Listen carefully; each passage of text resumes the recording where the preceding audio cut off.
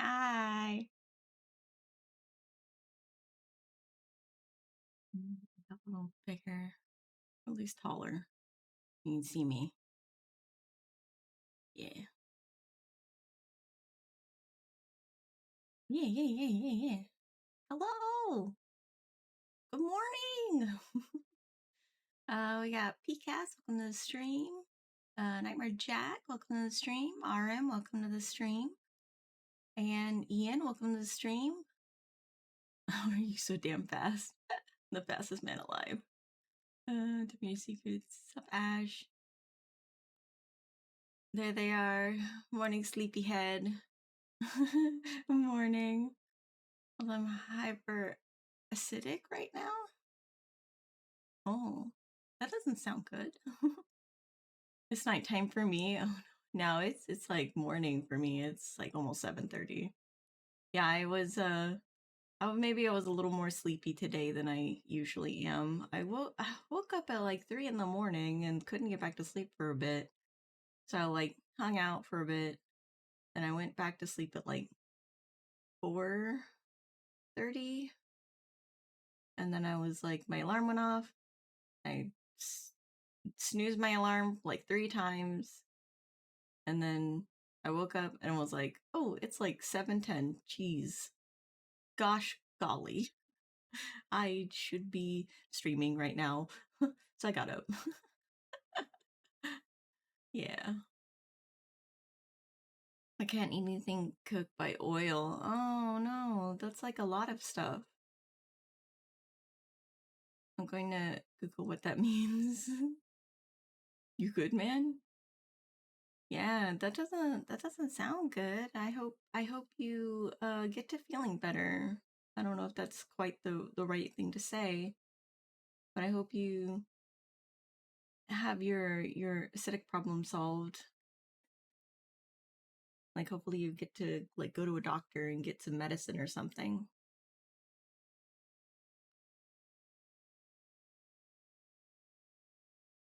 A little bit of water here. I might eat this energy bar so I have more energy.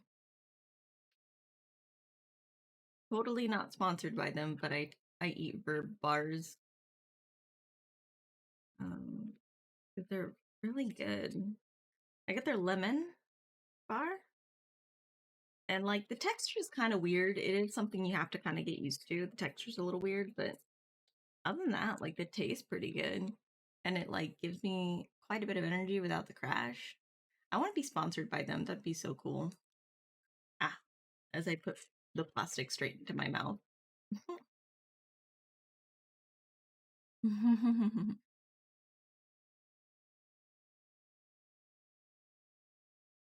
Dookie right now it feels so much better. Oh my goodness. That's one way to say it. Also have to drink 2 liters of water every day. Well, water's good for you. You should be drinking water. I mean, probably.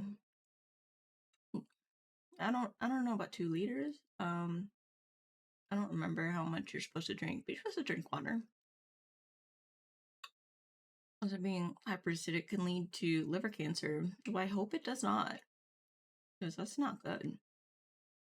That's not a fun time.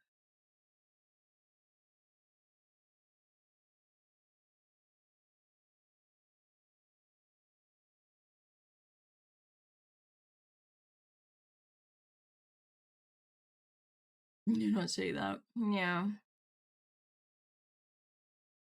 I try to drink a lot of water. I try, but sometimes I drink a lot of green tea instead. So I guess it's not as bad as drinking like soda, but still I should be drinking water. That's why I have the hydrate redeem, so that people can remind me to drink water. You gotta water your local VTuber so that they grow up big and strong. I drink as much as a pool every day. Oh my goodness. I'm gonna be fine as long as I avoid any oil cooked stuff. Yeah, at least you know. At least you know so that you can avoid it. You can actively avoid it and get better instead of not knowing and continuing to do so and hurting yourself more. Fruits. Fruits are tasty, some of them at least. I like fruit. I had fruit yesterday. I went to go kind of pseudo babysit my mom yesterday because my uh father had uh, a doctor's appointment and he requested that I come over and hang out with my mom and watch her while he was gone so that she'd be okay because she recently had a heart attack and was in the hospital. But she's doing better. She's doing better. She's able to do a lot more, but she still needs a lot of bed rest. So I came over there and we ate at a sandwich shop. Or we had it delivered, but we got like sandwich shop stuff delivered, and my side was fruit, and it was really good. It was really good because usually they put grapes in it, and I'm not a big fan of grapes, but they didn't. They didn't put any grapes in there, so I got to eat all of my fruit. I was excited. So like strawberries and pineapple, cantaloupe, honeydew, and blueberries, which I love all of those. Yeah.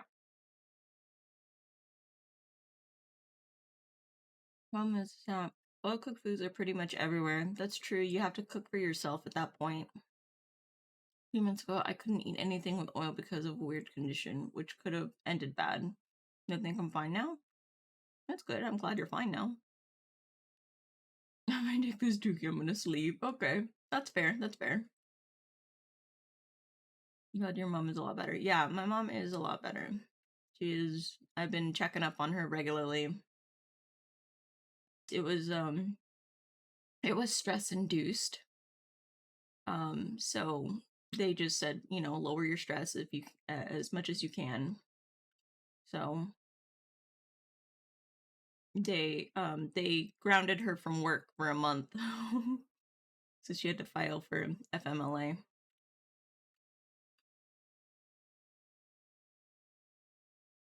I can't tell if I'm fine or not because the condition is half here and half not. It was on both sides of my neck. Now it's only one. So it is decreased. It hasn't gone away. You probably should cut down the amount of oiled foods that you eat so that it goes away completely. I don't know.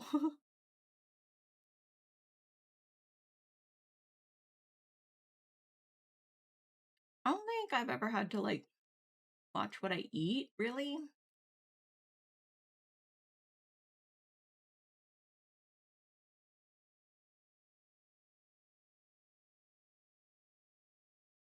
Um, I've always been pretty healthy. I think the only time I wasn't like 100% healthy was when I had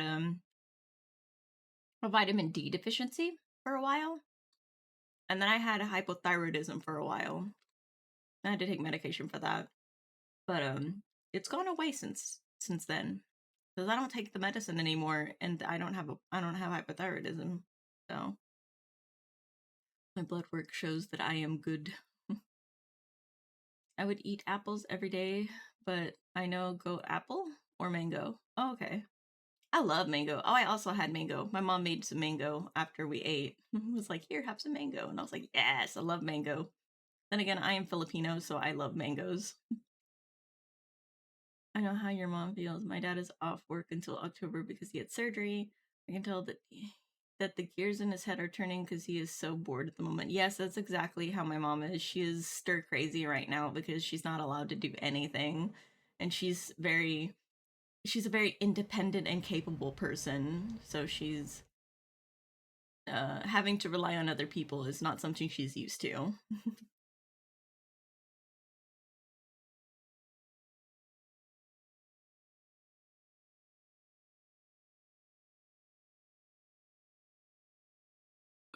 Oh yeah. So I want to show you guys. I don't think any of you guys were there at the time, but when I did the Warframe stream with Naren on Saturday, I we both did our bald toggle and I got made fun of because I didn't have ears or my horns, so I fixed it.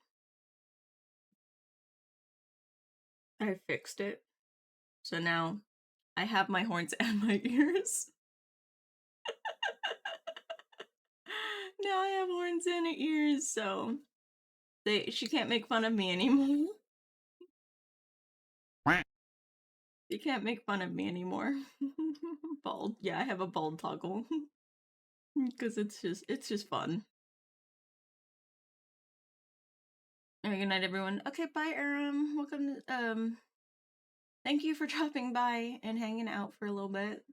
You have a wonderful rest of your day and I hope your condition gets better. I hope so. I have school tomorrow as well. Oh no. Yeah, I hope so. Hi Divine, welcome to the stream. I'm just finishing up eating this energy bar real quick.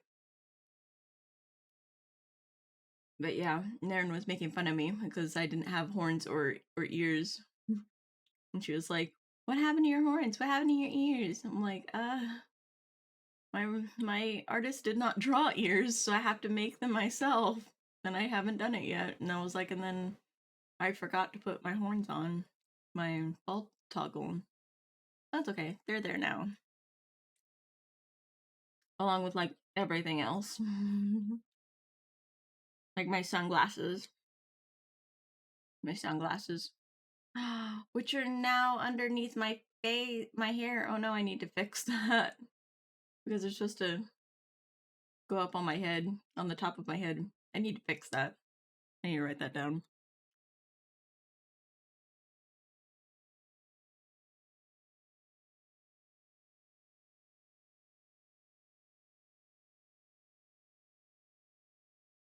Write down glasses. So I know how to fix that later. Oh, me. Did you just remove a wig? Oh my goodness.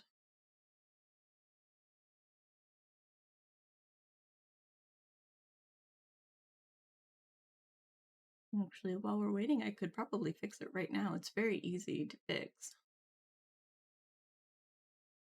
Very easy to fix. I just need to change it one number and then it fixes it. I was witness to that. The stream made me laugh because of the sheer craziness that you, Slime, Rune, and Naren were doing in between games. Yeah, that tends to happen with Naren. Naren is just a ball of chaos and it permeates and infects everyone else. It definitely is a time when I collab with Naren.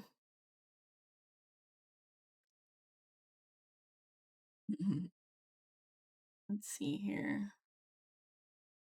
Alright. I need. Where are my glasses at?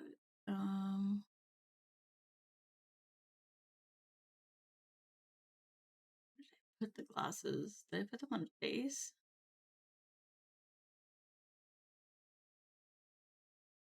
Mush. Here's the angel costume. Where did I put the glasses at? Then core? Couldn't be.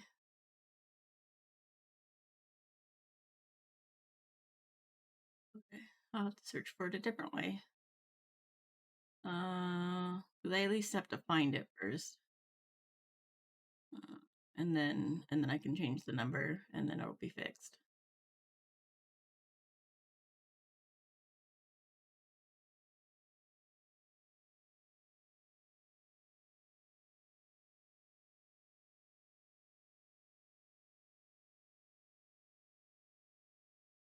What the heck is the glasses?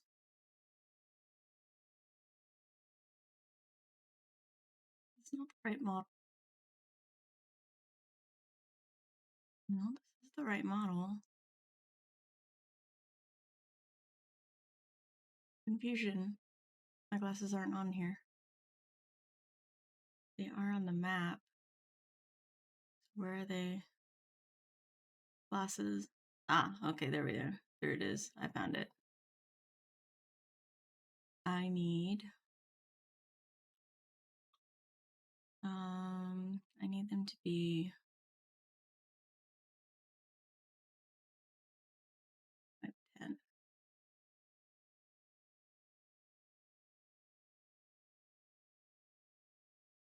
I don't think okay, I don't think I need to change it at all other than just those two.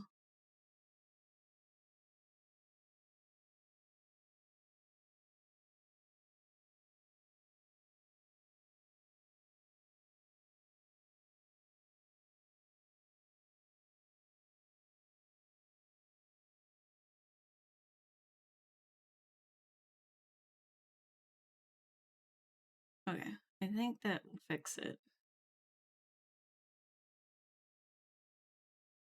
That should fix it. Should being the keyword here. Because all of the hair is a 505. So if I make it a 510, then yeah, okay.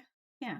All right, cool. I was trying to drink water, then I looked at my screen. I see you bald.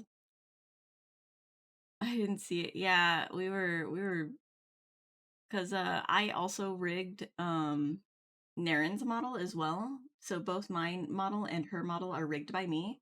So I gave her a bald toggle because she really wanted one. And then after that, I made myself a bald toggle because I was like, you know what? Why don't I have one? That would be cool to have one. So I added one to mine as well. So we both have bald toggles just for funsies. Um,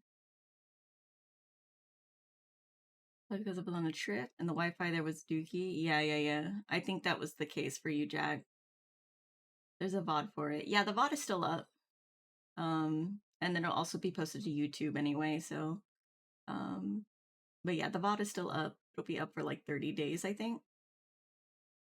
30 or 60 days. I don't remember. I'm gonna get more water. Yeah. Ash, how are you today? Hi, Silent Gyataro. Oh, yeah. I don't know why I was gonna say guy. My my pseudo dyslexia kicking in. Hi, Gyataro. Welcome to the stream. Okay, we saving it. Save.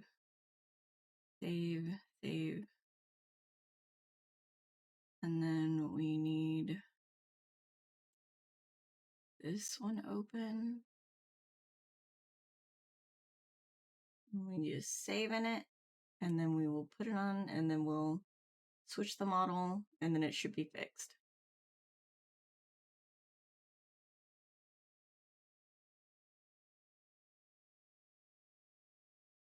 Once it saves. And then we can get into Genshin.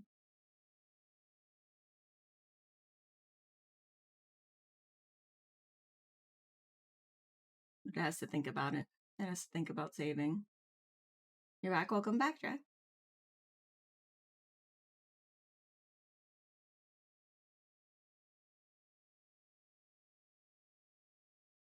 It's almost there. It's almost done saving.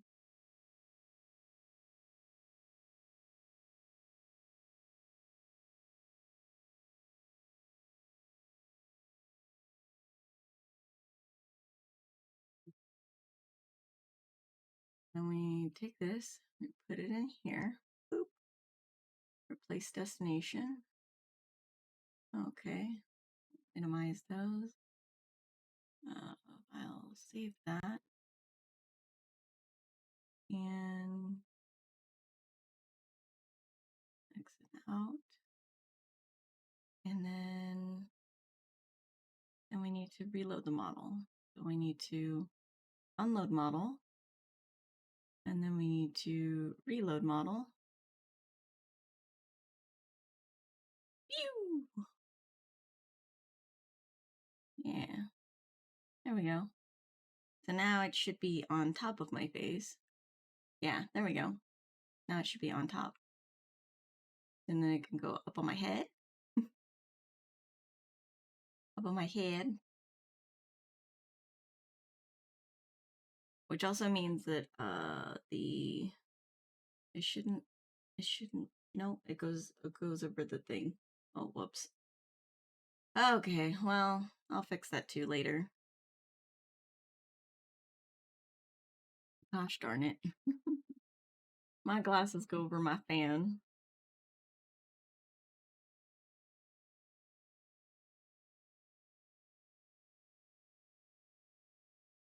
I'll write that down. I'll fix it later because I'm not going to use this toggle for the stream anyway. So, progress though. Yeah, progress.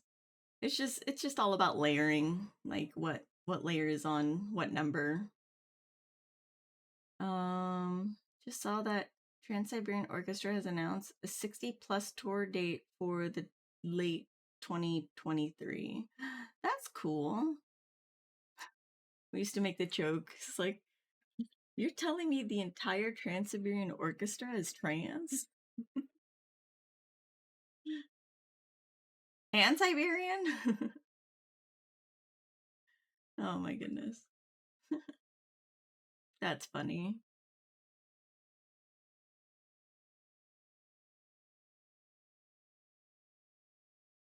That's funny. That's hilarious.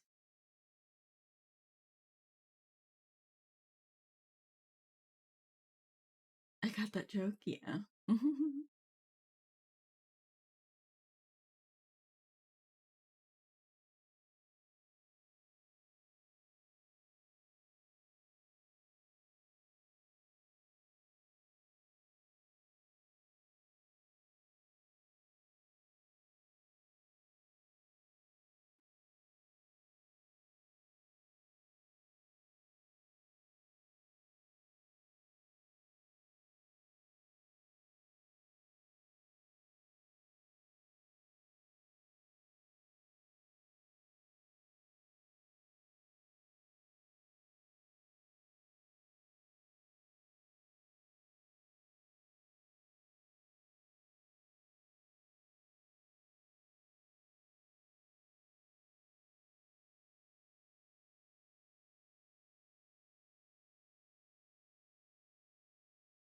Yeah. Since I already have it open, I was like, maybe I'll fix it right now.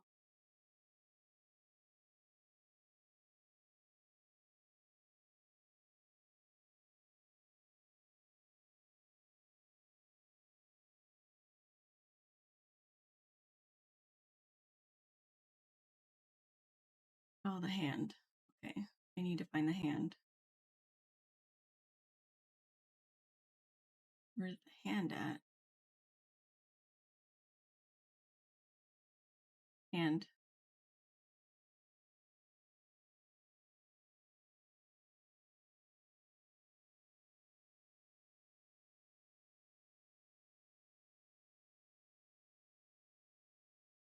Yeah.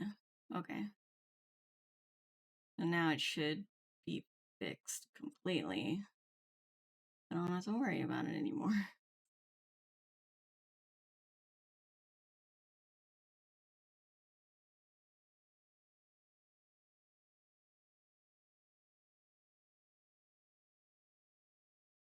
Uh,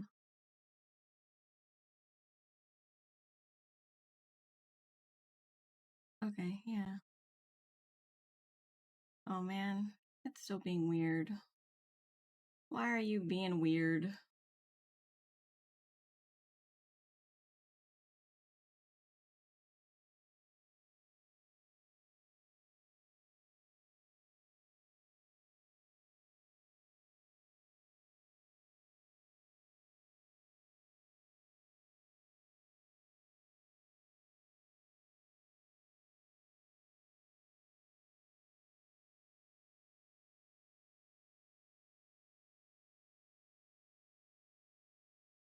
Okay, that should fix it. That should fix it. I know what I did wrong. I'm silly. I'm so silly. Silly Willy Walnut Head.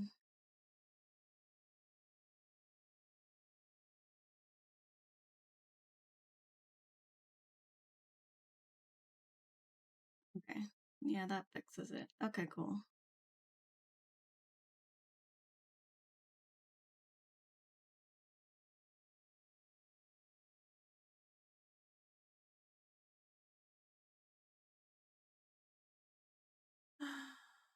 Oh yeah, 60 plus. It's crazy. They're pretty much known for their near end of the year tours because they are well known for their Christmas albums. Yeah. Ash, every time you stream, I suddenly get tired. No, don't get tired. So there's gonna be something outside? What do you mean? What do you mean outside?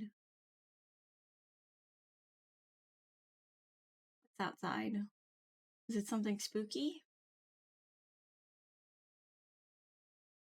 Something scary?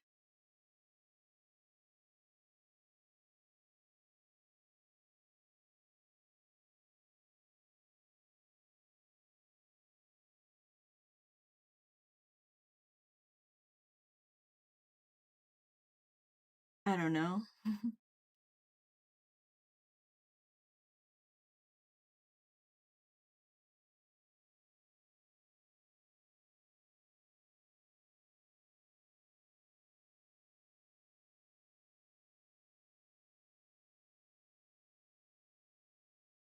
And that thing is called a car or a gin. Oh my goodness.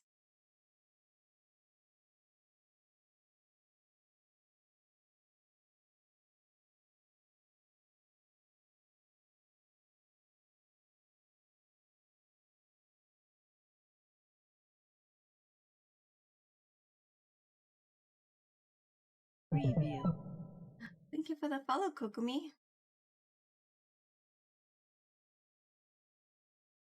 We're almost done with what I'm doing, and then we can move to Genshin. Hi, hello, welcome to the stream.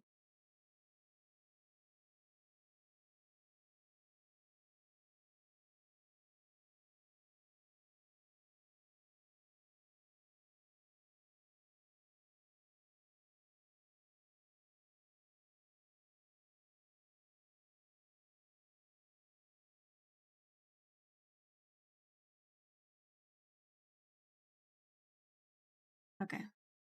Then we unload the model again. We load the model. And then all should be fixed. All of it should be fixed.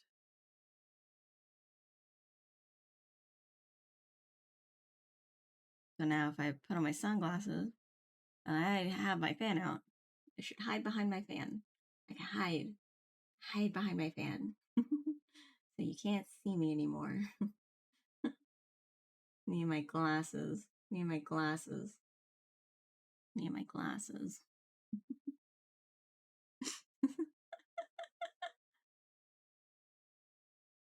Yeah. I eventually want to see if I can rig the fan to be open and closed, but that's kind of out of my scope of knowledge at the moment. I also don't think that it's layered for it. Maybe. I don't know. I might be able to. It depends. I might. Mm-hmm. Yeah.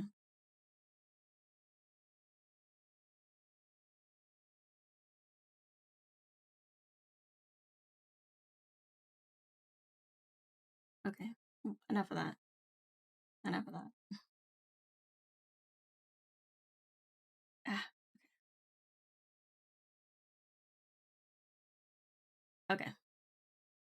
Let's get into Genshin. We still have a lot of Fontaine stuff to do. Mostly the main story because who knows what's going on with that. Hey Slime, welcome to the stream. Well, yeah, let's go to the other screen and get Genshin rolling up. Get it all up. Okay. Find Genshin. New Genshin. Okay. And then open Genshin. Yes, please. I need to do the pre-download for Honkai. Oh god, it needs to update? Shit. Hopefully it's not a big update.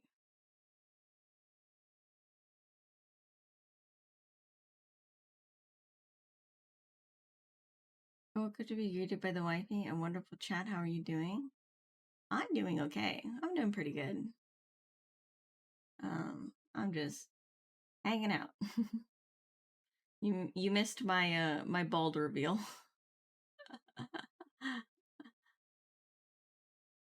Because I had a bald toggle, and Naren made fun of me because I didn't have horns or ears. So I made my ears and I put my horns back on for my bald toggle. Feeling like a villain. I'm aware of it. Okay. Yeah. Well, now I have ears and horns on my bald toggle.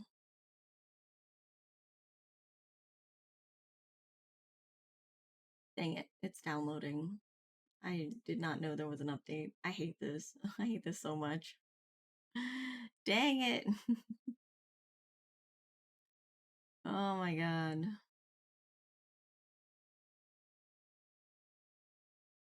Vault toggle sounds funny to me. Yeah, it's pretty funny. It's silly. It's fun. I was worried you would say earless or not. Oh, if you would stay earless or not. No, I put ears on. See, now you can tell I have ears when I turn to the side. I have ears now. It's because my artist did not give me ears because my hair covers it. Um, so I had to make them myself. I had to put them on myself. Actually, that's the same for the mouth. I had to make the mouth too because past the smile, there was nothing on the inside of the mouth. So I had to make that myself too. When do you hear people say ball toggle as well as handlebarless for well reasons? Yeah, I have my horns when I go bald again, or for now, yeah. So I have horns. I had to I had to make that a thing. I'm not just a complete egg anymore.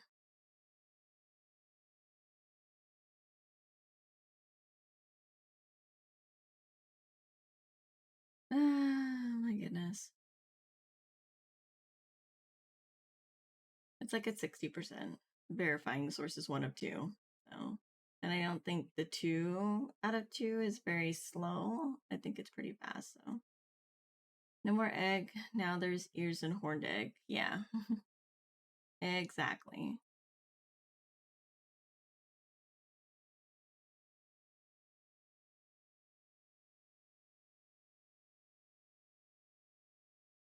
Oy, oy, oy, oy, oy.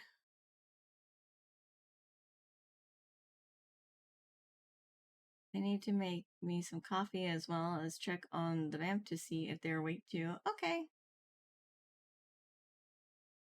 Send Val my love. I hate when games have to download updates. Takes forever. Yeah.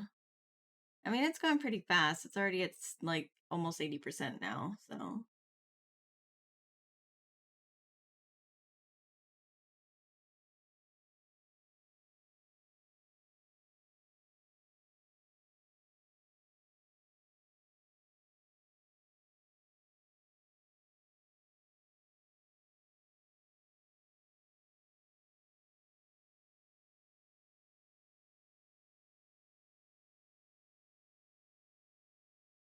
And I give you a morning smooch and hug as well. Oh, okay.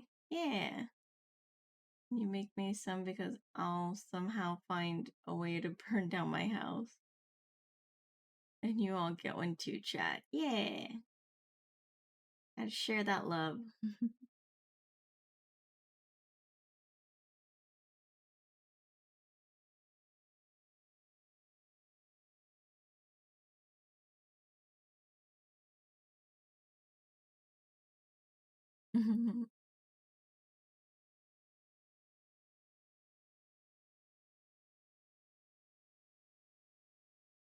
Anyway, lurkies. Yeah, have a good lurk.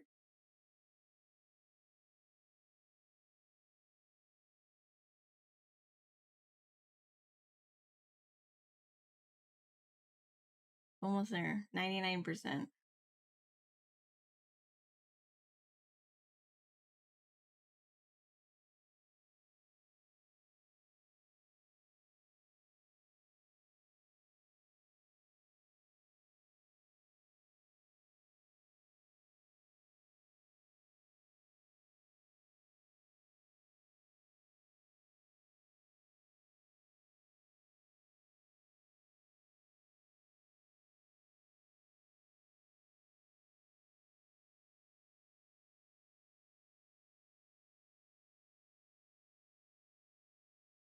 That's verifying resources going pretty fast though.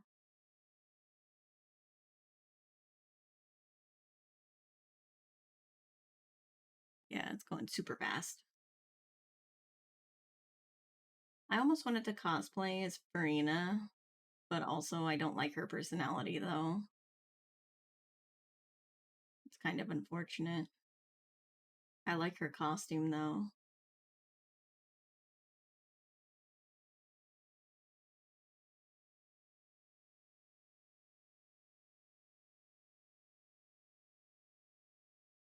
Okay, it's done. Launch.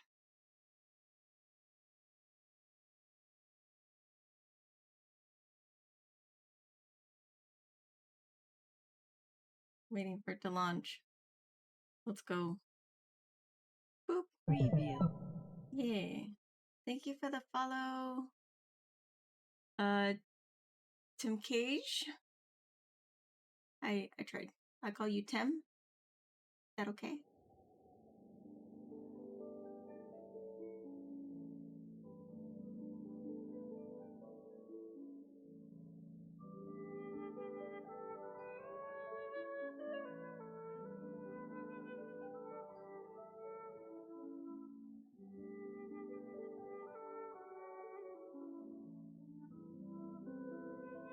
Okay, it's gonna verify the file integrity. Dang it.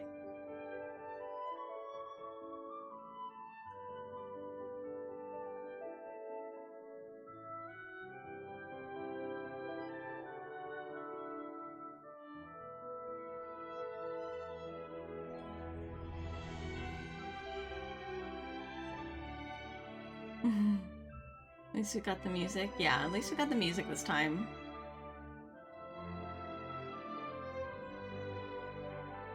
We got some visuals, we got some music.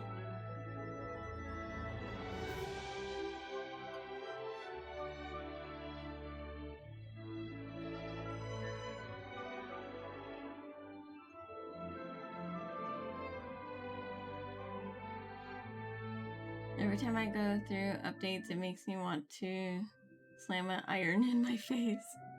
Yeah.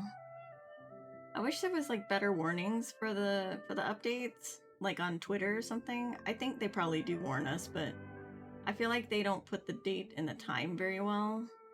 So I never know when the update is. They take too long, way too long. Yeah.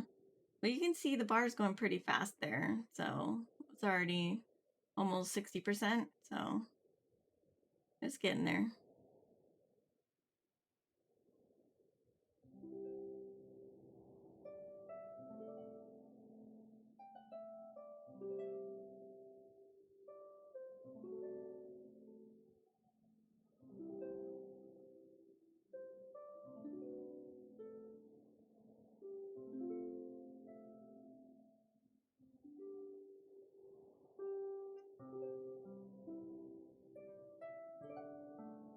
I think downloading a game's more painful. Yeah. I almost had to reinstall Warframe because it worked on me last night. Because it was like, usually sometimes it goes, hey, do you want to optimize the game files and like get rid of like excess files? And I'm like, yeah, sure. And it like borked my computer. Like it froze my computer. It was displaying the same thing on both my screens. I had to hard reset my computer. And then it wouldn't load. And I was like, oh no. And then once it did load, once I did get it loaded, what is it called? It reset all of my settings and options. I was like, oh no. So I had to redo all of that. Destiny 2 made me wait 5 hours for no reason. Oh no. Yeah, Destiny's pretty bulky if I remember correctly.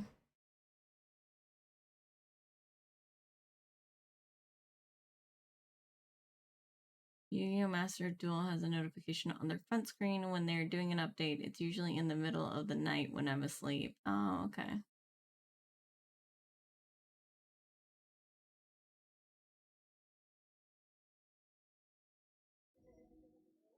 Okay. Mega Melee now available. Okay. What were we doing? Like faint moonlight of yesteryear.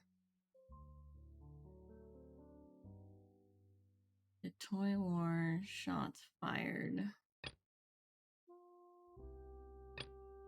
Semi-automatic forging. Okay. Let's continue with this. Where do I need to go? Oh, the Opera House. I need to go over here.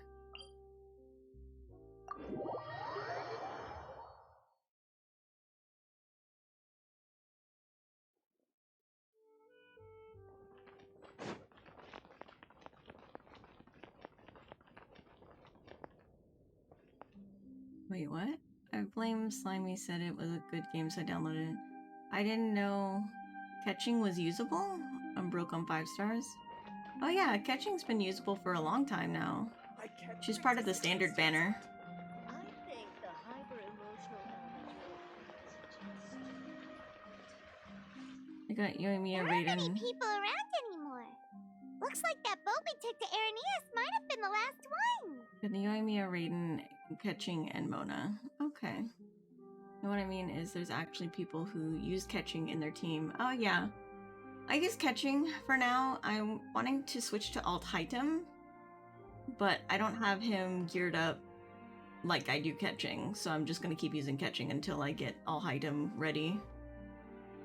0 5-star weapons? Oh, I have a bunch of 5-star weapons. I have the Aqua Simulacra, I have what is it, Wolf's Gravestone? Skyward Sword or whatever, I forget what it's called, and I have Yolon's bow, Ganyu's bow.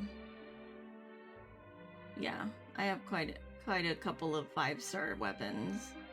Then again, I used to wail on this game a lot when I had like lots of money and nothing to do with it. So I was like, I would just spend all my money on Genshin. Vache. What? Looks like we're back here again. Huh? Traveler? Are you hearing voices again? Yes, and it's clearer than it was during the day. Ugh. That's kinda spooky. Are you sure we don't want to come back in the morning? Vache. Vache. Hey, why are you still walking towards it? There might be something nasty in the water. I can feel strong emotions. Huh? Hang on. Paimon can kinda hear a voice. It's calling for Vache, right? Hey, Traveler? Stop walking! Come on, wake up! Oh. Oopsie daisy.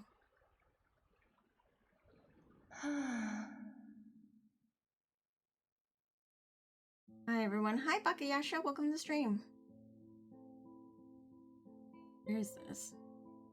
Vache. Are you my dear Vache? No. No, wait. You seem to be someone else. Do you know Vache? Do you know where my love is? I'm afraid not. Wait. Who am I? I'm very sorry. I fear I do not know. My memories feel like they have been washed away like a flood.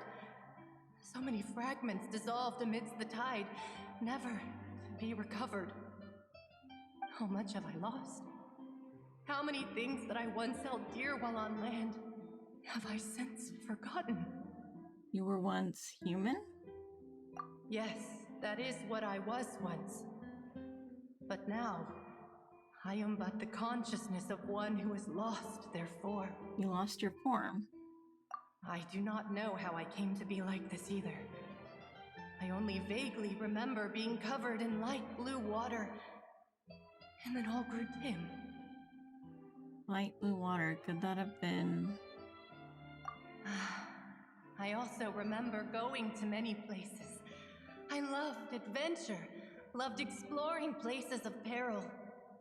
No matter where I went, Vacher would go with me. I knew how dearly he loved me, and I also loved him equally as much. But now, we can no longer go back. The pain of such parting, I never knew how heavy it could be. Do you need me to find him? No, our reunion no longer has any meaning. There is no way for us to create any new memories. The thought of me gives him no succor, so let it lie forgotten beneath the waters. If you meet Vacher, tell him not to look for me. Tell him to move on. That is the only thing I still remember. I believe it will be hard for him to forget you. Perhaps that is so.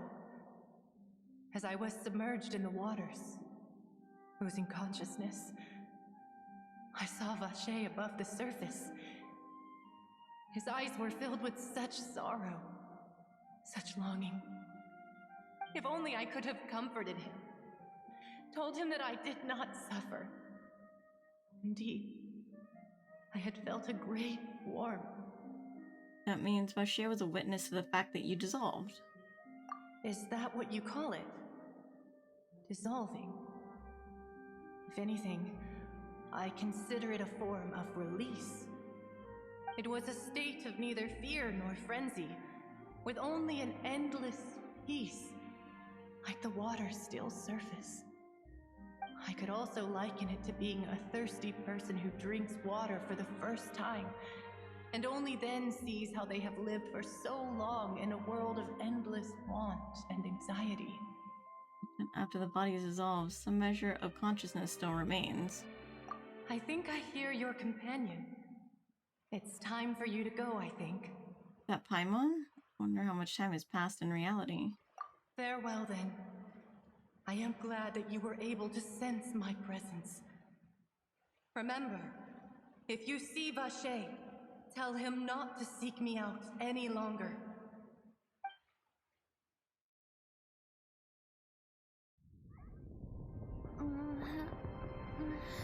Oh shit! Come on, hurry! Navia's outnumbered! Whoa, what is happening?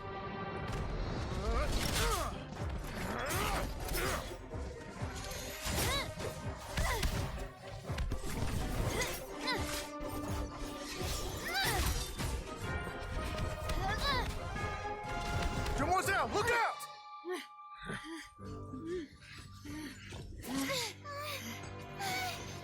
Dear God, it's a whole army of Gardamex.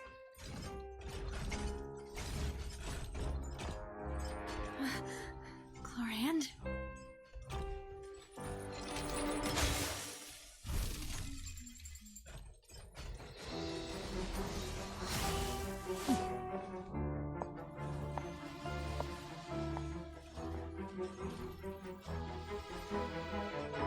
Quick, now's our chance!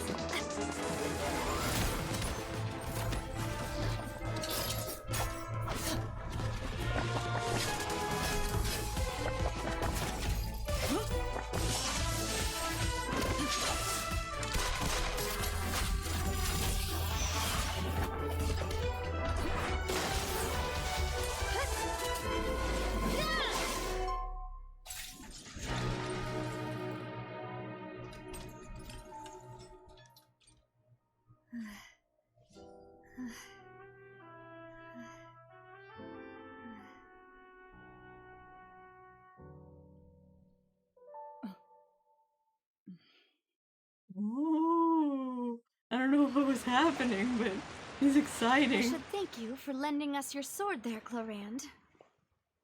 But before I do so, could you explain how you managed to show up here? Is it bad that my hair is falling out rapidly? Oh no. Did the traveler just sleep till the war breaks out? Apparently. Who's that? Why is she with Iron Sting? Badass and beautiful. And the other one with White Blind. Yeah. Honored to have such a fine lady using the same weapon as my catching. Oh, yeah. I followed you. It seemed to me that danger has followed you more closely as of late. I believe that following someone without their knowledge is actually called stalking, is it not? Mr. Callus's last wish was for me to ensure your safety, and I will not betray his trust. He would do the same, were he alive today. Do not speak of my father! Sorry, demoiselle. I was not strong enough. Thank you for your aid, Miss Clorand, but do keep an eye out for your manner of speech. I believe we all wish to avoid unnecessary emotional harm. Sorry, I did not consider your feelings. Whatever. What else do you know? How did you come to the conclusion that I'd be in grave danger? I doubt I know much more than you, but I believe that the mastermind behind the serial disappearances is very powerful.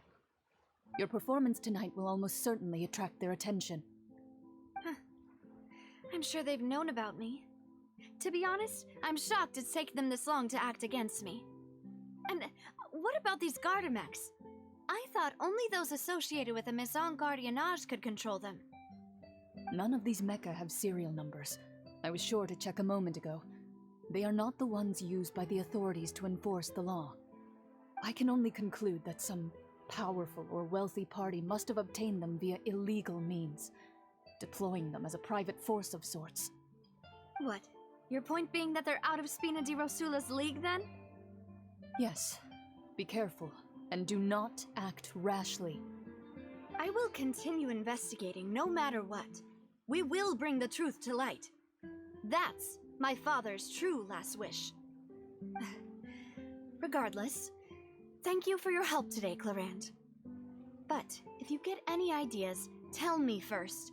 I don't much appreciate being followed. I do not think that they'll strike again anytime soon.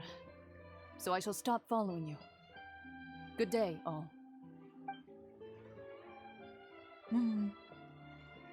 Is it not? Right. Oh. I suppose that's the best news we've gotten today. It's not called stalking if they saved your life. Someone's got a grudge against... grudge with the Spina, yeah. Demoiselle, I believe that Miss Clorand was being sincere with you. If we tried, we could attempt to thaw relations a little. I know, she's... What just happened? Oh, thank goodness! Paimon thought we were done for! Those Gardamex came out of nowhere while you were unconscious, and Nadia and her gang saved us! Oh, and there was that champion duelist named Clorand who came out to save us too! We got lucky there. Paimon probably couldn't have fought them off otherwise. So you're a fighter now, Paimon. Oh, come now. Forget all that polite talk. That wasn't really a farewell meal we had back there. Not for me, anyway. In truth, I hope that every meal we have together shall be a victory feast. As such, we're still partners. There's no need to thank me. It will take 50 years for me to match Demoiselle's magnanimity. If it were me, I would have joined the Spina di Rosula on account of her goodwill long ago. All right, you two. That's enough. Actually, Navia, how did you know that we were in danger? You sure did show up in the nick of time. Well, to be honest, you're the one who tipped us off, Paimon. Huh? Really? Paimon contributed somehow? Cool, Paimon's even more amazing than she thought! Yes, all thanks to you grabbing my drink by mistake. How did that help? After we parted ways, I was on the way back to one of our bases when I suddenly thought of what you said. That the Fanta tasted kind of salty and icky. Wait, you mean that I thought it tasted strange as well, but I couldn't be sure? Wait, what? You mean that...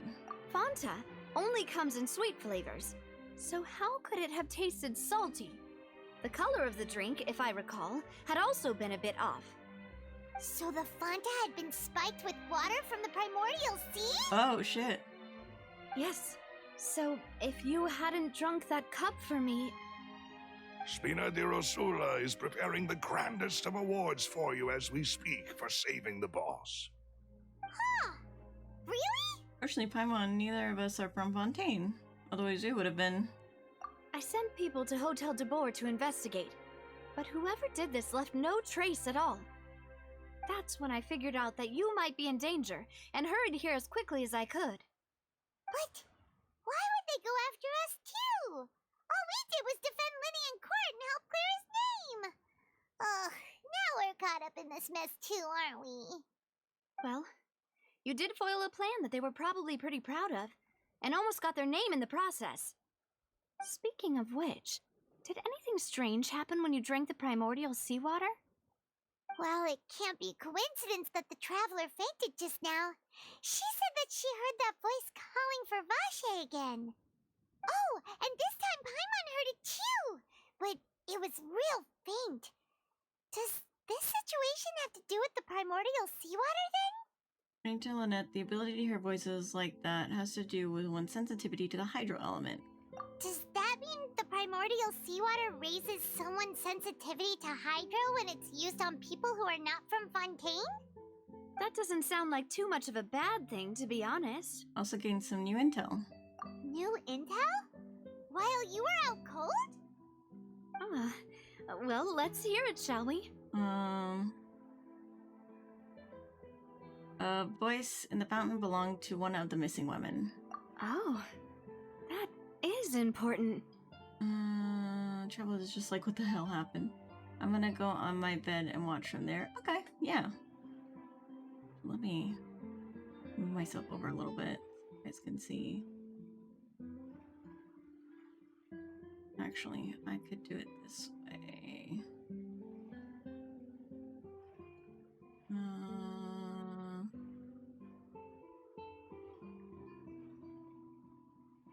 Yeah, okay.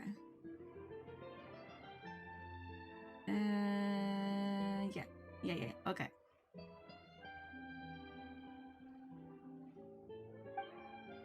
Tell everyone about what happened while you were connected to the Oceanid's consciousness. Vache. That name doesn't ring a bell. I suppose he hasn't stepped forward as a witness in court lately. Because if I pass out, I pass out on my bed. That's fair, yeah. Since he saw that young woman dissolve, he was at least at the crime scene. Yeah. Just get comfy. It's all good. But he never gave testimony or any information regarding people dissolving in the primordial seawater. Could he have been threatened? If he's still alive, we should try searching for him. Yes, thank you. This is very important information indeed. We will continue to investigate. Alright, partner. Oh, you mean you'll help us investigate? Well, you did say that our farewell meal didn't really count. That means we're still partners, right? And besides, we're in this now whether we like it or not. You're not gonna let those people who targeted us get off the hook so easily, are you, Traveler? Messing with us will cost them. Demoiselle, do try not to look quite so pleased. You are the face of Spina di Rosula, after all. You talk too much. Well, in that case, let's head back to one of our bases, shall we? I'll arrange accommodations for you. We also have some plans to go over, and hopefully we can deepen our bonds as partners. But we'll take that one step at a time, I guess. Don't worry, you two. With us around, our base is definitely secure.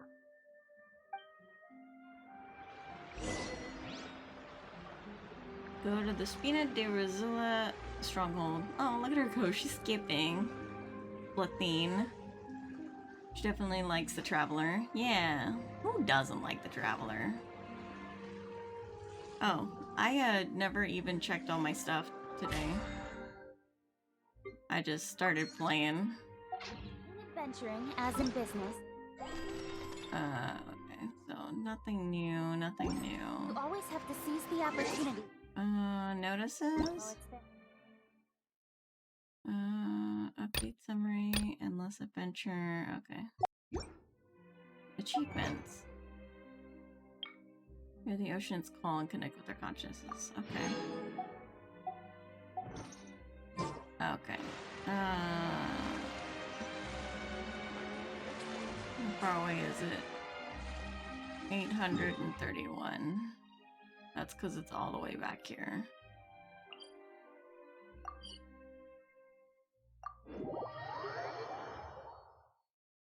I think Raiden doesn't like Traveler? No, I think she does.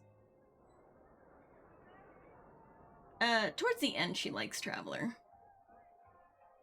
Like, you're friends with Raiden at the end. No, the resin. Yeah, I have a bunch of resin that I never use. I'm too lazy to get past Inazuma. That's fair. There'll be an extra fee for that.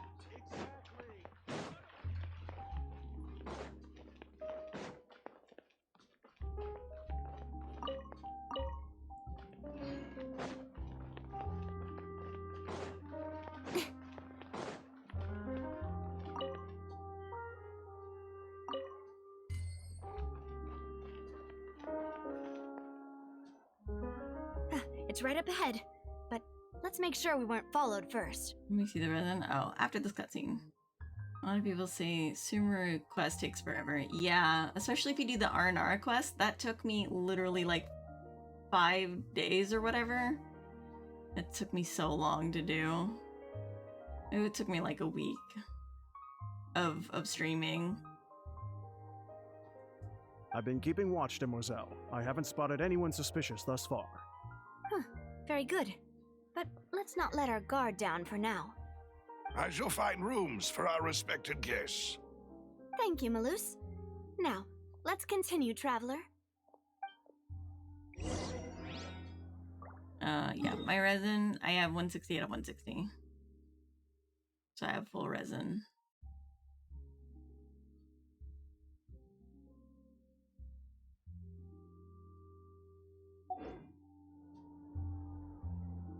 So no thanks, yeah.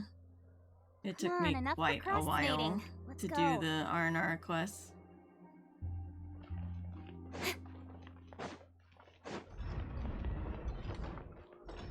Interesting.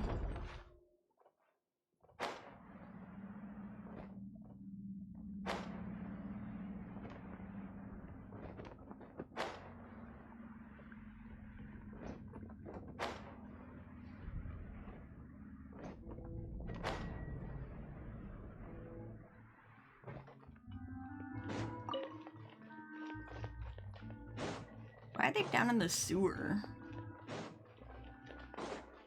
Why are there kids down here in the sewer?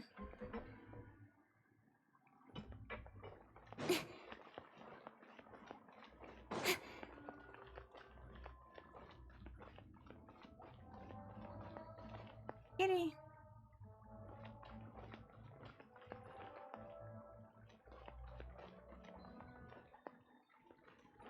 Wait, what? Confusion.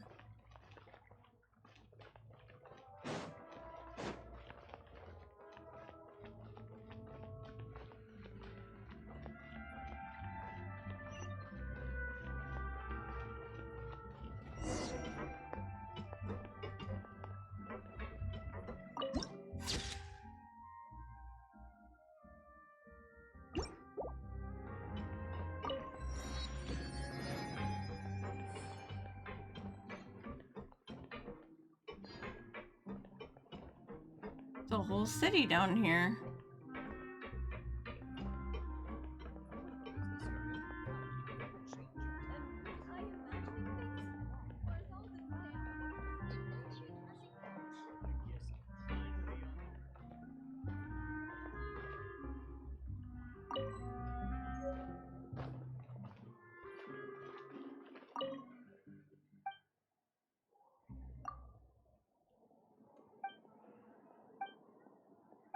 I thought she was a bookshop.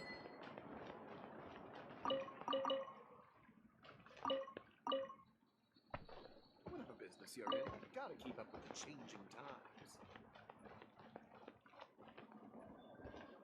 You want to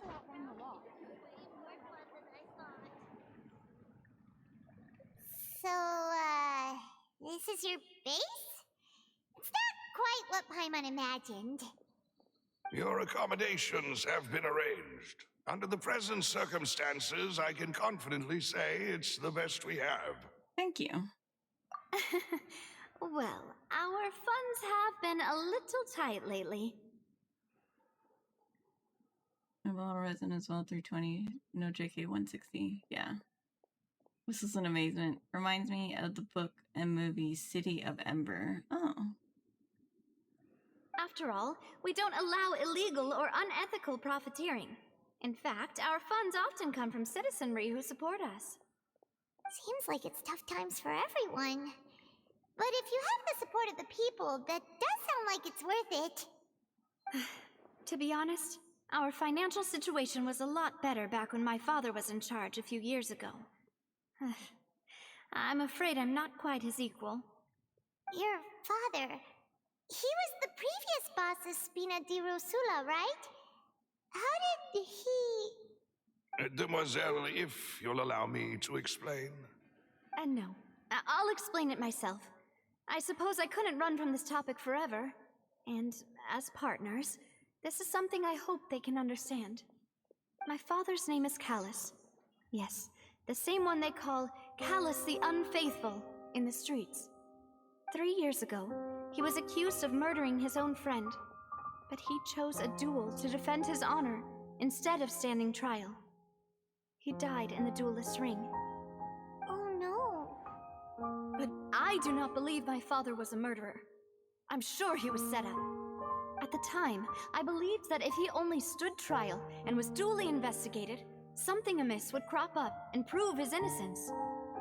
But strangely, he not only requested the duel himself, but rumor has it that even after being seriously injured, to the point where he could be deemed as having lost the duel, he refused to surrender, determined to die in the arena. 3 years later, I still don't understand why he did that. How could he protect his honor if he's dead? If anything, he gave up his chance to defend himself. It does seem quite odd. The closest piece of info I have is that my father had been investigating the serial disappearances case at the time of his death. Ah, so that's why you're so determined to get to the bottom of that case. That's right. I've also tried to investigate the murder my father was implicated in, but I haven't found a single new clue in my countless reviews of the investigation records. However, I believe that if the murder case is related to those behind the disappearances, they must know something. I must know what really happened. Was my father coerced? Framed? Even if he really did kill his friend, I must get to the truth. If only he'd been more open with me when he was still alive. He even hid the fact that my mother died due to complications when giving birth to me. And now, here I am investigating his death. You really are a handful, aren't you, Papa? Speaking the truth for the sake of your family.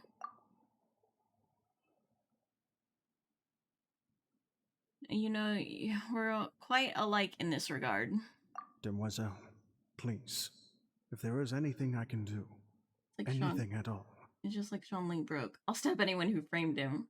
He wanted to die in the ring with honor. Yeah, that's what it seems like. I also will never believe that Master Callus murdered anyone. There are none whom I respect more than the two of you, Demoiselle. Master Callus did so much good in life, yet all it took was one murder case for him to be dubbed Callus the Unfaithful. Even our supporters decreased greatly due to that incident, hence our strained finances at present. Wait, if Callus was such a good man, wouldn't people at least be a little suspicious when he was accused? No. Perhaps people just revel in that kind of drama. It's not something exclusive to people from Fontaine, really. Everyone's like that. People love watching the evil turn over a new leaf, but they also enjoy watching good people fall into an abyss from one slip-up just as much. But how could... never mind. If Callus was really falsely accused, we have to find the truth. He didn't deserve to have that happen to him. There is one other thing. Master Callus's opponent in the duel was Ms. Clorand. Oh, that makes more sense now. Why Clorand isn't allowed to talk about her father and why they have such a strained relationship. Oh, her? Well, then, isn't that as good as saying that she was the one who killed him? No wonder the move was a little strange between the two of you. Yeah, that's not the sort of thing that you can just let go and move on from. Miss Clorand has always placed great emphasis on the honorable nature of the duel. If her opponent doesn't yield, she will not stop either. She knew Master Callus beforehand and greatly respected him, but seeing how he was resolute in the arena, there was only ever one choice she could have made. It's not that I don't understand her at all, but I just can't deal with this yet. Don't worry, Navia. Paimon knows how you feel. You don't have to force yourself to do that. Afterward, Miss Clorand told us that at the start of the duel, Master Callus requested that she ensure Demoiselle Navia's safety. And that indicates that he intended to die in that duel. Yes, that is our understanding as well. Oh, Papa. What madness drove you to ask the person who killed you to take care of me? All right, anyway, that's the information I wanted to share with you. Even if it did sound like I was just complaining towards the end. It's all right. Thanks.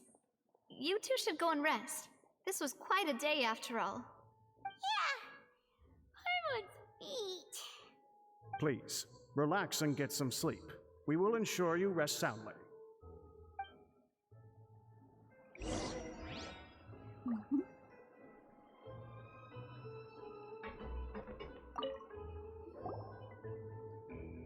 The peaceful night passes under the Spina de Rosula.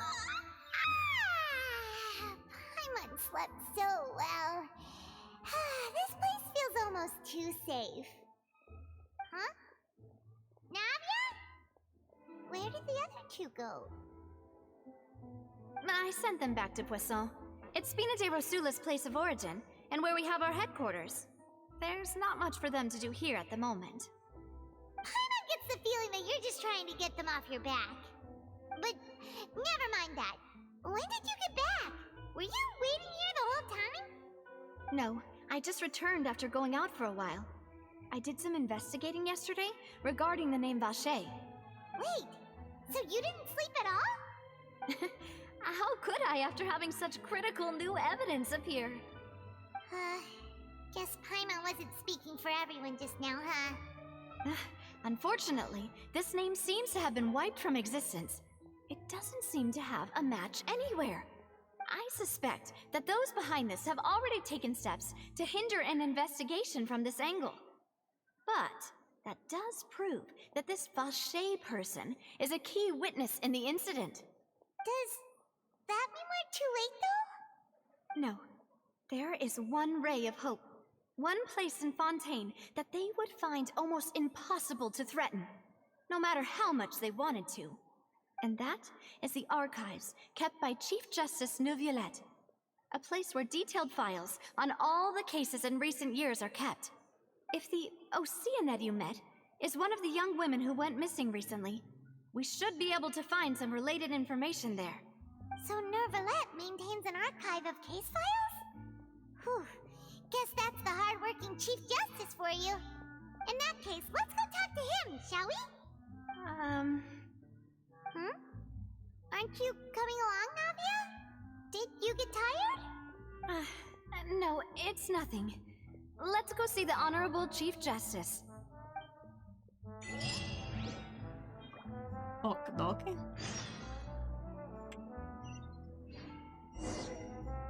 Above.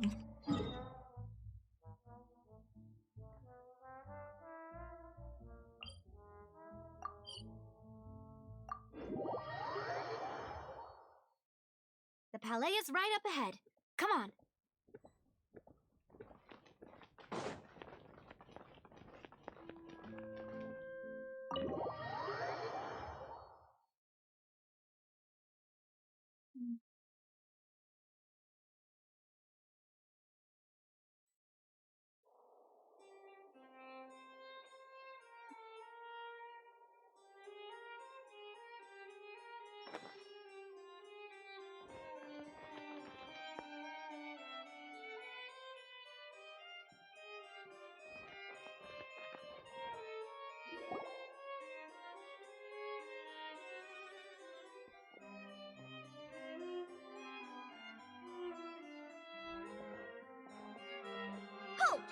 Please state your business here. The Chief Justice is presently occupied with official matters. Huh. This place does look pretty heavily guarded. Guess that proves that Nervalet's files are really secure. Hey, don't you recognize us? Huh? Who are you? Just to be clear, I don't care who you are or who you might be related to. Our rules make no exceptions. See? They've got great discipline, too. Yep. Paimon can tell. If you're here just to crack jokes, I can point you towards the exit. Unlike some, we're busy, so please leave if you don't have a reason to be here. No. What I meant to say is, shouldn't you remember us from a few days ago? We were at the trial of the great magician Linny. Oh, yes, I remember. I read about it in the Steambird. You must be Linny's attorneys. It's all coming back to me now. We're here today to report and archive some information on a follow-up case. Huh. Is that even a thing? Of course. Don't worry. We're here on official business. You can trust us. All right then, I'll let you through. The Chief Justice is just inside. Thanks so much. And that was easy convincing.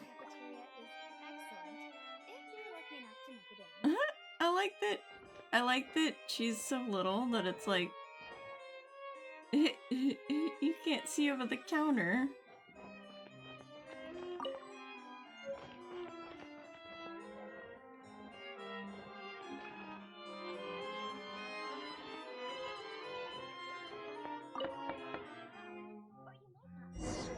Please come in.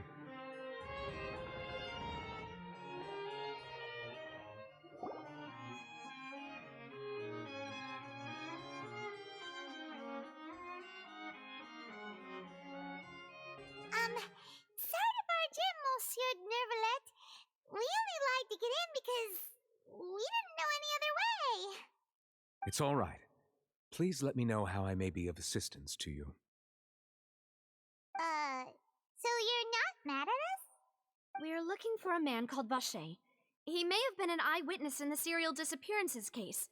If we can find him, we may be able to unearth some key information on the case. Ah, I see. In that case, please wait here a moment while I browse through the files.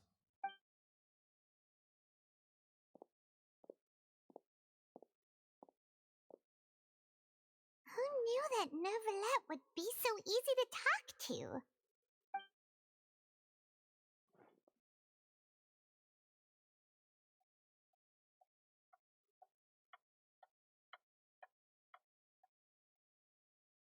Unfortunately, I'm quite certain that no one by the name of Vacher has been involved in any case, criminal or civil, in the past several years. There are no records of him either in the files or in my memory. So we're back to square one. Traveler, what if it was really just a dream? Is that so? All right then. Thank you so much, Monsieur Neuvillette. We'll take our leave now. Ahem.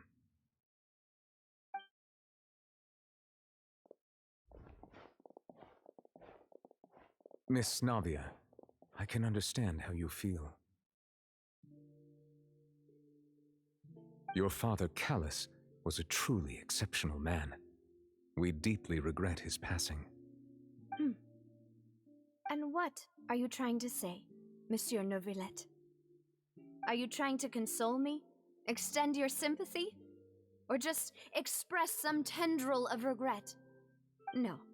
You are not trying to do any of that. I can hear it in your voice. There's no emotion behind your words. You only said those things because you felt like you should. Ooh, called out. It's just like last time. After my father took his place in the duelist ring, I pushed through the guards to talk to you as a last resort. You even told me then that you thought there was something fishy with the case, yet you still allowed the duel to go ahead. In your eyes, the value of a human life is nothing compared to those cold laws you hold so dear. If you truly regret my father's death, then why didn't you call a stop to the duel? Aw. Why didn't you give me the power to stop him from throwing his life away? Why did you just let him die? Despised and hated by all. Everything was hanging on a thread at that moment. Just the tiniest effort could have changed everything. There are still so many things I never got to tell him. So many questions he still owes me answers to. If you really have no heart, then just look me in the eyes. I, Navia, will show you the true meaning of regret. I'm sorry, Miss Navia. You and my father are truly alike.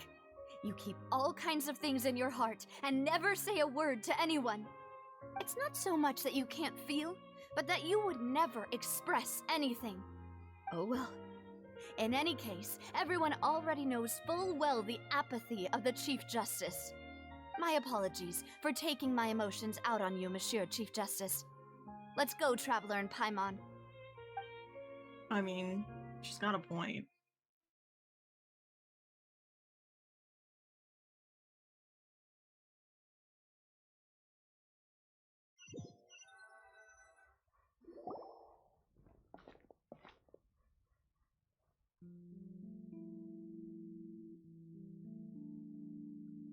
Navia, are you okay? Honestly, that Sino voiced New Valette, but no, different actor. Yeah, that's not Alejandro or whatever his name. Yeah, Alejandro. I don't remember which it is. But I think it's Alejandro Saab. Is Sino. He's a VTuber named Sayu. He also voices Jin Yuan in Honkai Star Rail. But no, he does not voice New Valette. Poor Navia. Yeah, I feel bad for Navia. I'm fine. Rain. It's raining. You're right. Wasn't it still sunny when we went into the building? And there shouldn't be any active trials today. How strange. Now that I think of it, on the day my father was convicted of murder, it was also raining. Rain. What is it? Did you think of something? Was he outside when it happened? Yeah, he was outside. It was uncovered and the rain could fall there. Why? Do you think the rain could have affected the crime scene? That thought has occurred to us before. We've even expanded the search area to try to account for that, but didn't find anything of value. Yeah, Alejandro Saab. Yeah. I am well aware of him as Sayu. He's a goofball. Would love to meet him one day. Yeah, he does guesting at conventions, so it's very likely that you might be able to meet him if you go to conventions. Just keep an eye out on your local conventions and see if he shows up. There was something you didn't know at the time. Oh? Wait. You don't mean... The fact that people can be turned into water. So you're saying that the true murderer could have been turned into water and then got washed away with the rain? Yeah, and if that's what had happened, then no one would have believed your dad, even if he explained what he saw to the authorities. I really think I found a true genius for a partner. You're completely right. How did I not connect the dots earlier? All right, let's go to Poisson. With this new lead in mind, we'll get to the bottom of my father's case for sure. Yeah, we're gonna make progress for sure this time. Do you want to go with me now? Or do you want to head over by yourself later? We should go while the idea's still fresh. Great. Let's go then.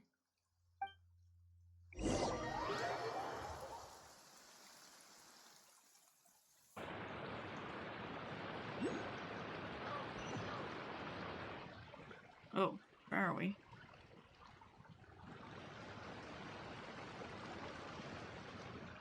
Interesting.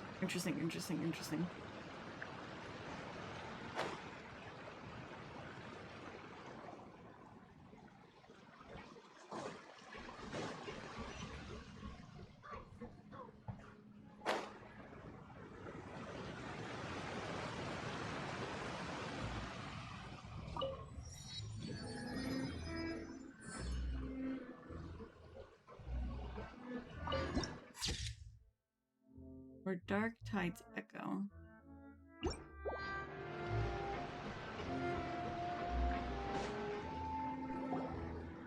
Whoa! What a huge ship! Why would a ship be anchored at a place like this? There's no need to be so surprised.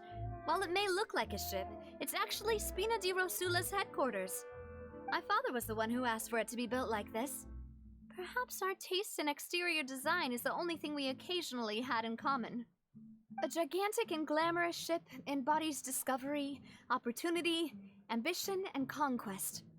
It symbolizes Spina di Rosula's bright and limitless future. I'm starting to get why you like it. And Paimon thought you were bluffing when you said Spina di Rosula had a glorious past.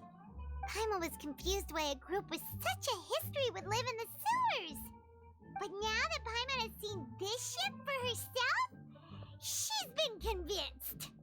Well, Poisson is where Spina di Rosula began, after all. It's our main base, our home. Okay. Tucked in Melis on the ship. Oh, no.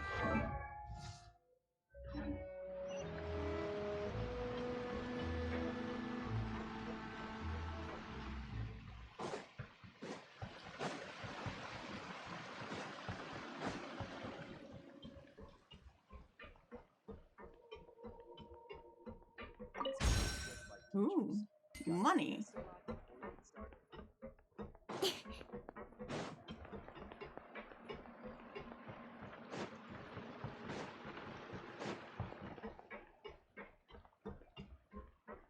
Yep. They might have it.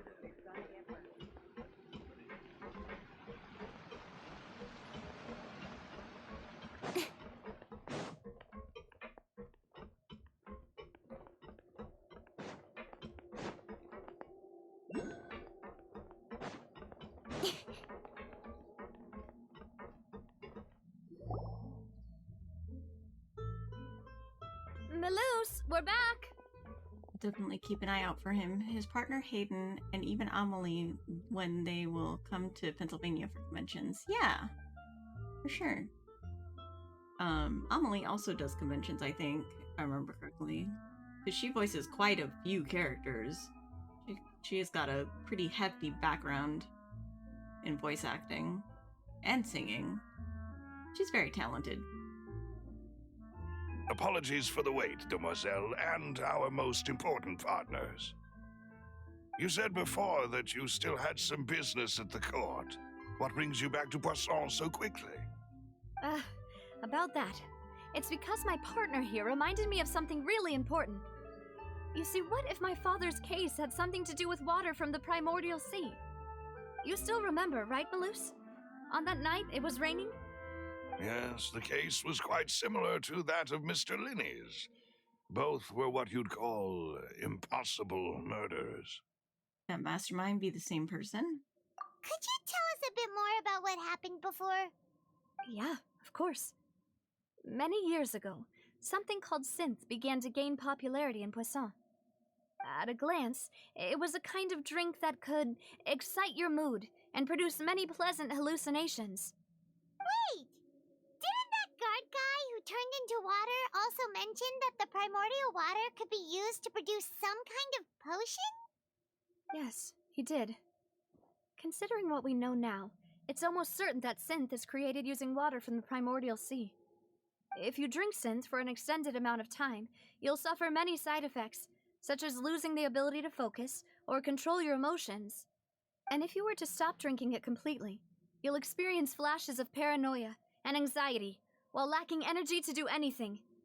It's an extremely dangerous substance. As he oversaw Poisson, my father was compelled to put a stop to synth abuse and called for a complete ban of it. Boss's uncompromising attitude incurred the synth vendor's wrath, but no matter how much they threatened or bribed him, he refused to yield. Not only that, Boss became determined to find the mastermind behind the synth operation and put an end to the problem once and for all. Yes, but the enemy was very cunning. So he could never get anything out of the dealers.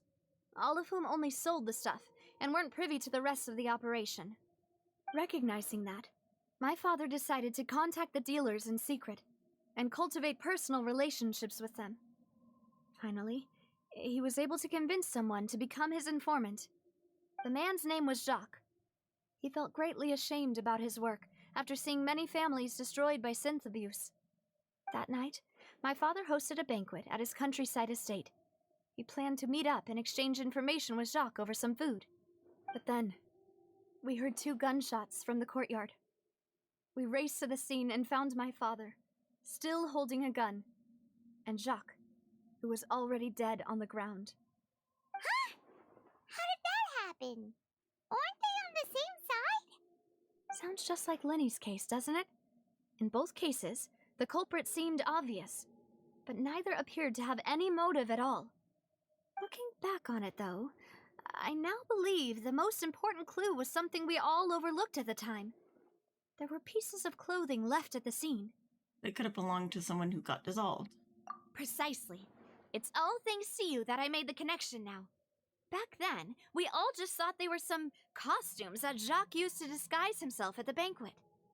But, considering it now, it's almost certain that they belong to a third person at the scene. With one extra person, we'll also need to reconsider why the 2 shots were fired. Your father got in an argument with Jacques, but it's also possible that the third person was to blame. You're right. We still don't know what happened. But my intuition tells me that we're on the right track to figuring it all out. I'm finally headed towards the truth. Jacques was an empathetic man who was infinitely remorseful for his past actions. It's unlikely that he turned on Boss with 0 warning. I think this third person is probably the key to the full truth.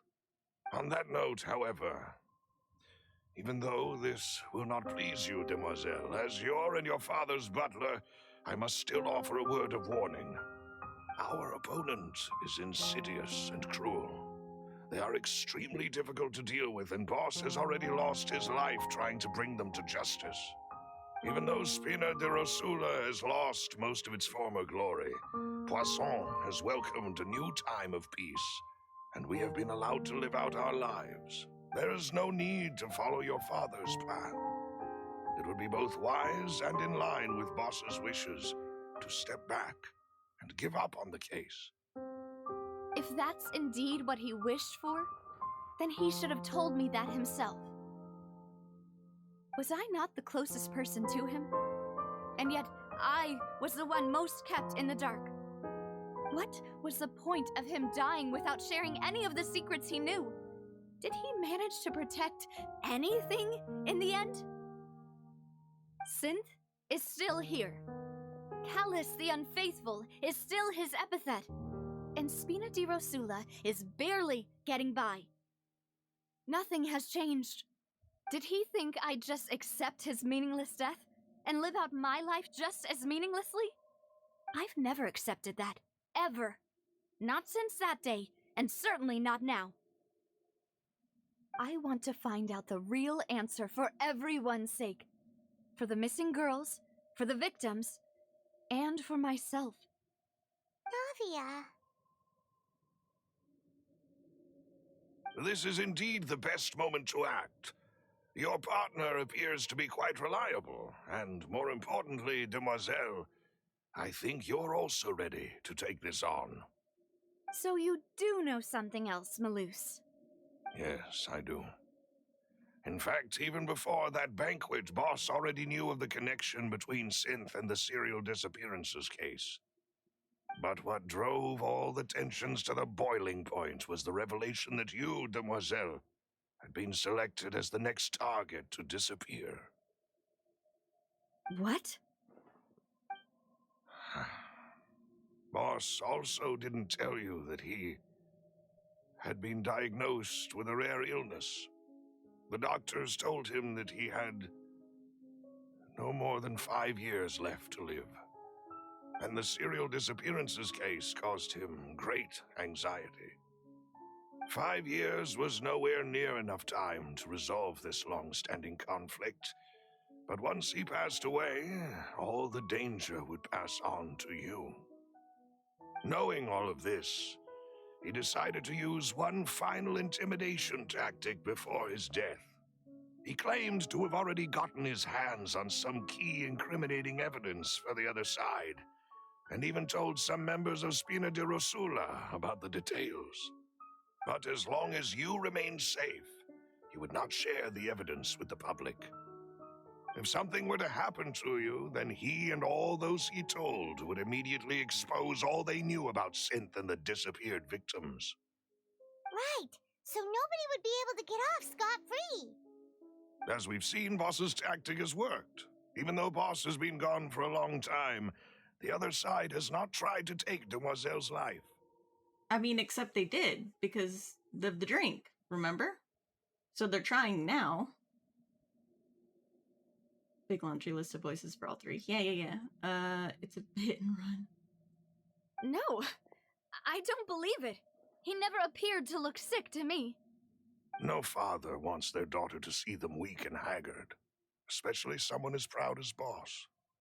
To him, dying in a duel and suffering lasting dishonor as the unfaithful was still far preferable than losing face in front of his daughter. So he chose to die in silence, so that he could protect me. I'm afraid you're not understanding this correctly, Demoiselle. What Boss wanted to hand to you was not a parasol, but a sword. If Boss's spirit could hear you telling me that you want to find the answer for the sake of everyone involved, I'm sure he'd be extremely proud. That fool. Couldn't he have just given it to me straight? No. He might have set up everything precisely because he never thought I'd be able to understand him. Is that the amount of confidence he had in me? And what if I was never able to make it to where I am now? He gave you the choice to live how you want. Yeah. I suppose that's true. With the way he'd set things up, if I had wanted, I could have just lived out my life without a care in the world. But thankfully, he rarely talked to me about complex matters, and thus understood little of me as a person. In this case, he really didn't need to give me an easy way out. Malus, what was the key evidence that he shared with you?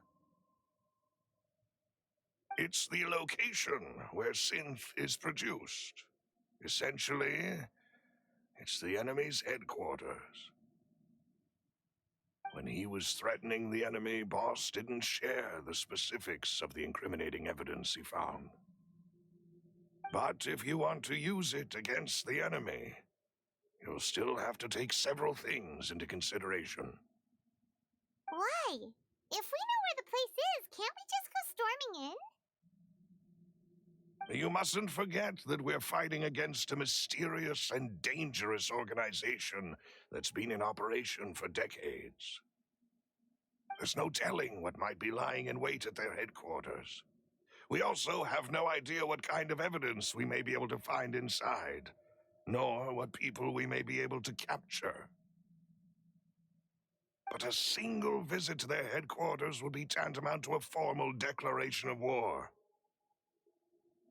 The worst case would be that we leave empty-handed, but also open ourselves up to full retaliation. Then, in that case, why not work with the Fontaine authorities? Well, you saw one of them dissolve during Mr. Linney's case. We have no idea just how thoroughly they may have been infiltrated. Huh. That's true. Seems my father really had no choice. But things are different now. It should be a lot easier to prove the other side's guilt, now that we've connected Synth with the disappearances case. You sound like you've put a lot of thought into this, Malus. I am the butler, after all. I live but to serve the boss and Demoiselle's will. I've always been willing to take on any kind of risk for your sake. But considering my relative lack of ability, I've spent my time keeping secrets, performing basic investigations, and waiting for the right time to come. Thank you for all of that, Malus. Have you discovered anything new in the past few years? Let me think. One conclusion I came to was that the enemy must be quite familiar with Spina di Rosula, or at least have an informant planted here. When I announced orders to the organization's members on Demoiselle's behalf, I used to deliberately keep a few people in the dark and observe the reactions of the synth vendors. If the vendors didn't change their plans, then the individuals informed of our orders must be innocent. If the vendors packed up and fled, however, then someone must have given them the news. After several rounds of testing and investigative tracing, I've narrowed the suspect list down to 3 people. The first is Florent, Spina di Rosula's senior advisor. Huh? Florent? Yes, surprising, isn't it? He was one of the people Boss trusted the most, which also means that he was someone who understood Boss really well. Thanks to his position within Boss's innermost circle, he always knew our upcoming plans and could thus avoid capture this whole time. There's someone else like him too. Marcel, the head of Confrérie of Cabrières. Uncle Marcel. What is this Confriere? It's a guild in Poisson. Boss helped it to grow to its current size and prominence. In the beginning, they were only reselling some daily goods, but now they're one of the richest guilds around with a lot of business connections in the city. So, they're like a sister organization of Spina di Rosula? Yes, you can say that. When we were fighting against the synth dealers, they provided us with plenty of support. It's a bit difficult to imagine someone using their own money to hunt down themselves. The final suspect is Thierry, the man responsible for coordinating information between Spina di Rosula and the guards. Although the guards mostly leave us to our own devices, there are still many activities we have to report to the local authorities. Since Thierry is always in the know about our current activities, he could theoretically always plan one step ahead. I see. These are all people who I communicate with quite regularly. To think that the enemy we've been fighting against has been right next to me all along, among those I trust the most. It's almost too hard to believe. If you want to investigate them, please take every precaution to not alert the quarry. Judging from our experience, the enemy is extremely cautious. Of course. And thank you, Malus. You've provided us with a lot of great information. You're too kind, my lady. I'm just doing my duty. And before I forget, proving Boss's innocence would also mean clearing him of blame in Jacques' death. After that incident, Jacques' wife and daughter were taken into the Spina's care.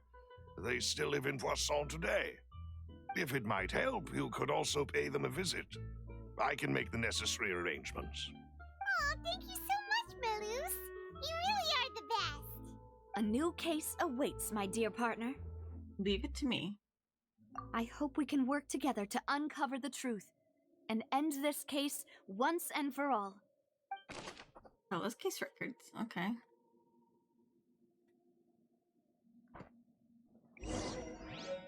Okay. This is Chuck's family. Alright. They are down there. Anything? Cat.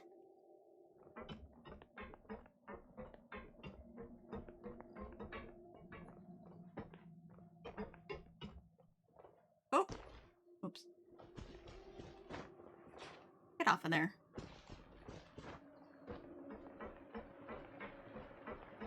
Yep. They might have it. But it ain't gonna.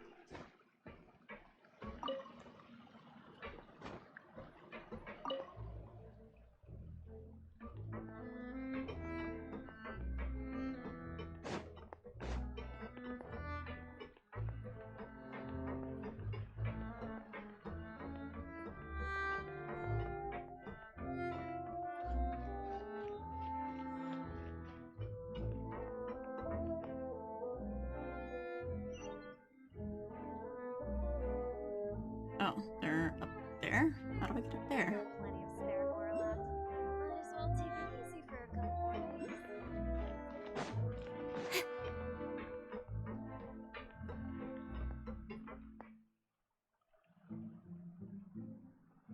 That doesn't seem fair. I'm just saying, if you play with fire.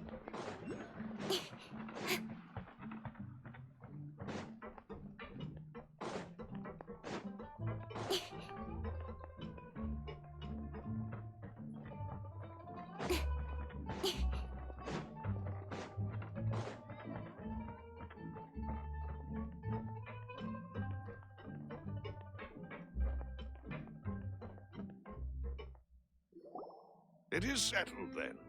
Please excuse me and enjoy your conversation at your leisure.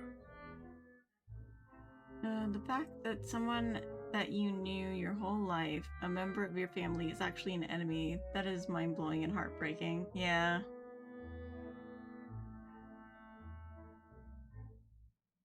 Thank you for arranging everything for us, Malus. Excuse me, miss. Do you need anything from us? Looks so angry. Oh, she is angry. Oh, Hey, Navia's all quiet. This isn't like her at all. Let's not bother her for now. I'm sorry that I only came to visit after all this time. After what happened, I didn't know how I was supposed to face the two of you. Ah, if it's about that, there's no need to apologize. After my husband died, Spina di Rosula sent us a lot of mura and support. I understood your guilt and apology to be genuine. But aren't all of those things nothing compared to the loss of Jacques? I can understand the kind of pain that comes with losing a father so needlessly. You don't understand at all. I didn't know how to face you, because I didn't know what I could possibly bring as a consolation gift. I know only the full truth could bring closure to you, and to all of us. I'm sorry. I appreciate the sentiment, but you don't have to carry all that guilt.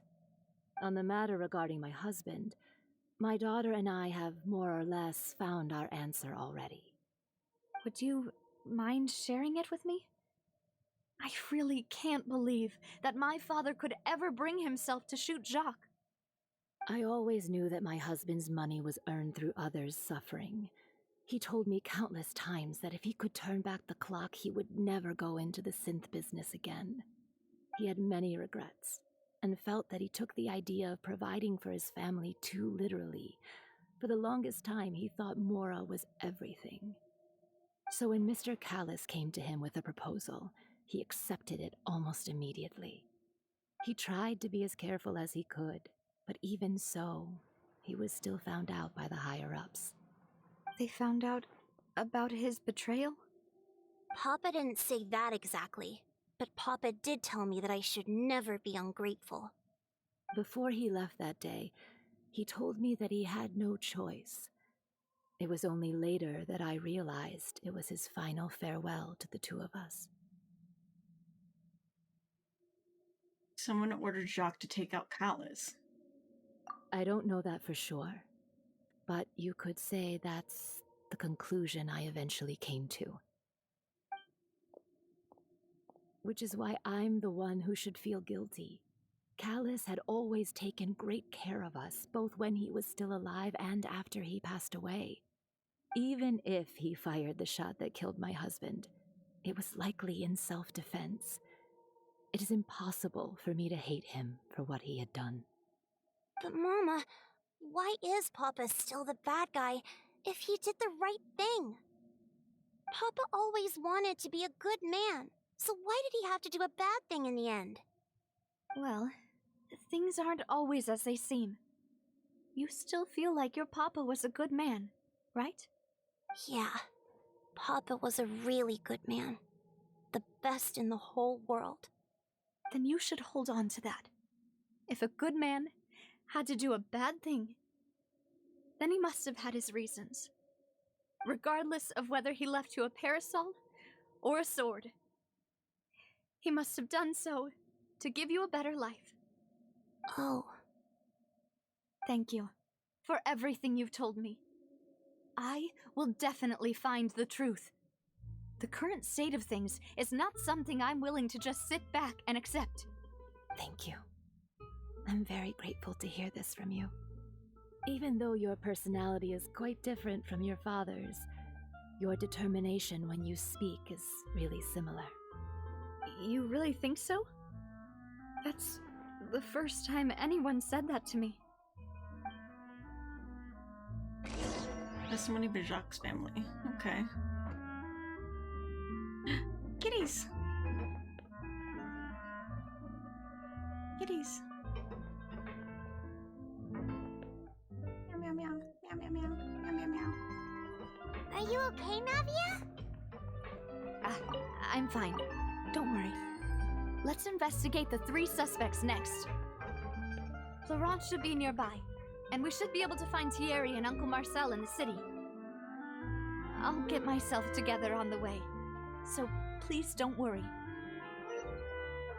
He's over there.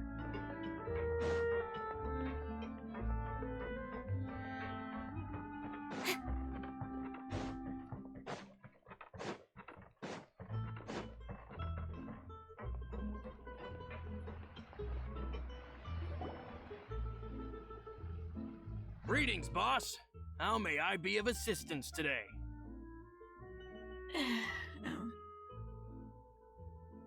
I'm sure you've heard about what happened at the Opera House. Someone got turned into water right in front of us. Yeah, I've heard. With something that dramatic, I'm sure journalists will milk it for all it's worth. And it'll be all the talk for the next several weeks.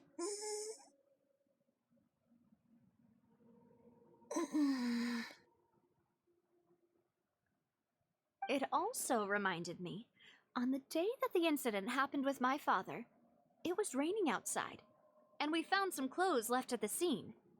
After my partner here put the dots together for me, I feel like we should try to reopen his case.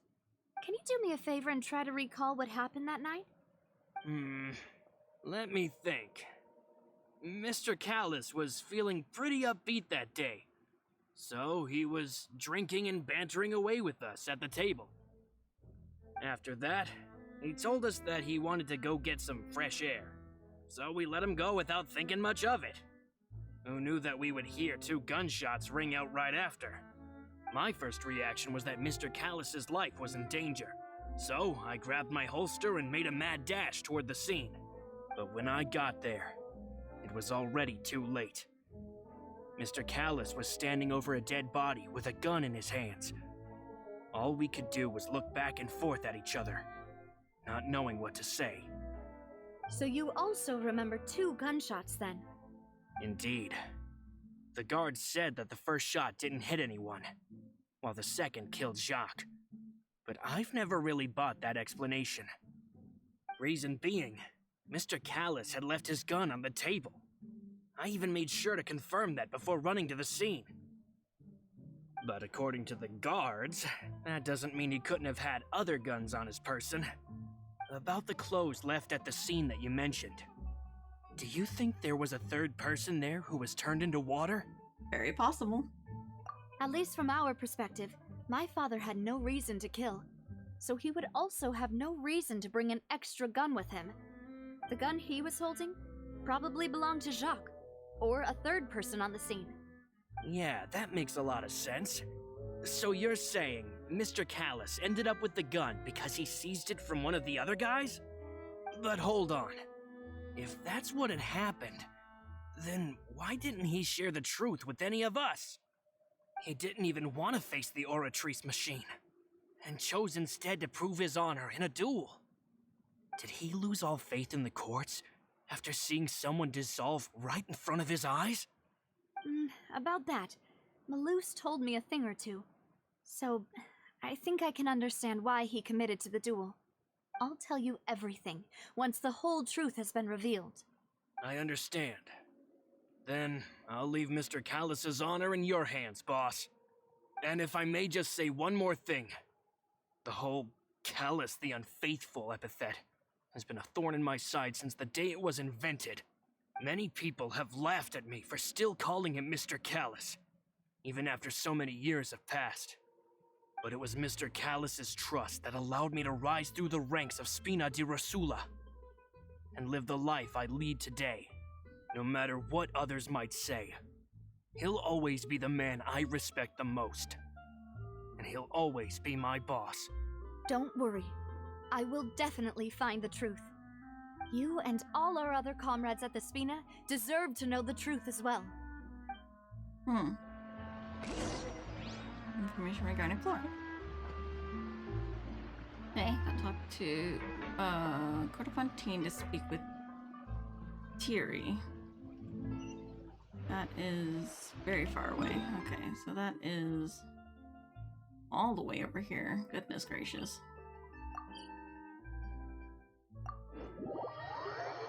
I hate to do this, but I gotta walk the dogs and go to work later. Have a good day, Ash. We'll see you later. Okay, Ian, thank you for dropping by and hanging out.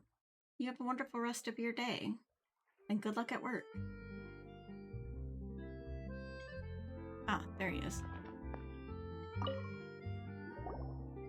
Hey, Thierry! It's me!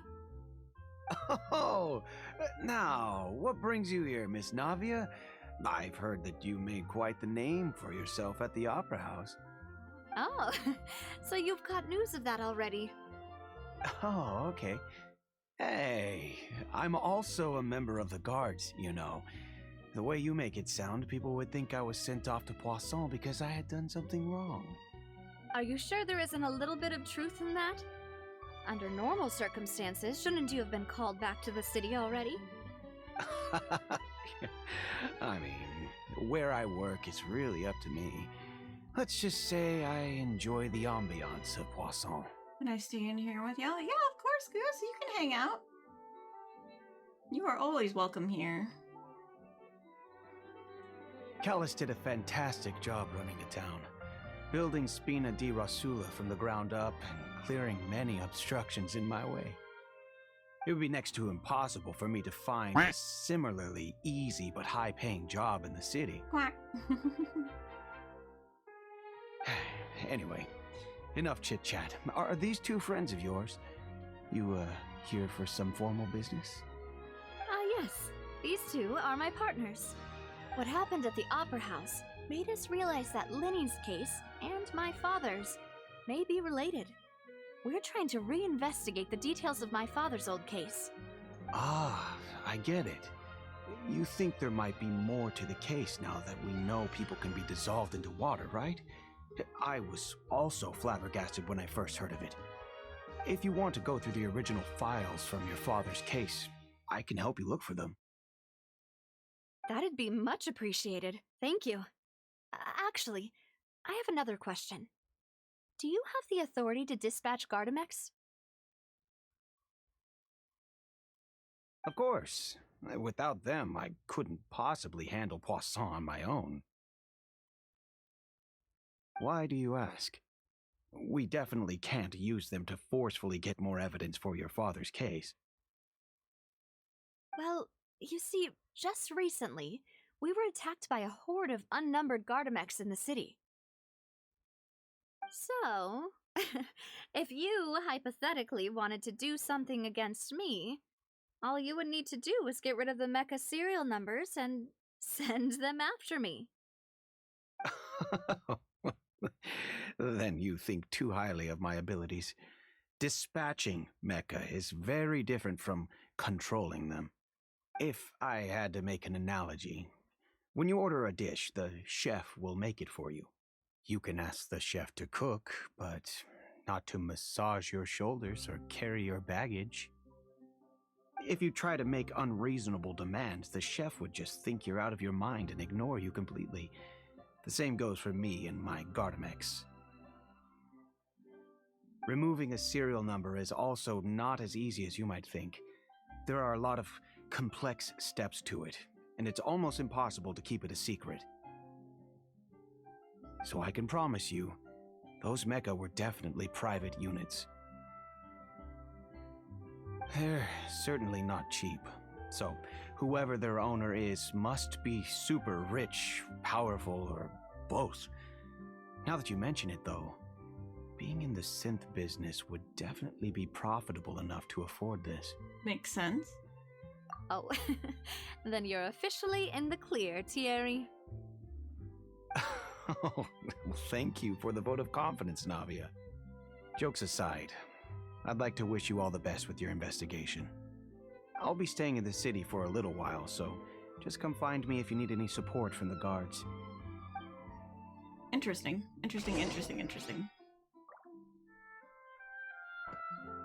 Alright. So that leaves Marcel, which is over there.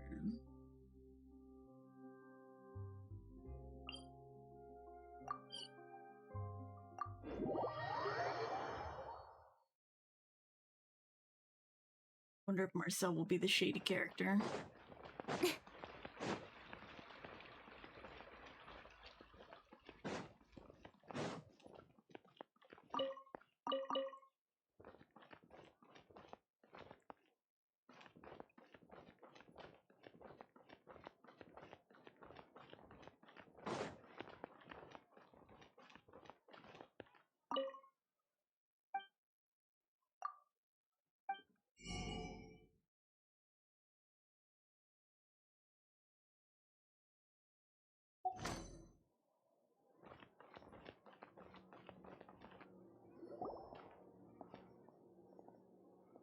Hello, how may I help you?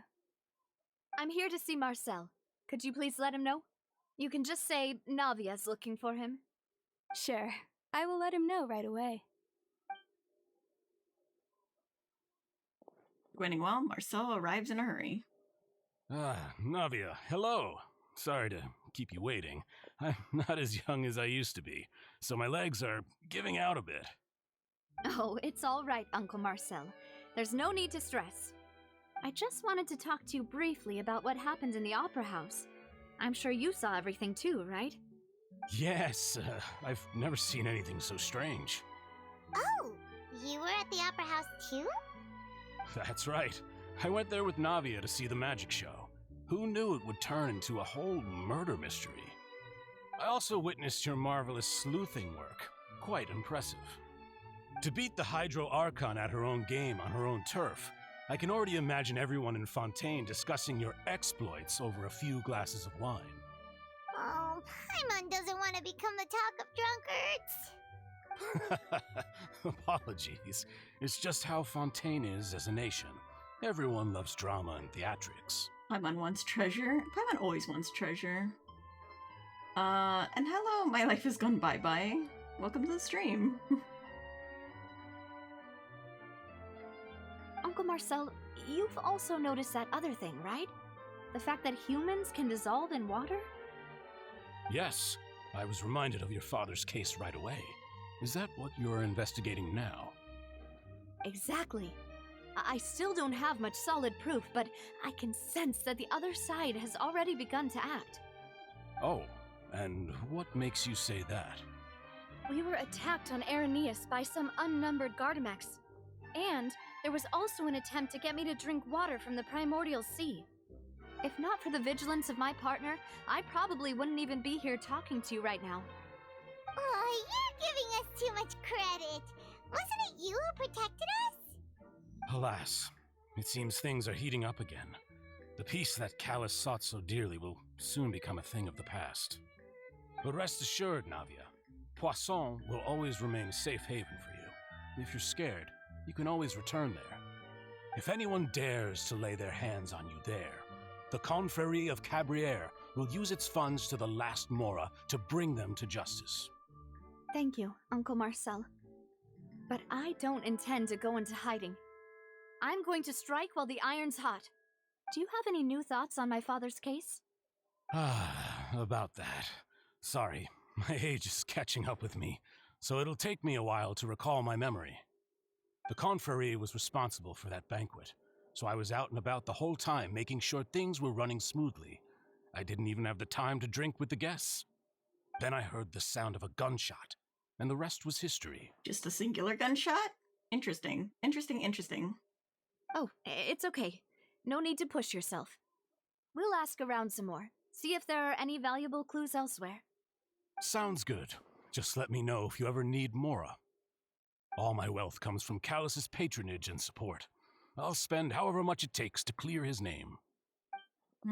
He doesn't sound very convincing.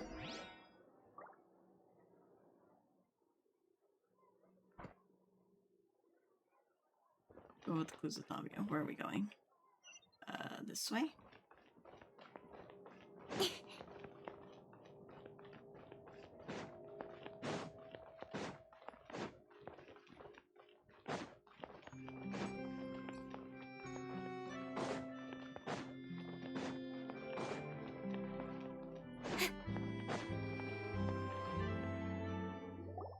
We've talked to all 3 suspects, purely based on their conversations with me. I'm tempted to cut my hair because it's burning hot in my house right now. Oh, that's fair. I understand that feeling immensely. I have very long hair, but I used to have super short hair, but I have really long hair right now. And whenever it gets hot, I'm just like, oh my god, I want to cut it all off, please. And then I end up putting it in a ponytail and just suffering.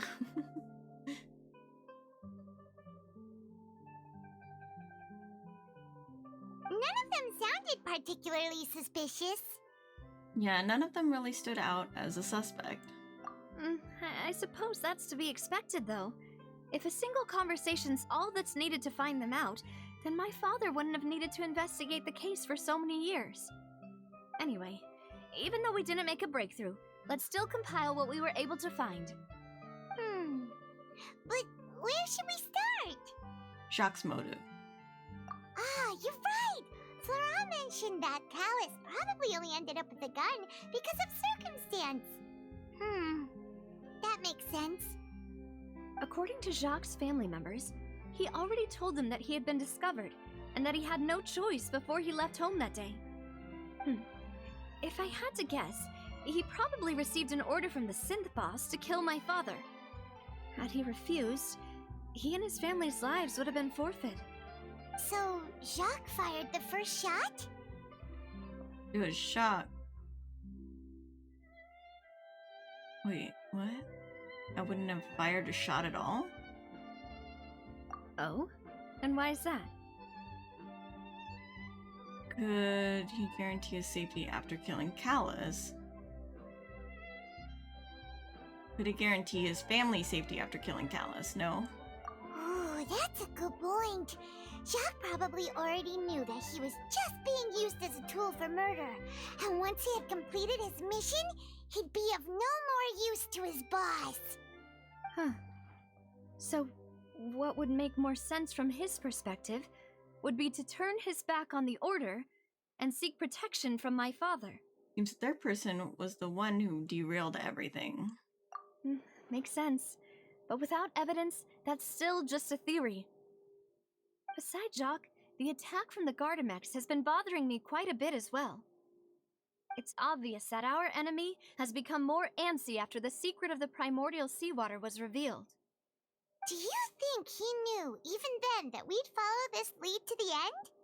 Given everything that's happened since, it's quite possible. But who among the 3 suspects would have the ability to control privately owned Gardamex? Marcel, because he has a lot of money.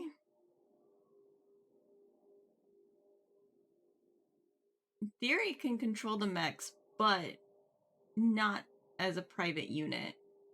And Florent doesn't have any connection with the Gardamex. I think it's Marcel. Uncle Marcel?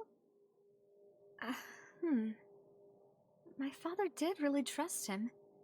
And they worked together on a large number of projects. Maybe that's how he got to know Jacques.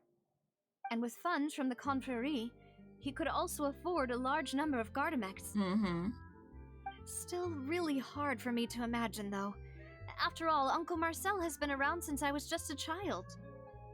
Also, wouldn't this mean he has been spending a whole lot of Mora and energy to fight his own synth business? Maybe it was someone else? Thank you for following. My life has gone bye-bye. I really appreciate it.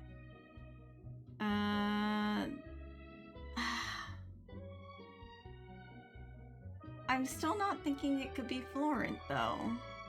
Maybe Theory? I mean, he can control the... I don't know.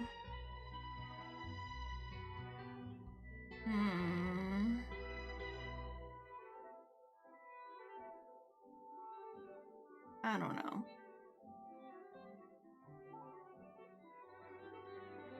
BRB. Okay, yeah, no problem. Thierry, you say? Huh. It is possible that he's figured out a way to convert the Gardamex for personal use. But I didn't feel like he was lying when he was talking to us about the mecha. I also don't think he'd be able to keep that kind of tampering under wraps. Yeah, had he actually tampered with the mecha, we'd be able to prove it with a simple check of the guard's inventory. If the mecha were taken from the guards, it should be pretty easy to find out when and how that happened. Maybe it was somebody else. So maybe it was Florent? Flore? What? No. Florent? It is true that he was closest to my father, and thus had the best chance of learning about his dealings with Jacques. But as Spina di Rosula's advisor, his work mostly deals with personnel and security, so he shouldn't have much means when it comes to finances. So you're saying he's too broke to afford a mecha army? Exactly. He can't. And even if he could, I don't think he would be able to dispatch a whole group so quickly. Who could it be? I think.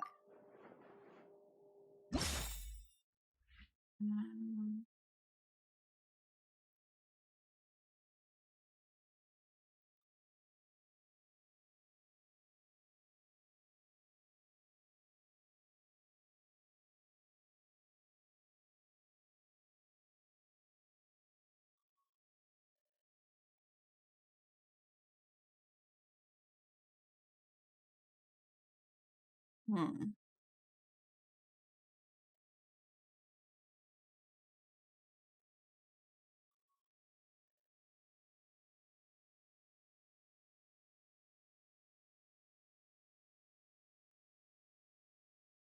Hmm.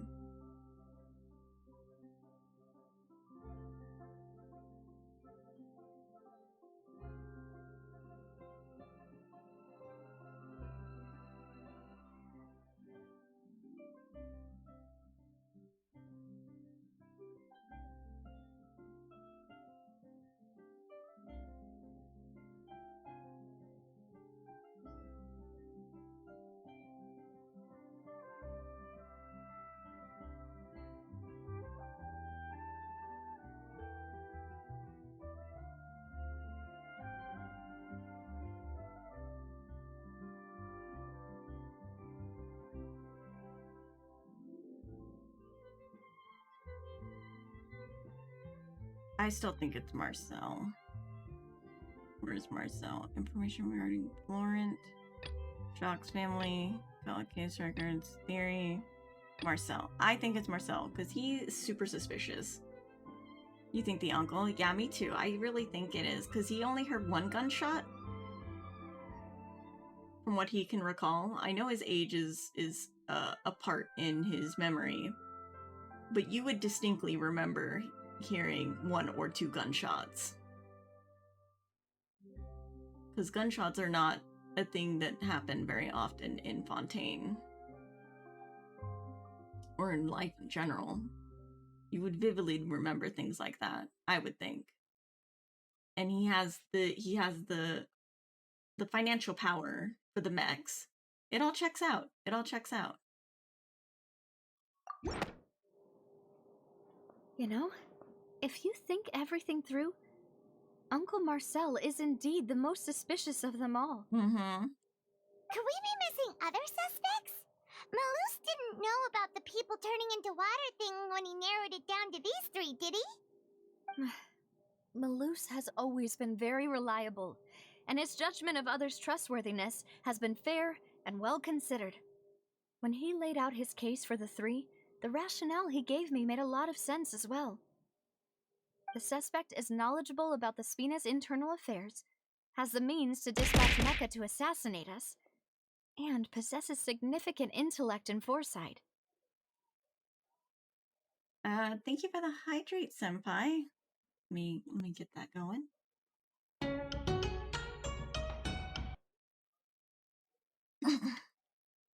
Almost made me choke. Thank you for the resub, TV. Morning, hello, good morning. 20 months, damn, that's such a long time. But yeah, thank you for the resub, I really appreciate it. Even if I don't want to believe it, I'm starting to see how things could all tie back to Uncle Marcel. He has someone who's very close to you, after all. Well, we still have another trump card on top of all the theorizing and speculating. The synth production base. Yes, Malus did say that charging straight in there would be extremely risky. But we don't have any other options right now. Me eepy? Aw, you eepy. Did you just wake up? Or have you been up for a while and you're eepy again? Because if you've been up for a while, I would say take a nap.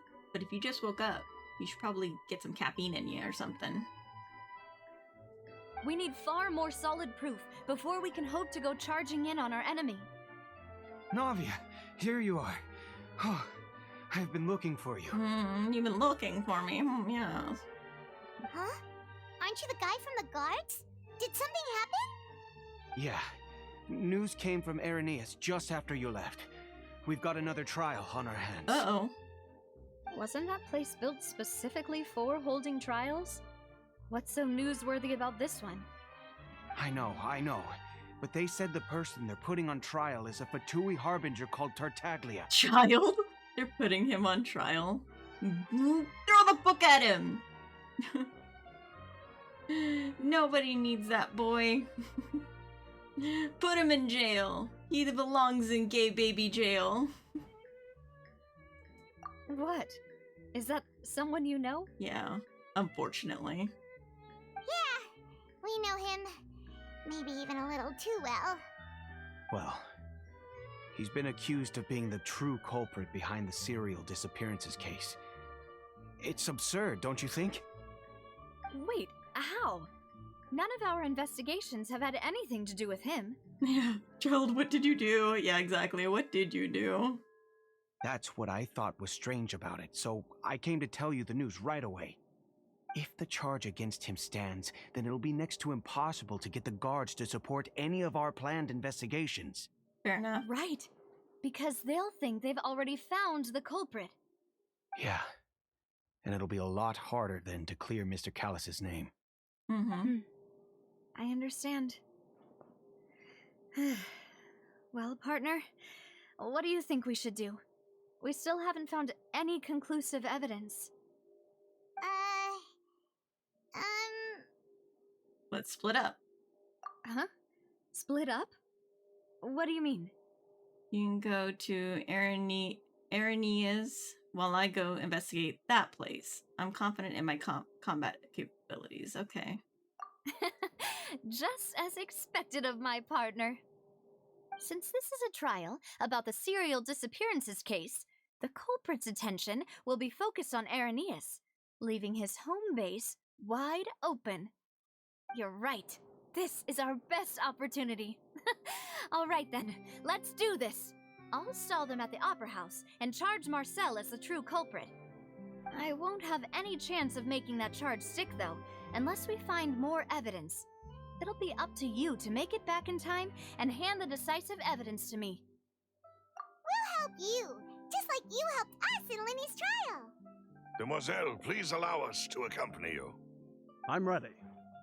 Ah, Malus, Silver, when did you two get here? We heard that you'll be leaving Poisson and figured that you might require our assistance. It's our hope that your confidence will be bolstered with the two of us by your side. Thank you so much. Then, let's make haste for Irenaeus.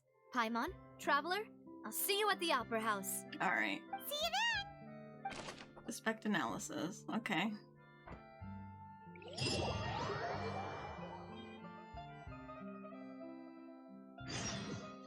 now that Navia has set out for Aranias, we should also get going.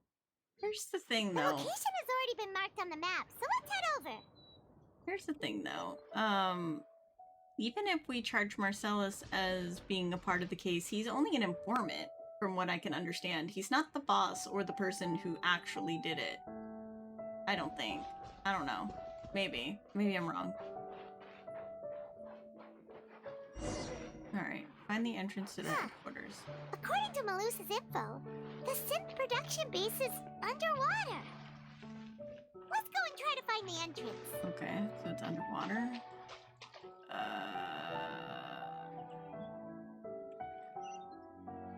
Oh, it's down there. Okay, so how do we get down there? Left control? No. No. Oh, left control. Duh. Too shallow to dive here. Okay. Ooh.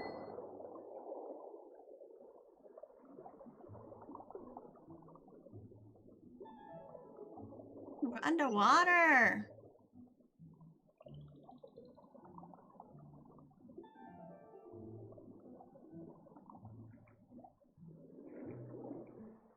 How do we go down?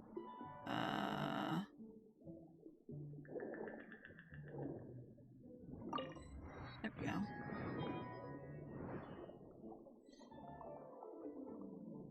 Okay, so we need to go... Where was it again? We're this way.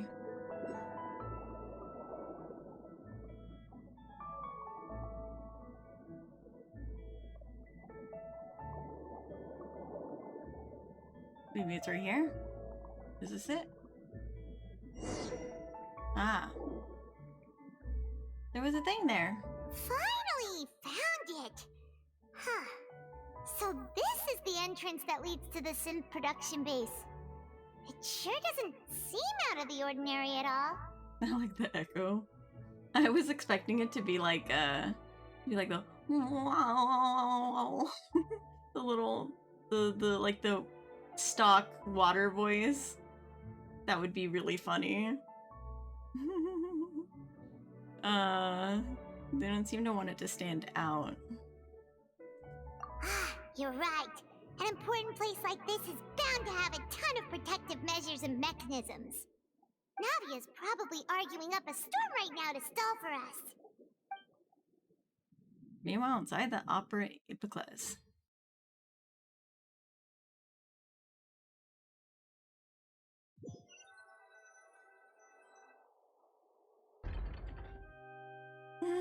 It would appear that I must repeat my question again, Mr. Tartaglia. Do you accept the charge that you are the true culprit behind the serial disappearances case? No. To be perfectly honest, I don't understand your country's complicated court system, or the reason why I'm being charged with something I've never even heard of. However, I did hear that people who have been charged can choose to participate in a duel to clear their name. Is that right? Oh, child, please. In which case, as long as I accept the charge, I can have an all-out fight with that champion duelist Clorend, right? Oh my god, child, what are you doing? I've got to admit, that's one of the most enticing offers I've ever received. When I privately sparred with her last time, she was obviously holding back. Real disappointing. Hey, don't you understand? You're currently the prime suspect for a major case. This isn't the place for you to be looking for fights. Oh? Sounds like the Hydro Archon wants to lecture me on the ways of the Opera House. Then why don't you duel me too? I'm the kind of student that learns best in the heat of battle. No. That's not what I meant.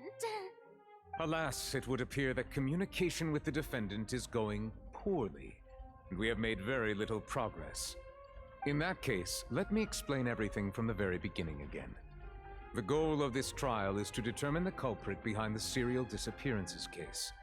That case had nothing to do with him. You've got the wrong man. Huh? What's going on? Why is she interjecting again? I told you it couldn't be one of the Fatui Harbingers. Miss Navia, this is the second time you've interrupted the court proceedings. I only tolerated your behavior last time because you were able to provide the court with a key eyewitness. But that was an exception rather than standard court protocol. I can very well charge you with contempt of court for your interjections. Oh, please. Did you ever think I had any respect for this place's pointless theatrics? We can put that discussion aside for now. I'm not here to argue with you. I'm here to charge the true culprit behind the serial disappearances case. And if my charges prove true, then Tartaglia here will be proven innocent by default, correct? Oh, a young lady has charged in and offered to clear my name. How fascinating. Well, I'd gotten half bored to death by all these rules and procedures anyway, so I'll take you up on that offer. So, Your Honor, is there nothing else for me to do now? You may take a seat for now in the audience, but that doesn't mean the suspicions against you have been lifted. Fucking child. Now then, Miss Navia, who is the person you would like to charge instead? Marcel. That person is... Marcel! Marcel! Wait.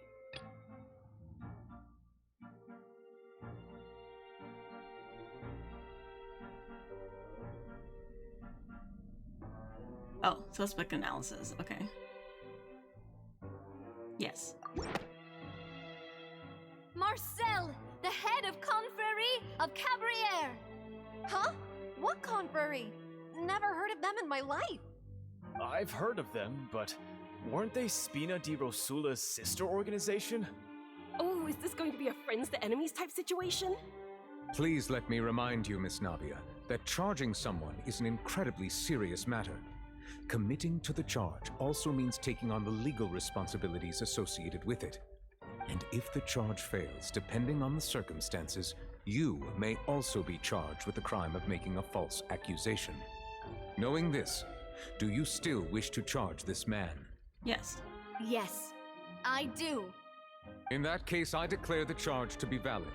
Miss Navia and attorneys, please take your places on the court.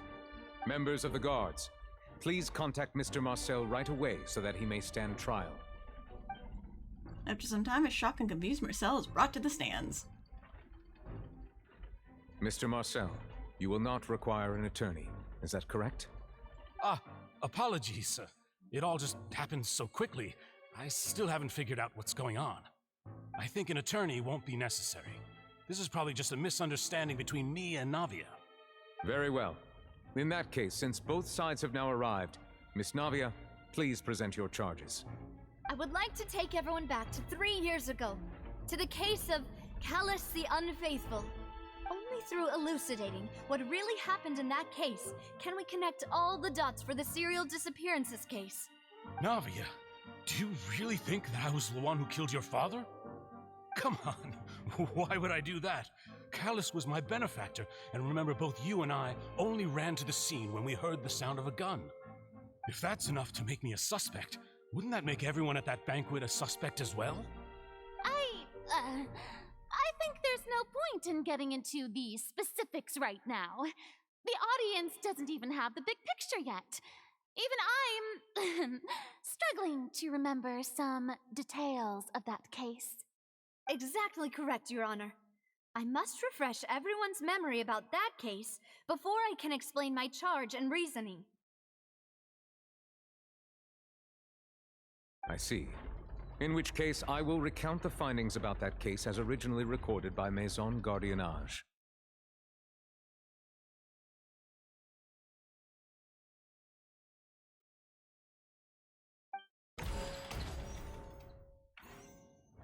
On the day of the murder, Spina di Rosula hosted a large banquet in a countryside estate owned by the Confrérie of Cabrières. During the banquet, all attending guests heard 2 gunshots from the courtyard. When the guests arrived at the scene, they found the primary suspect, Callus, holding a gun, while his acquaintance, Jacques, lay dead from a gunshot wound. The guards' investigation did not recover any other firearms from the scene. As a result, they concluded that the suspect's first shot must have missed, while the second must have taken Jacques' life. The suspect did not dispute this conclusion, and also declined to defend himself in court. Instead, he chose to prove his innocence through a duel. Callus was defeated by champion duelist Clarand in the ensuing duel, and soon succumbed to the injuries. These are the known facts about the case.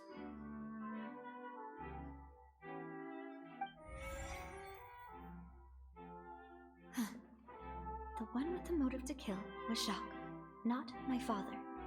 And even so, Jacques still had no reason to pull the trigger. In truth, the third person shot Jacques first, and was shot in turn by my father when my father seized the gun from him. After that, the true culprit turned the third person into water, erasing all traces of him from the scene. Thank you for the summary, Your Honor. Of course, the guard's conclusion appeared quite sensible to us at the time. However, we should revisit the case now that we've gained new information about the abilities of water from the primordial sea. Okay.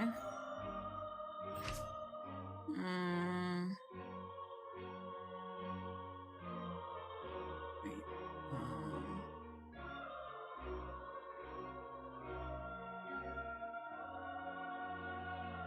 Okay. 2 gunshots.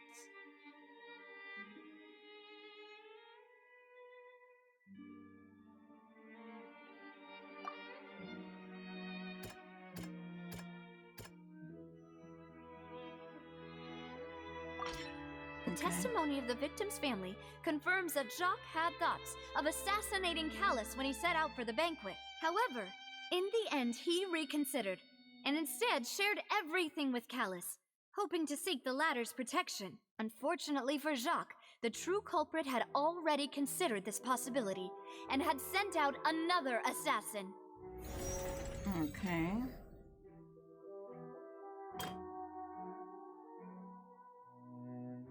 Review. Thank you for the follow, Simping for Gura.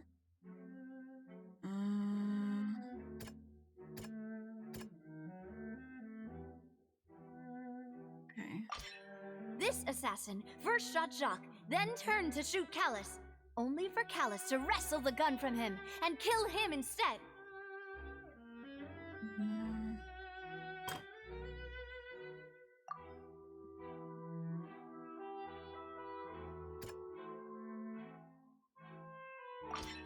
A pile of clothing was found at the scene. The guards once believed they were used by Jacques as a costume to disguise himself, but now it is clear that the clothes were proof that there was a third person at the scene, and that they were turned into water after committing the murder. Since it was raining that day, the culprit was confident that they could use the rain to wash away all traces of their dissolved accomplice. Realizing this, the true culprit caused the hired assassin to dissolve into water, leading everyone to believe Callus was responsible for Jacques' murder. This is the true version of events.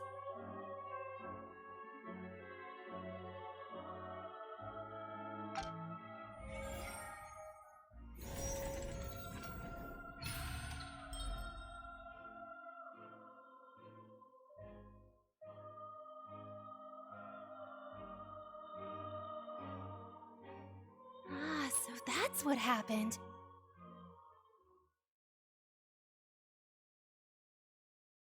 Wait, you're telling me something as dangerous as water from the primordial sea has been used for all these years? What a great theory. It also explains Callus's and Jacques' respective motives. I guess they didn't shoot each other after all. Mr. Marcel, you are the one being charged with the crime. You should provide a rebuttal if you wish to prove your innocence.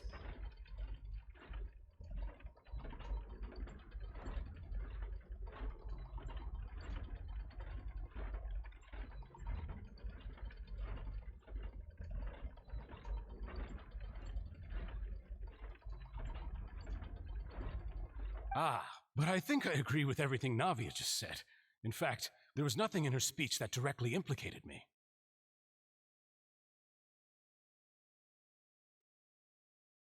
Then, may I ask some questions? In my opinion, we primarily need to determine 2 things.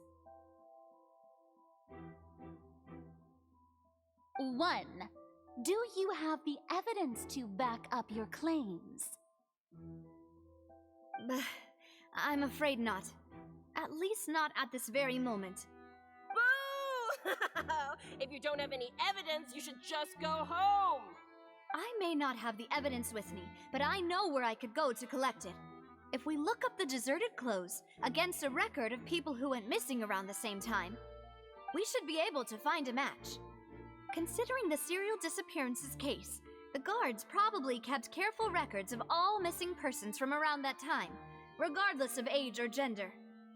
That makes sense to me.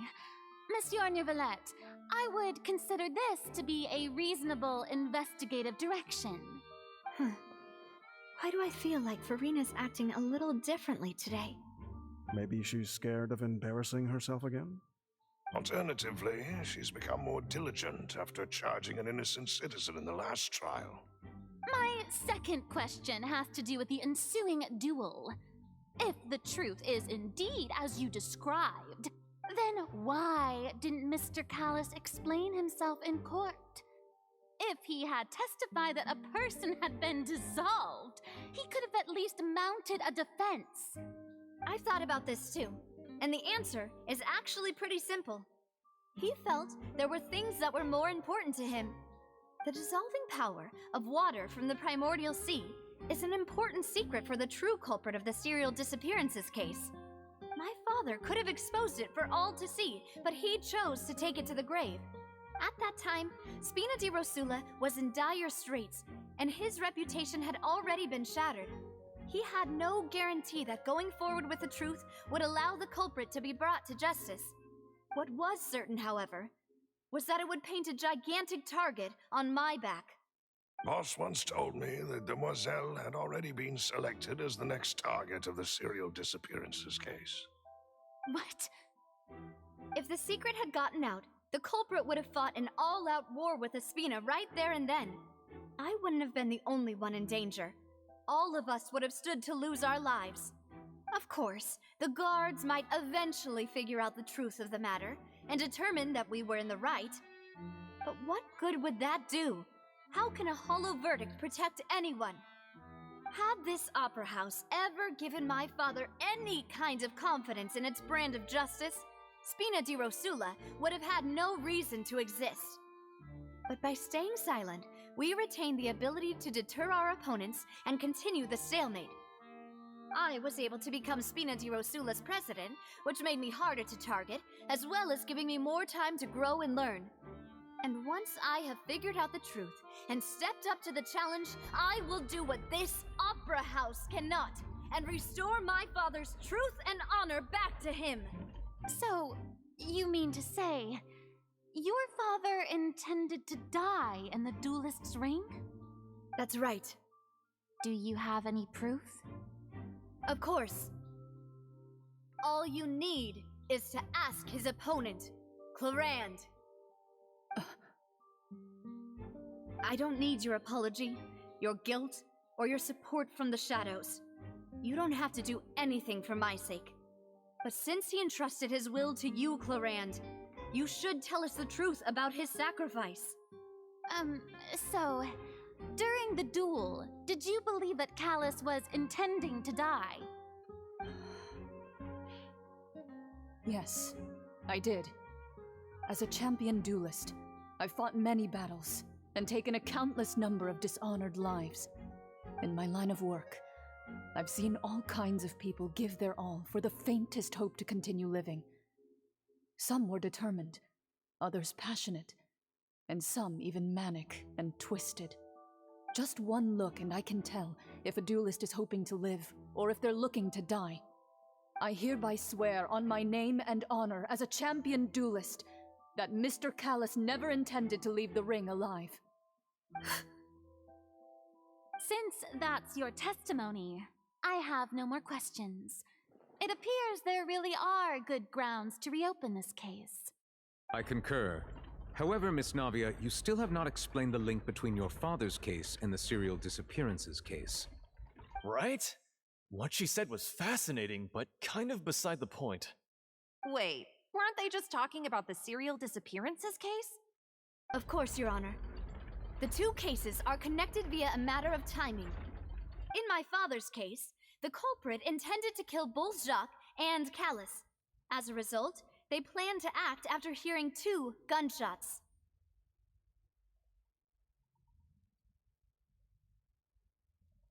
And, at the end of Linny's trial, the culprit also only dissolved the victim in front of everyone because they realized they were at risk of being identified. The culprit could only time their actions so precisely if they were already at the scene. Coincidentally, Marcel attended both the banquet and the trial. So that's why you suspected me. Even after hearing your reasoning, I still can't help but find it a little preposterous. I'm used to it, though. You've always been an impulsive and sentimental child, Navia. It's one of your most endearing traits. No need to appeal to pathos. I won't try to refute your points one by one, but even if everything you just said was true, can you prove that I was the only person present at both events?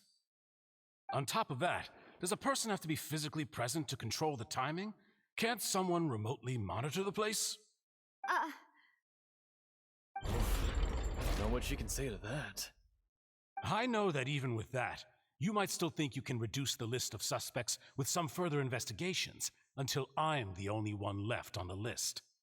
Alas, who won't feel at least a little hurt by an accusation of murder from a girl you see as your own daughter? But if I were to dismiss this completely, you'd also think I'm not being considerate of your feelings. Ah well, let Uncle Marcel teach you another lesson. Do you know what the biggest flaw in your reasoning is? I suppose you're gonna tell me anyways. It's timing again. I'm a businessman by trade. From that standpoint, there's no reason for me to kidnap young women. It's a high-risk action with nothing to gain. In addition, I left my home in Snezhnaya when I was young to come to Poisson and work in some trade. My business only thrived when I received Callus's patronage. But the disappearances began before I ever stepped foot in Fontaine. I do apologize, demoiselle. This was my mistake. No, it's not your fault. I'm sure he had come prepared. Is there anything else you'd like to say? Would you like to check the date of my first business license against the first known case of the serial disappearances? You can also take a look at my border entry records, or ask my friends and family when I left Snezhnaya for the first time. Could those records and testimonies do something to appease the unspeakable anguish in your heart? Seems like she got the wrong guy. At this rate, Navia will be convicted for falsely accusing him. I think you've done a superb job of dissecting your father's feelings as he neared the end of his life. But aren't you going against all of his wishes and expectations right now? He wished for you to become more rational, collected, and conscientious, instead of dwelling only on your own feelings. Once you've learned to be more considerate of others' feelings, and to stop rushing headlong into things, you'd have met most of his expectations. This isn't just about me, and it never has been. The biggest difference between me and the rest of the victims is that I still have the ability to search for the truth, while that same agency has long been taken from them. The people whose families were destroyed by synth abuse, the people who lost their loved ones to the serial disappearances, and the people who suffered tragic ends due to their sense of justice. Many people's images are flashing before my eyes. I'm sure some are coming to those of you in the audience as well. And whose image do you see, Marcel? Is it a man named Vacher? Oh, so you do know that name. I'm merely surprised you'd suddenly say the name of someone I've never even heard of. I was waiting for you to say that.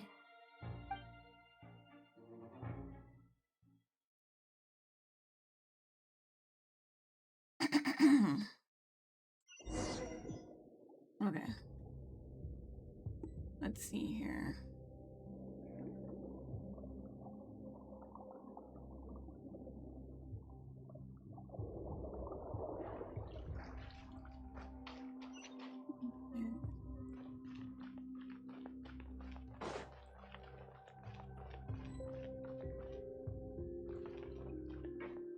This is my party. albedo. That's fine. Albedo.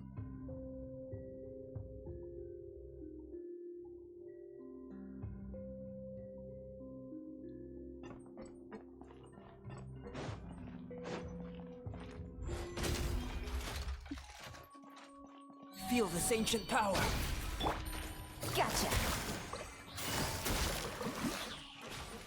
Game's up. Fun's over. Speed of light.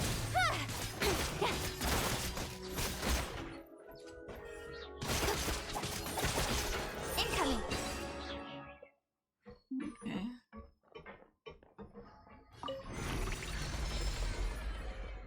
Whoa! The floor is going up!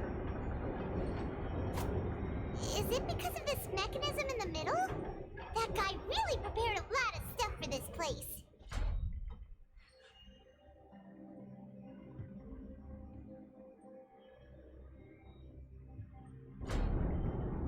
Wait. Go back. Oh. Okay.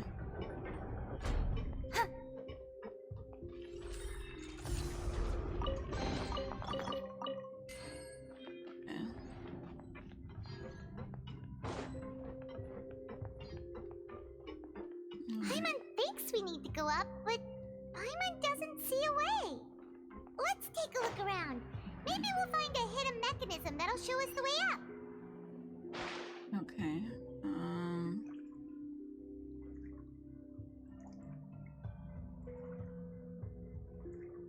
Give me a sec.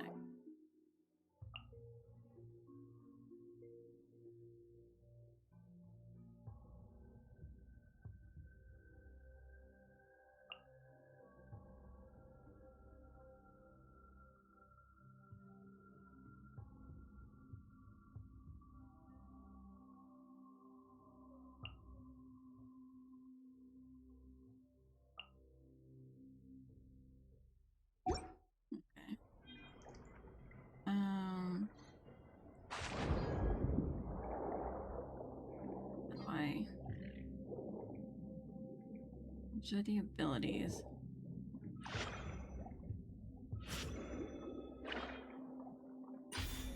Okay.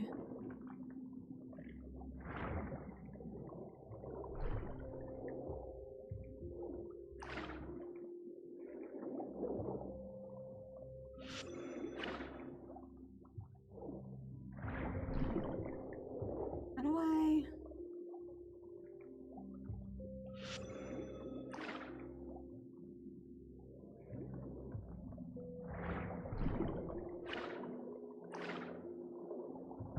Oh, there we go. Okay.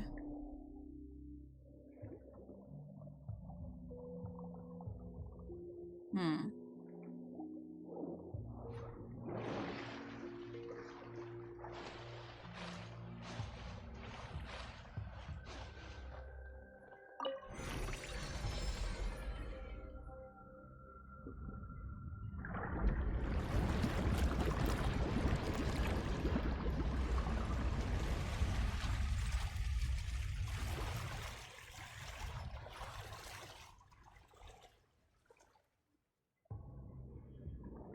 The water level is rising.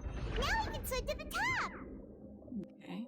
But this is still a ways away from where we need to go.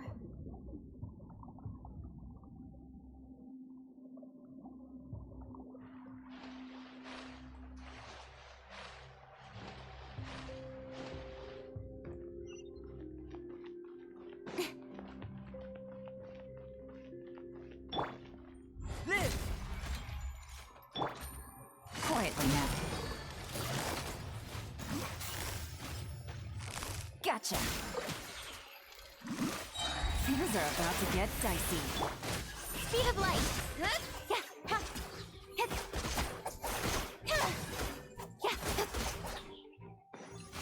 Incoming.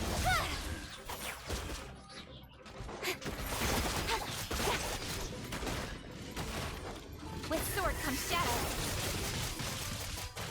Don't blink. Hey! Okay.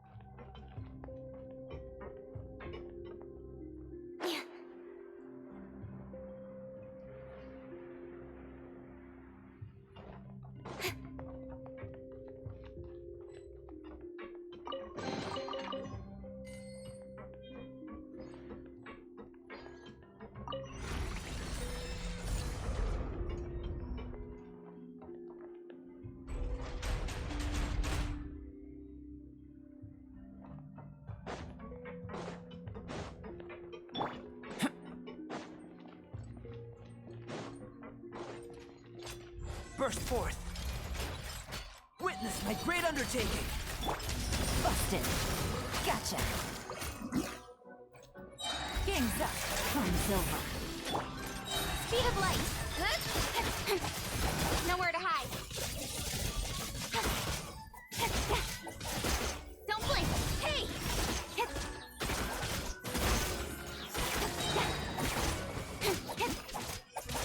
Speed of light. Cut to the chase. Okay.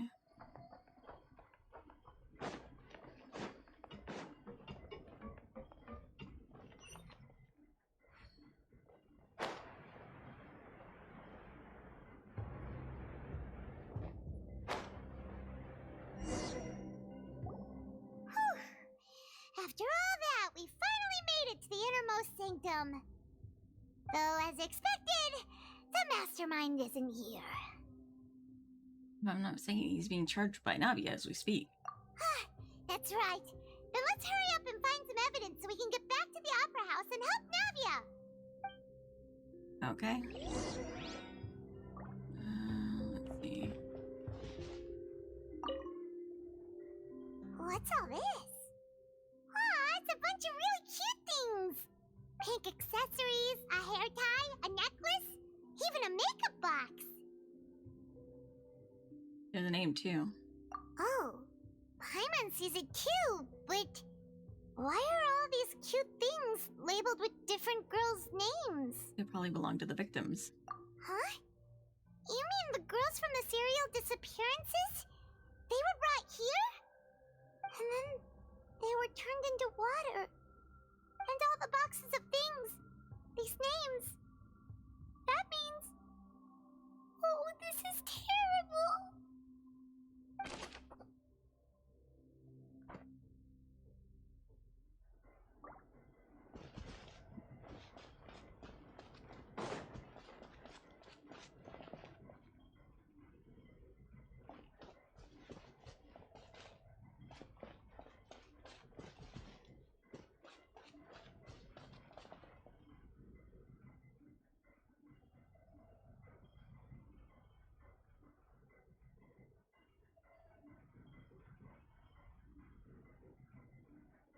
Oh, whoops.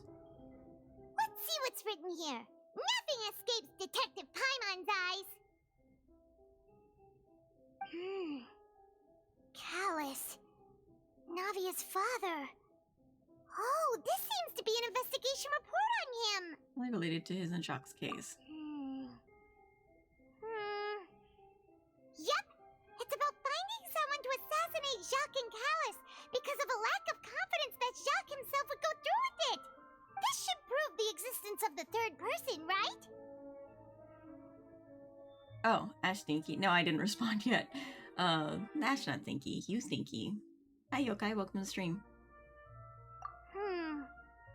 We still have not determined the exact content of the key information Callus has passed on to certain members of his organization.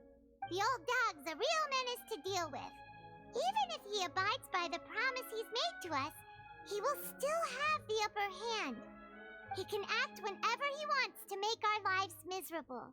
The only option left is to remove him from the picture entirely. How goes you have C6 Diluc yet? No, I have like C1 Diluc. No, C0 is Diluc. I have only pulled him like once. I concur. Let's send someone to kill him. He won't declare war as long as we don't touch Navia. Oh, seems like we've got a bunch of correspondence between the higher-ups. They planned this well in advance. They're all just so evil. That was an investigation report. Okay.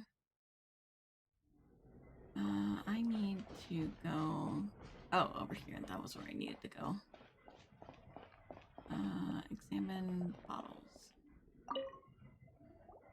Whoa! There's so much synth here!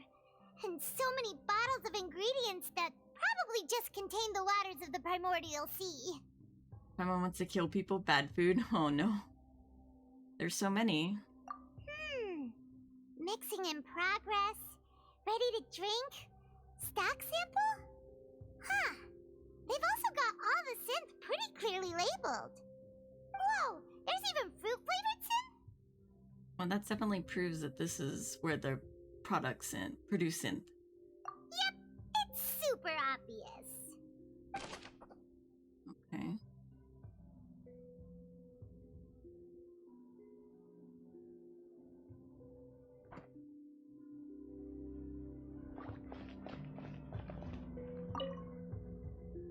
What's this over here?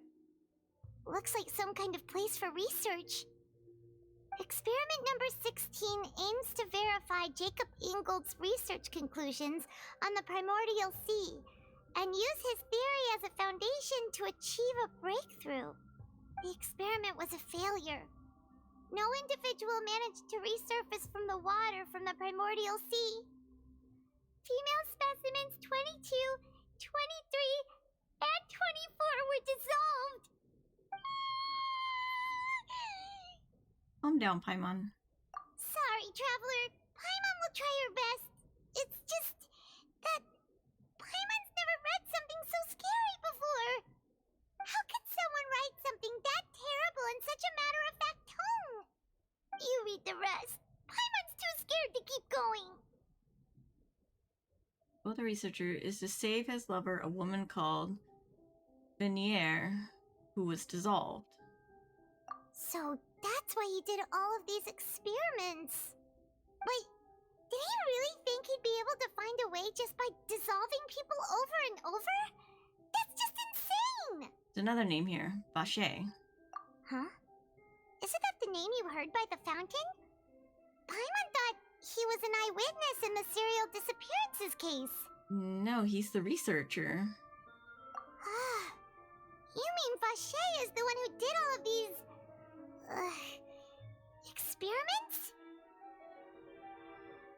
Gosh, how could someone write something that terrible in a matter-of-fact tone? Oh my god.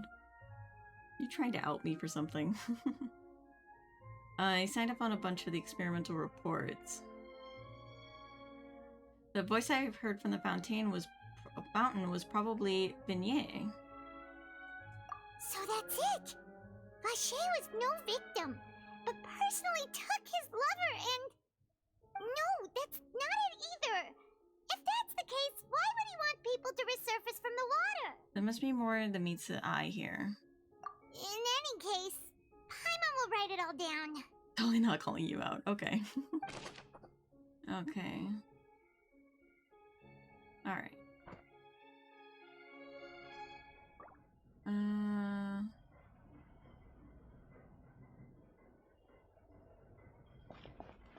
Okay. And then I examined the bookshelf already.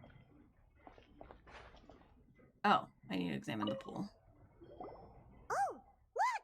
There's an important looking basin over here, and it's full of water! That must be the water from the primordial sea.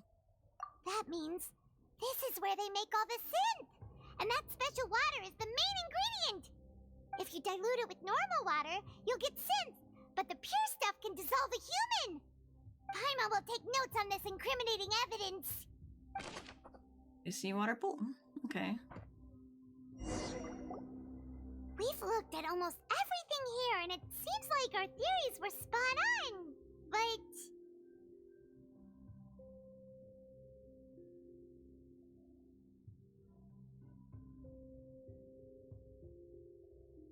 Who really is this Vache? Yeah, we haven't found anything that reveals his true identity.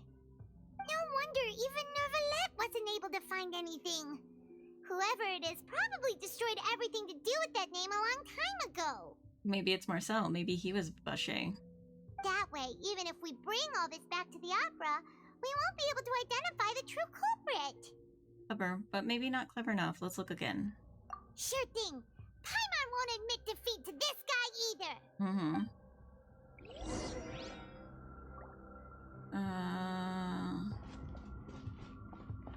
Here.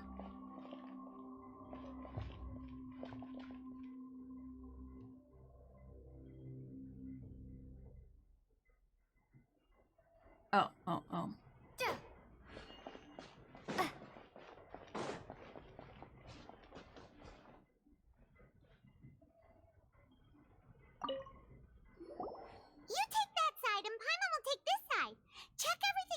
Exactly. We'll find something for sure. After some time. Ugh. Nothing at all. And Paimon can't even find snacks either. Haven't I found it? Whoa, really? Let Paimon see. Vinier. Isn't that Vache's lover's name? Then you found her diary. Let's see. Aw. It's just a normal diary chronicling their love story. She was so sweet, too. Oh, Paimon feels even worse for her now. Take a look at this page. She made a list of baby names. What is that? Louis. Oh my god, I can't read that.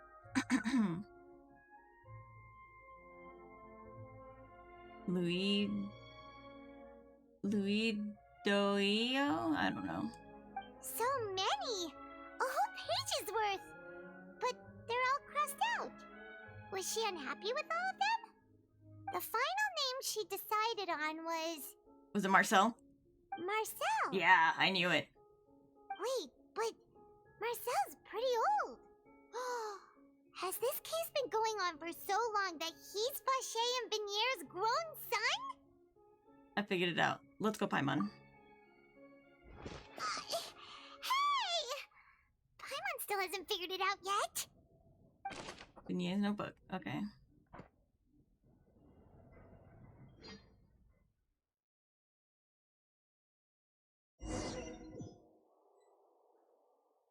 And whose image do you see, Marcel? Is it a man named Vache? Huh. Oh, so you do know that name. I'm merely surprised you'd suddenly say the name of someone I've never even heard of. I was waiting for you to say that. Navia! We're back! As expected of my partner. I just knew you'd return in the nick of time. Just how often do you intend to flout the rules of this court? It's all right, Monsieur Nervalette. Given their confidence, I expect they've found the crucial evidence. You say you've never heard of Vache? Vinier's notebook. Yeah. But the truth of it, Marcel, is that you've always been Vache. Is this the Phoenix Wright section? Look for evidence and yell objection?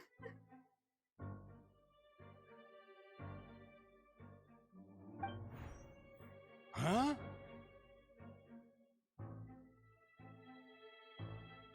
We've investigated your lair and we already know everything!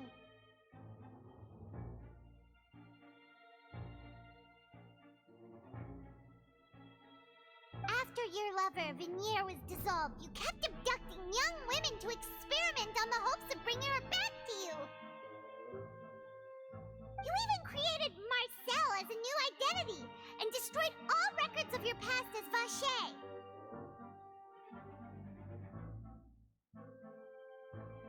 So that's it. Even the villains in opera performances rarely go that far. And with that, Marcel's motive has now been established. This information regarding your past also dismantles your prior timing defense.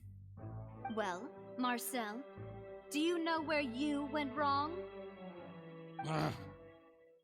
You fixated your gaze on the lover that passed away, instead of paying attention to the living people around you. So, you never noticed how we changed, or how we grew as individuals. You also never understood Boss's real expectations for his daughter. Or our determination to see things through. Your determination. Mr. Marcel, please speak up now if you would like to defend yourself. Otherwise, the trial will move on to the next stage. Do you really think I wanted to do any of this? Pay attention to you? What for? Have you ever paid attention to me? ever empathized with my pain, ever known how it feels to watch the love of your life dissolve right in front of your eyes. No one helped me. No one even believed me. All those decades ago, even the officers from the Maison Gardiennage were laughing at me. They said there's no way a human being can turn into water. So I must have gone mad from grief. Vignier's death was brushed away by all of you as if it didn't matter at all. Well, now you know, don't you? Ha! Well, it's too late now. All those who were dissolved are gone forever. You only have yourselves to blame. You set up this ornate opera house in pursuit of your so-called justice, your beloved drama, while turning a blind eye to the suffering of the people. Vignier is dead. We promised each other that we would always be together. Wherever she goes, I will follow. Oh, I was gonna say, can't he just turn himself into water? I was like, oh right, he's from Shania. But I'm not from this blasted place, so I can't be dissolved, no matter what I do. Oh. Hey, is that water from the primordial sea that he's drinking? Goodness gracious. I can't dissolve! Can't dissolve! Can't dissolve! Oh my god. Only people from this place can be water? Yeah. The waters from the primordial sea only affect people who are born in Fontaine and will turn them into water. But if you're not from Fontaine, it just makes you kind of like hallucinate and be a little crazy. Do you all see? I can't go! I can't follow! So if I can't go where she is, what choice do I have but to try to bring her back?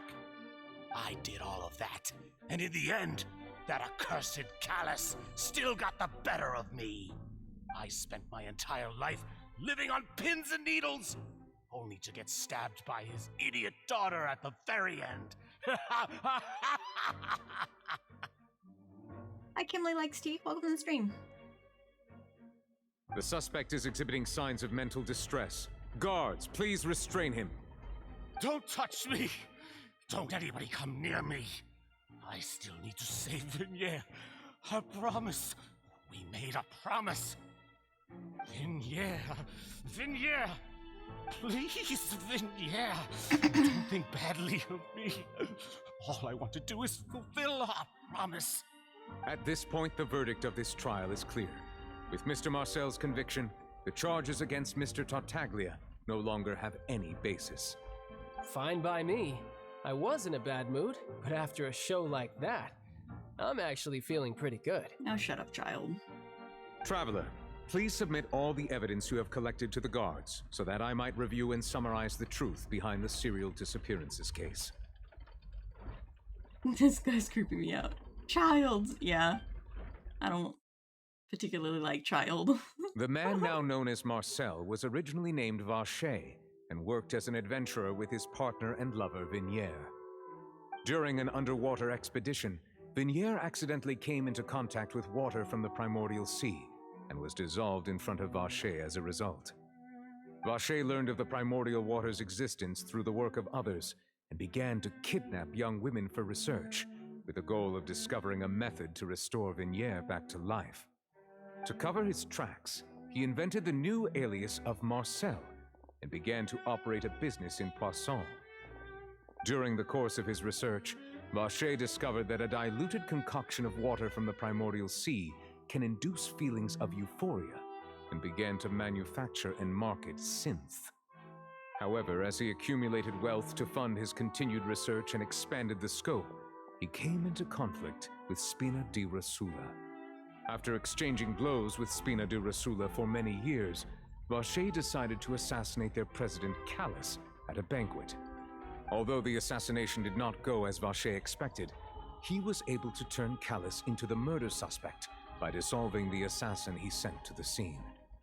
And just recently, Vacher attempted to frame Linny as the culprit of the serial disappearances case, using a similar method. However, his attempt to frame Linny failed, and the power of water from the primordial sea became public knowledge. this case also exposed enough of Vache's machinations that he was eventually successfully charged in court.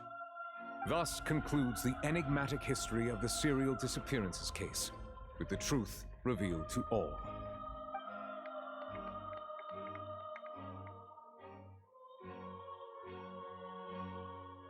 The Oratrice will now deliver the final verdict regarding the charges against Mr. Vache.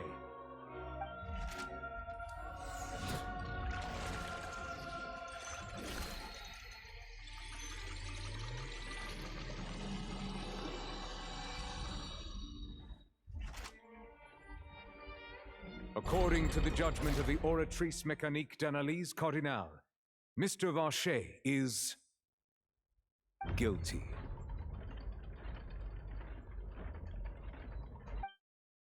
Yep. Guards! Take Vache away. Good. It's what he deserves. With that, the serial disappearances case is over now. We really just witnessed history. Who would have thought the true culprit would be such a polite and well-spoken guy? Yippee! We helped Navia bring the bad guy to justice! He's hurt so many innocent people and now he's finally getting what he deserves! Make him sashay away. They spelled guards wrong, or was that someone's name? No, it's just the way they say guard in Fontaine. Guards whack him in the pee-pee. Huh? Are you okay? Navia. You did it. Mademoiselle, you were absolutely brilliant. The day our late boss had always hoped for has finally come. You can rest easy now, knowing justice has been served. Yeah. Yeah. It's finally over. It's all thanks to you guys. And my partner. See, Papa? Spina di Rosula's still doing well with me at the helm. Well now, hasn't this been a most delicious piece of drama? The villain has been caught, justice has been served, past wrongs have been righted, and it's a big ol' happy ending. Since it's been such a great show, I'll just let the false accusations against me slide. Either way, I've still got some business to attend to, so if you'll excuse me... My god, child. Oh my god, yeah. I'm just like, child, please, shut up. Please wait just one moment, Mr. Tartaglia. Ugh, what now? None of this has anything to do with me. According to court protocol, since this trial was initiated due to a charge against you, a verdict must also be made regarding the initial charge before the trial can conclude. Oh, come on. Is this really necessary? Haven't you already caught the real criminal? Isn't it time for side characters like me to exit stage left? Please respect the laws of Fontaine. This has always been the rule. Watch, it charges him as guilty. That would be so funny. All right, but this sure is a lot of hassle. All I need to do is stand over there, right? Let's just get this over with. Through evidence presented in the public trial that was just held, it has been established that Mr. Tartaglia has no direct connection to the serial disappearances case. The guilty party has been identified, and thus it is logical to suppose Mr. Tartaglia is innocent of the charges. We now turn to the Oratrice Mécanique d'Analyse Cardinale to render the final verdict on the charges. Guilty. According to the judgment of the Oratrice Mécanique d'Analyse Cardinale, Mr. Tartaglia is... guilty. Guilty.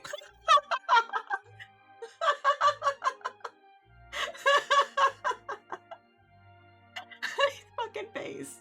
Eat it. What? Of course he is. Child gonna be guilty. The old man can't lure people away. Hey! That's not funny!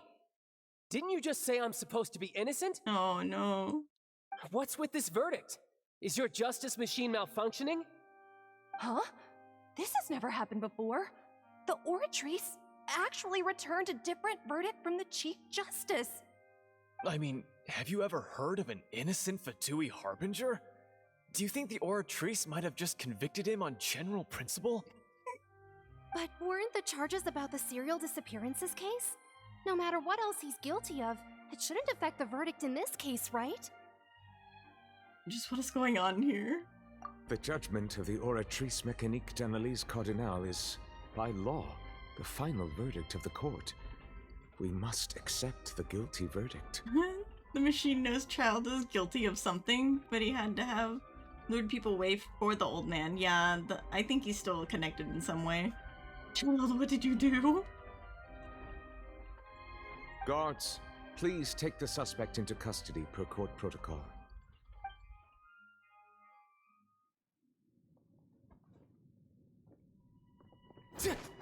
Oh, there he goes. So this is how justice is done in Fontaine. What a joke. You've got your rules. Well, I've got mine too!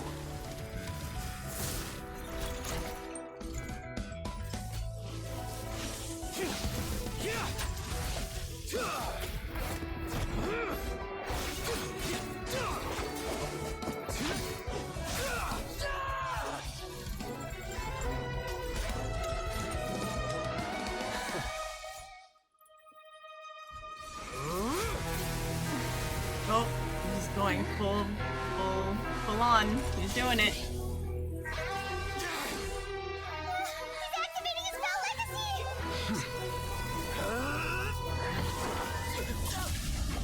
Nivelette's like, I don't fucking think so. Not in my court, son. I am sorry.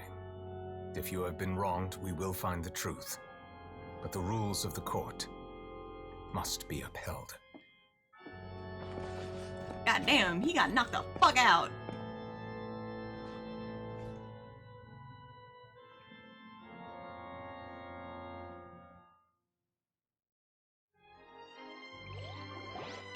You're being a big dumbhead. Monsieur Novelette, what's going on? Shouldn't they have been cleared already? Oh, Hot Child is out to play. Nani? Oh my goodness. Apologies. This is also the first time I've encountered such a situation. However, according to the rules established at the conception of Fontaine's court system, the Oratrice's judgment is the final verdict of the court. How are they gonna do my boy like that? Okay, but why is the judge also hot?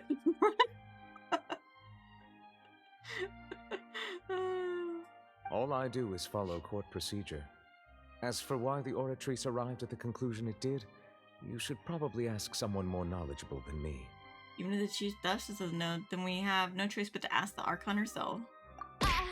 Why are you looking at me? I had nothing to do with it! Oh, angry are we? I don't know what happened there either. Hey, stop staring at me! Hi, Hopeful. Welcome to the stream. What does Lady Farina mean by that? She says she has no idea either, but that's impossible.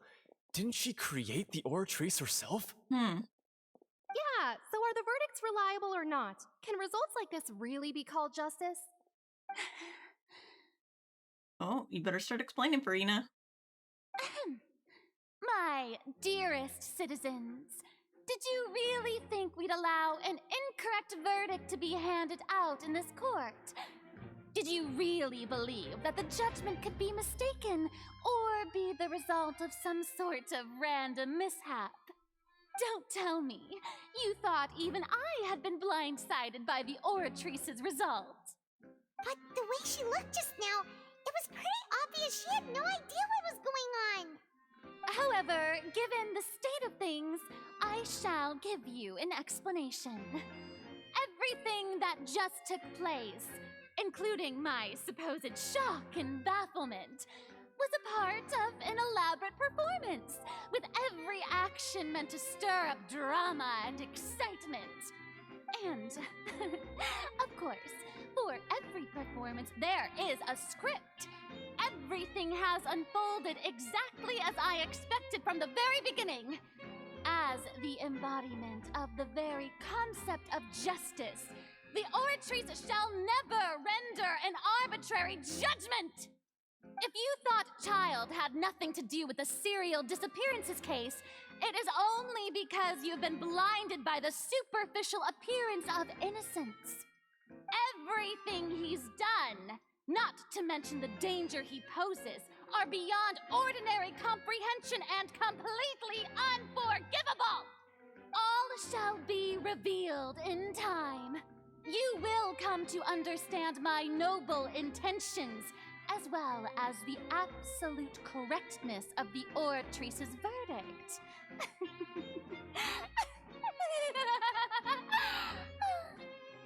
Now, having said that, although I hate to leave things hanging in suspense, it is now time for this performance to end. As the lead actress, I shall be the first to take my leave. Toodaloo! So she chose to make her escape after all, did she? So you're saying we shouldn't put much stock into what she just said? She probably just put on that performance to save face. As for the truth, it's unlikely that she actually has any idea. Can a chunkless slap this lying puta, please? Oh my goodness. Way to pull the rug out from under her. However, please be assured that I will continue to investigate this case in a personal capacity. Just as I promised, if the judgment has been incorrect, we will do our utmost to clear his name. All right. Even though we feel pretty badly for him, we'll take your word for it for now. After all, he's done plenty of bad stuff, so he should have known he'd go to prison someday, right?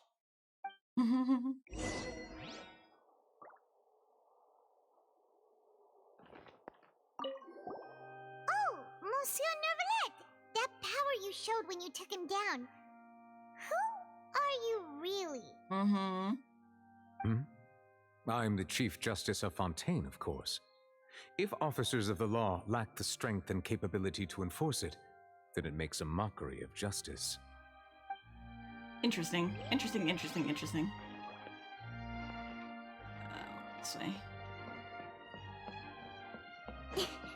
Oh, we need to go the other way. This way.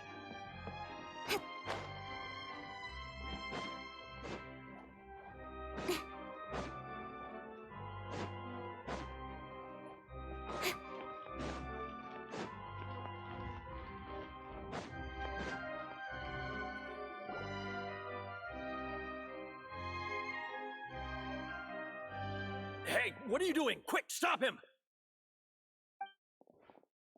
Traveler! Hey! Traveler! Yes? Marcel! What are you doing over here? Stop resisting arrest! Cease, or we'll add another charge to the list. No, wait! I just want to ask the Traveler something. I'm not looking to run away. Please, just let me ask this one small thing.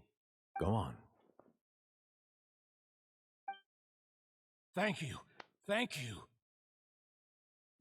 I was being led away when I finally realized something. Where did you first hear the name Vacher? I erased all records of that name. So, unless... Are you still trying to prove your innocence? Give it up. You've already been convicted. Yes, I met her. Really? You did? You're sure? You met her? But how could that be? How did you manage to do it? It was around the Fountain of Lucine. The Fountain of Lucine? Then she's been so close to me all along. And I just never... Please give me a chance to talk to her again. Just let the Traveler take me to the fountain to see her one last time. This is the last request I'll ever make in my life. You can do whatever you want to me afterwards. I don't care. What? Give an inch and you want to take a mile? Do you think serial killers get to make requests like that? Paimon agrees. Why should we give him what he wants when he's only done a ton of super terrible things? This request, is it worth as much to you as your life? Of course! Wait, no. It's worth even more than my life. Humans. Will they betray the instinct to live just to satisfy spiritual needs? So he's not human. Very well. I will grant your request. Okay. Your Honor, I fear that... I will go with him. You do not need to worry about any escape. In that case, I shall leave him in your most capable hands, Chief Justice. Thank you. Thank you, Your Honor. Okay. Bring Marcel to the Fountain Plaza. Okay. Which is... Where am I? Oh, it's right outside? Yeah, it's right outside, I think. If I remember correctly. I could be wrong.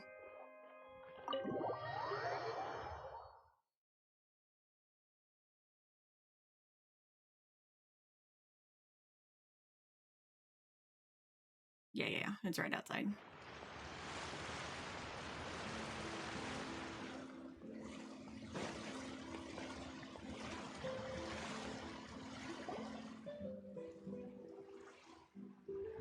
Is this the place? You said she's here, but what do I need to do to see her? Back then, I drank water from the primordial sea. It heightened my senses to the sensitivity to the Hydra element. Yeah, and even Paimon could hear her after drinking that thing. Didn't you just drink a lot of it on the stage as well? Oh, in that case... Vache! Ah! Yes, that's it! So you heard it too! Vinier, it's me! It's me, Vache! Vache? Vache? I'm here! I'm here! Where are you, Vinier? I'm coming for you. I'm finally here for you. Watch him jump into the water. Kill him! Oh no, Picasso. Hey, wait! Be careful! Hey, wait! He's gonna drown himself. Vinier, is that you? It's me, Vache! Vinier! I thought he was swimming in the water. Vache?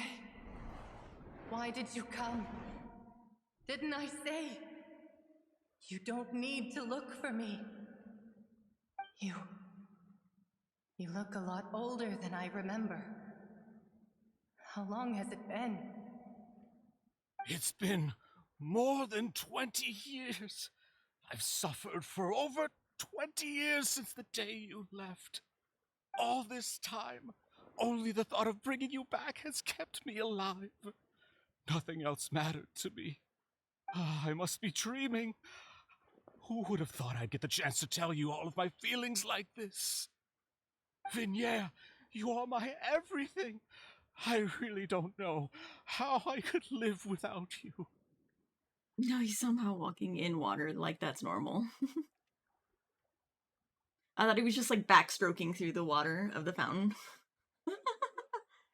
But Vache, if you ask me, this world would be better off without you.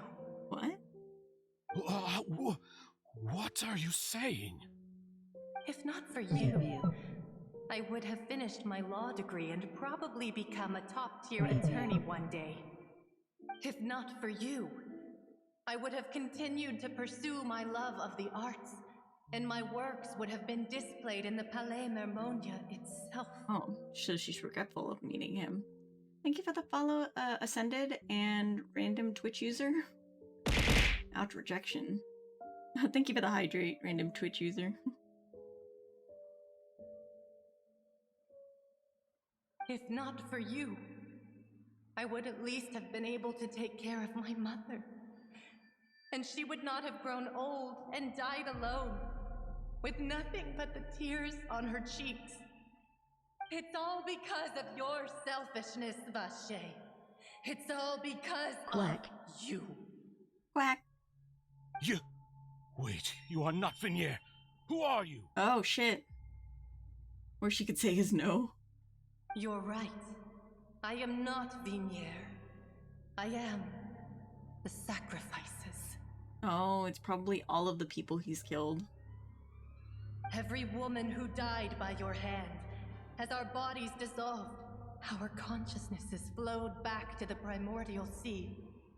Our thoughts circulated endlessly within the primordial sea, and we were no longer individuals, but we became one, just as streams of water come together in the sea. I'm Cressy. I'm Lemony. I'm Azine. The only one I am not is Vinier. Why? But then... Where is Vignier? She doesn't want to see you anymore. Every tendril of her consciousness is avoiding you. This is what you get for your selfishness. Your selfishness robbed us of our lives and our futures.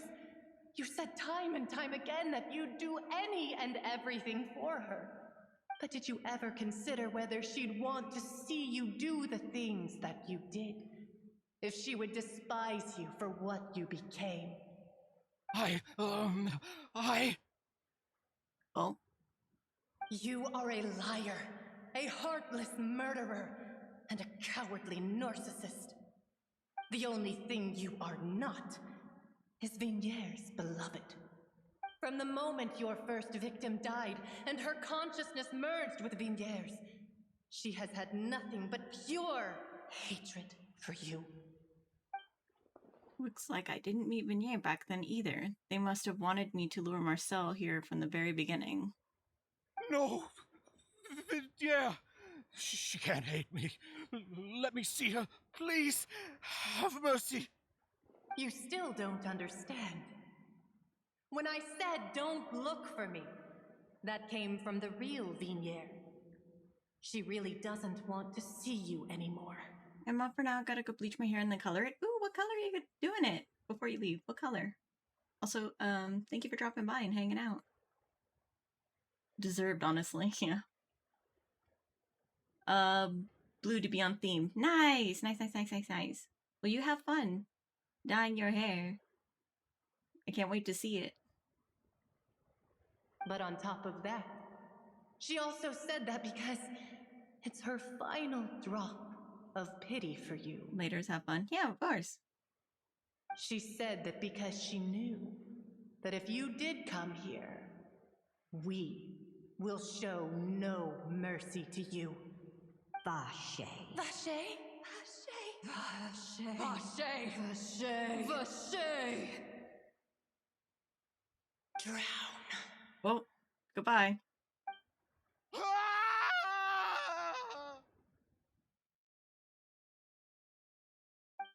Later, the guards find the culprit of the serial disappearance of young Marcel appear to have lost his soul. Oh man, I didn't get to read that. They always make it so fast. What did you get for murdering those chicks? Yeah, exactly.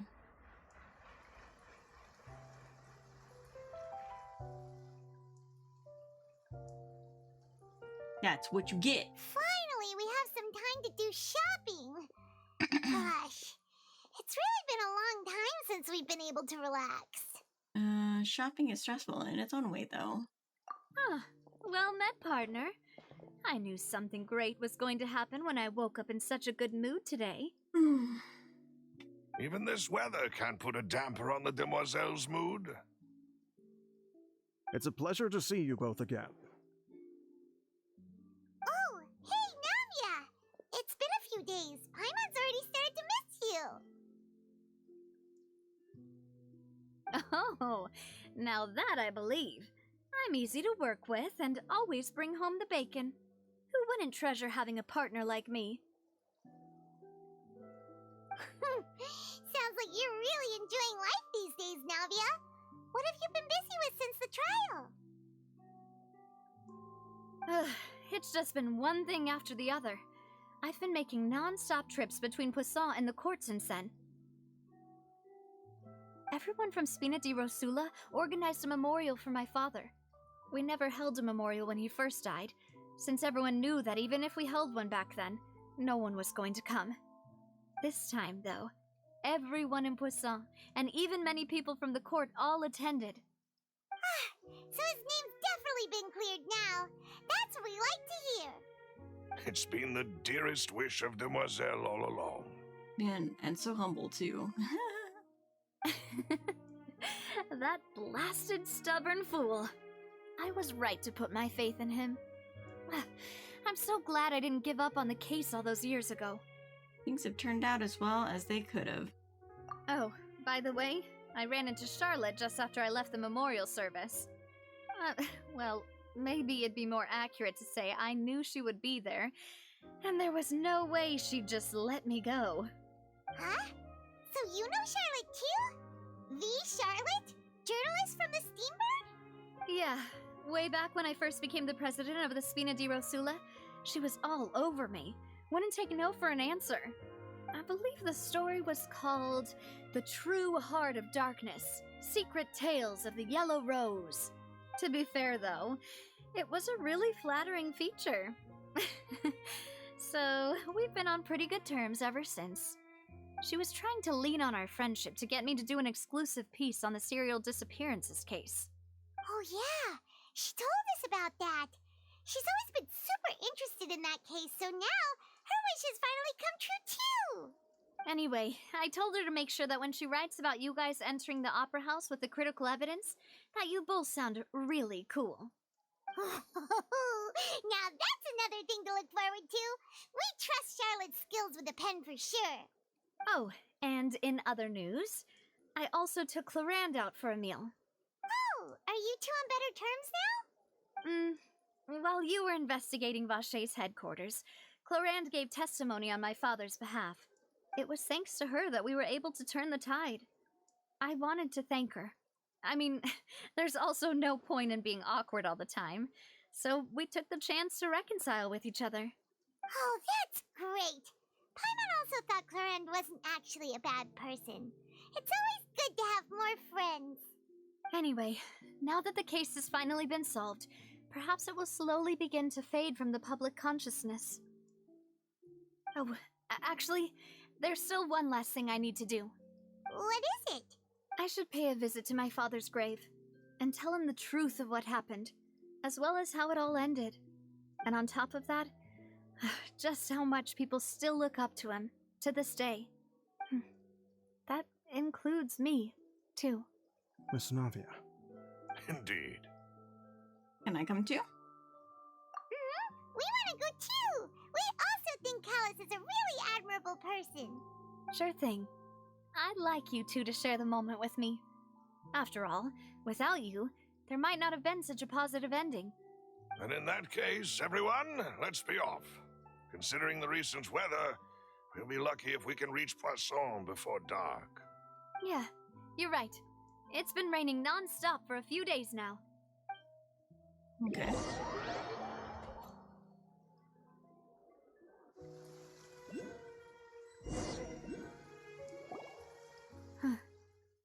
This is where my father's grave is.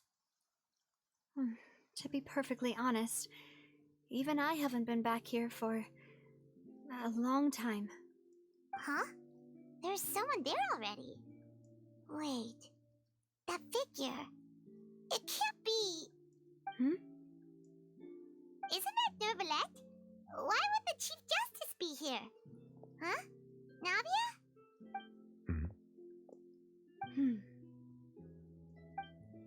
My apologies. I should have asked before coming to pay my respects. Don't say that. Sorry about that. Oh, I was trying to say there's no need for you to apologize.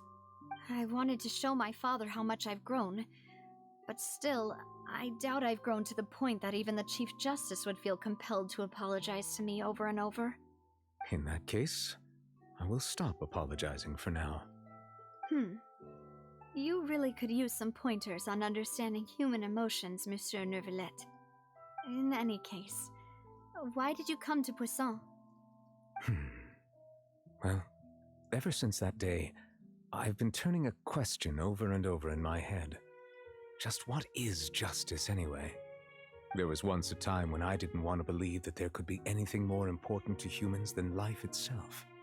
Oh, rather than that, it's probably more truthful to say I didn't believe humans were capable of resisting the most basic instinct of living things. That they could rebel against their own nature, or consider certain things to be more important than their own lives. Which is also why I didn't stop your father from beginning that fateful duel. I believed that a truly innocent man would never throw away his life like that. That there was nothing, should have been nothing more important than one's own continued survival. But Mr. Callus proved me utterly and decisively wrong. If not for his sacrifice, the serial disappearances case would have remained unsolved to this day. Mr. Callus made the choice he did for his daughter, were his associates, and for many people completely unrelated to him. And in the end, from a certain perspective, one could say that he did it all for the sake of justice. A justice that's higher than life itself. So, you asked me why I came here. I just wanted to say my apologies to Mr. Callis in person. I should have noticed all of this much sooner. This regret has filled me with a sadness that has haunted me for days. That high and mighty chair in the opera Epiclese indeed insulates one from many important things. Spina di Rosula, thank you so much for your hard work and perseverance. I'm sorry for being mad at you before. So, you're actually one of those types that's cold on the outside, but pretty thoughtful on the inside, huh? That reminds me of Silver, one of my guys. Sorry about that. Self-expression is not one of my strong suits. Didn't I just say you don't need to apologize? Ah, so Navia and Neuvillette seem to have made their peace as well. Let's not disturb them for now. We can wait till after they're done. Navia and Neuvillette, you pay your respects to Callus.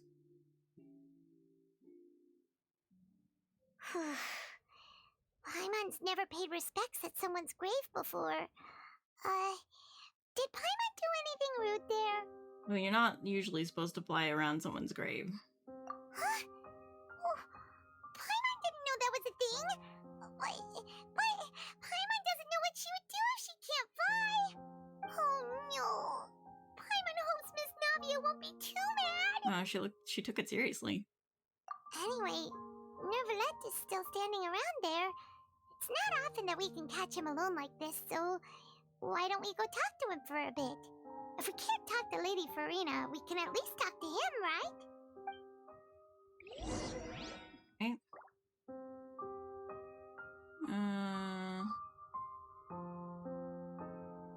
Where am I anyway?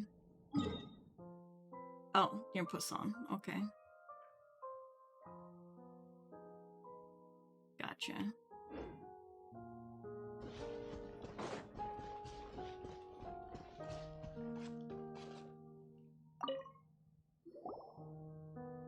Oh, it's you two. Did Miss Navia invite you to come pay your respects to her father? New canon, Paimon's dumb legs are non-functional because they always fly. I mean, it would make sense, actually, that she would be very weak in the legs if she was constantly flying all the time. We ran into Navia on the streets today, so we just followed her here. I see. Then is there something that I can help you with? Well, it's pretty hard to run into you like this since you're usually super busy. So we figured we could try to ask you a few questions, if that's okay. Please feel free. Though outsiders, you helped us solve one of the greatest mysteries in Fontaine, and it would be my pleasure to return the favor. Oh, okay. I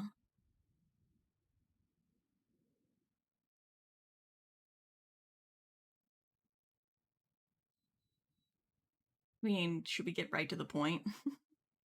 Let's talk a little bit before we get right to the point. Let's beat around the bush, if you will. So, at court, the bad guys referred to that special water as water from the primordial sea, but what is it really?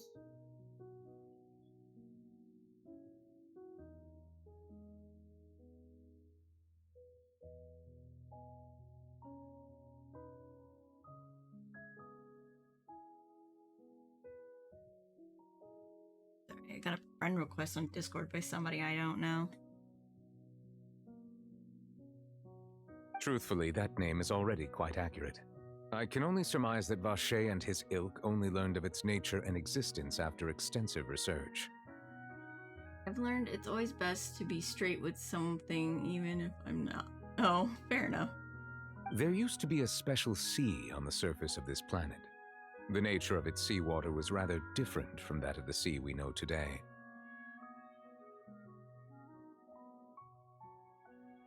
Most of Tevat's life forms were first born in that special sea.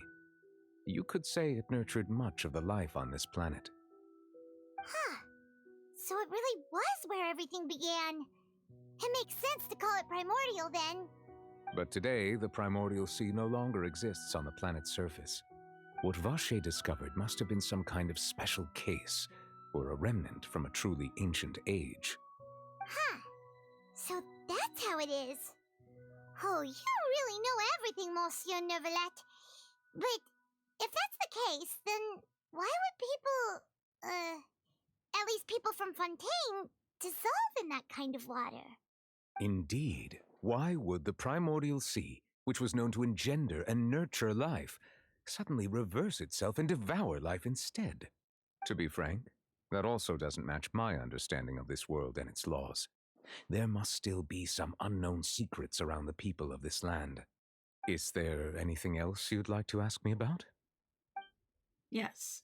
Prophecy that has been circulating around Fontaine. That the sea levels will rise and everyone will be dissolved in water, leaving Farina crying alone on her throne, but the sins of the people will be finally washed away for good. Does that appropriately summarize the version you've heard? That's right! It was Linny that told us back then. And that about covers all the main points. Yes, up to the present, I think we reached a point where we have no choice but to confront this prophecy directly. Rumors have it that this prophecy is rooted in the last words the former Hydro Archon left to the world before she passed away. A prophecy? Of the former Hydro Archon? Wow. This is the first time that we've ever heard of it. Why does the water dissolve people? A wizard did it. Oh my goodness. 2 parts of the prophecy have already proven correct. The rising sea levels and the ability of the people of Fontaine to be dissolved. We should be more vigilant and stay on the watch for further signs. Speaking of the prophecy, Farina has also always taken it quite seriously. Indeed, she has been collecting information and intelligence from across Tevat for this purpose. If the rumors were true, then perhaps this prophecy is the conundrum left to Farina by her predecessor. But with Farina being the way she is, can we really trust her to solve it? Is there anything else you'd like to ask me about? Yes, I guess we'll ask about Child now. My apologies. My investigation has still not reached its conclusion. Okay. However, I still believe the judgment of the Oratrice was not rendered arbitrarily. But you also said you thought he was innocent. For many years, I have been quite aware that the Oratrice does not simply mechanically repeat the verdict that I give on each case. As a divinely created mechanism, the people's unified faith in the concept of justice is integrated into it. Not only can it produce the incredible power of indemnitium, but it likely also possesses other traits, such as self-awareness. Which is all to say, I have been prepared for a situation like this for a long time. Huh. So when Linny told us that he heard a human voice from the room where the Oratrice's core is stored... I was not aware such a thing had occurred. Perhaps that could serve to prove my conjecture. I will add that to the list of items to investigate. In any case, I am inclined to believe that the Oratrice does have a methodology all its own. We just do not have enough information. Based on Farina's reaction, I doubt even she had any idea what was going on. She managed to bluff her way through it, though, with her time-tested twin tricks of bravado and drama. While we do intend to get to the bottom of this, for now, we regret to say that the Fatui Harbinger will just have to bide his time in the fortress of Neverheed. If we did incorrectly convict him of crimes he did not commit, we will most certainly compensate him to the fullest extent allowed by the law. If you ask Paimon, the only compensation he'll want is a no-holds-barred fight with you. Is there anything else you'd like to ask me about? Before we ask about my sibling, I get a snack, stretch, hydrate, and posture check. Thank you, TV, for all of that. Stretch.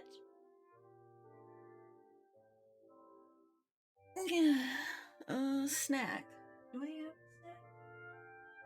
Not quite. I just have an energy bar and a chocolate heart with caramel in it. So I guess I'll eat the chocolate heart. Because if I eat too much energy, then I will certainly be too hyperactive for the world. Yeah.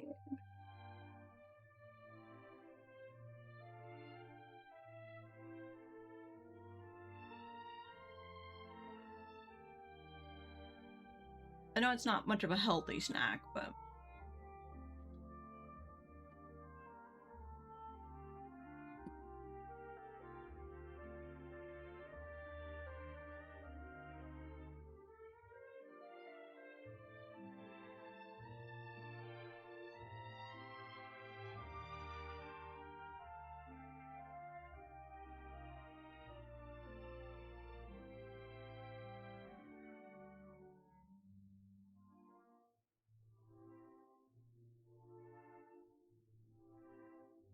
oh, I have glasses. You haven't seen this one yet? Yeah, I have glasses now. It's a very new thing I just put on my model. I heard rumbling outside.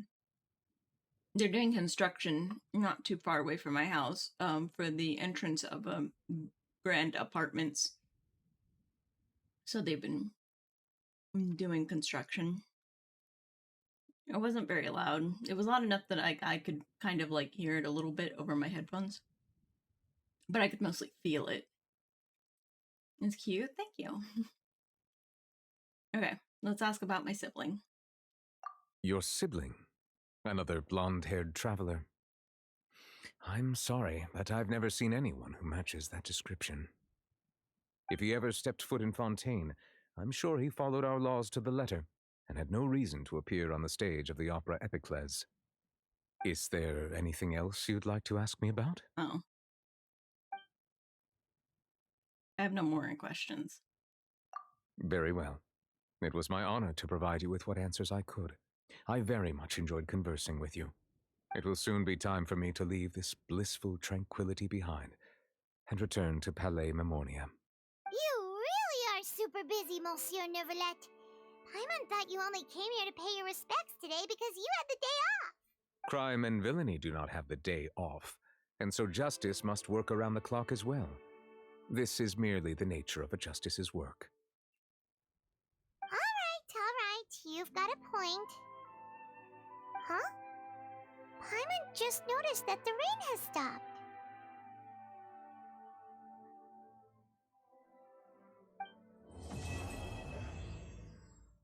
Yeah! Perfect timing, because it's been 4 hours. Wait, so the main story is still looking for the twin. They still haven't done anything with that? I mean, they have a little bit. They have a little bit. They have revealed that your twin is the prince of the Abyss Order. I think this is pushing it. So they are on the opposite side. So they're working for the enemy. And you don't know why. But he said that once our adventure has come to an end, that we will understand. So we've seen him. We've seen our twin. But we lost him again. And Dainsleif knows something about it because Dainsleif was his travel partner for a while. But Dainsleif has been tight-lipped about his time with Year's twin. So yeah, we do know something about our twin, but we are still trying to figure out like what's going on with him or where he might be. Okay. Where is the... I guess it would be here. Where is the guild? Adventurers Guild. Okay, let's go here.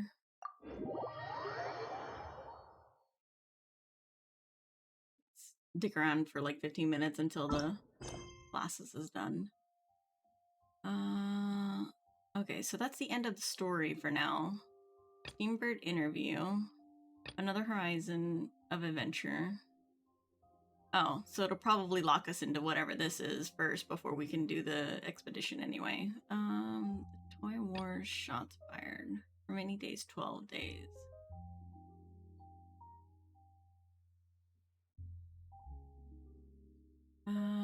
we'll check that out after we check In out the adventuring, Adventurers as in Guild. business, you always have to seize the opportunity while it's there. Ad Astra Abyssos, welcome to the Adventurers Guild. Is there something I can help you with? It's Catherine, again. This one must be a puppet too. Perhaps. Is there something I can help you with? Or are you looking to take on a commission or send one out? I'm just taking a look. I see. If you run into any guild-related issues, you can come and ask me. I will provide the utmost service for you and answer all answerable questions. Then we thank you for your contributions to the guild, adventurer. We wish you smooth travels. Okay. Ad Astra Abyssosk. Okay, let's do our...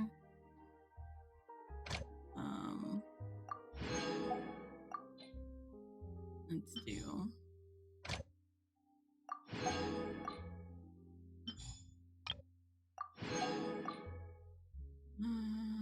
oh, who did I have just now? Probably Noelle. Cookie. And, Farzan. Fontaine, Tidalga.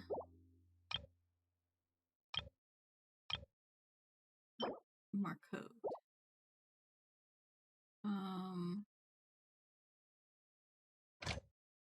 Let me recall this really quick and see what Fontaine says. Oh, I don't have anybody from Fontaine. Interesting. I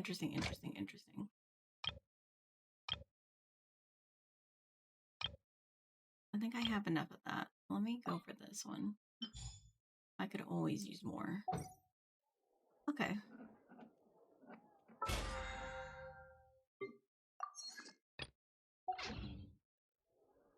Let's see here. Commissions. Oh, I can do commissions in Fontaine. I have it on Inazuma because I'm still having to do daily quest locked commissions, but they have not shown up for me ever. Let's go. Which sucks. Alright. Let's see, what else do we got here? What is this? Okay.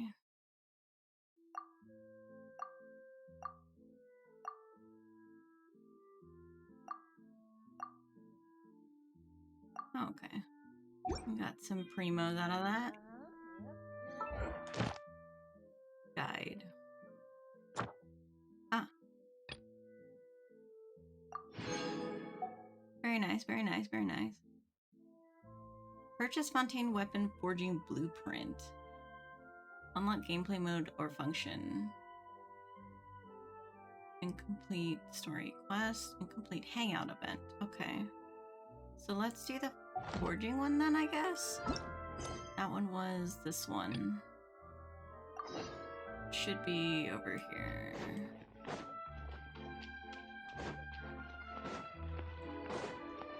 Ash has 2 lenses on their glasses, but only needs 1. Monocle and mustache Ash when.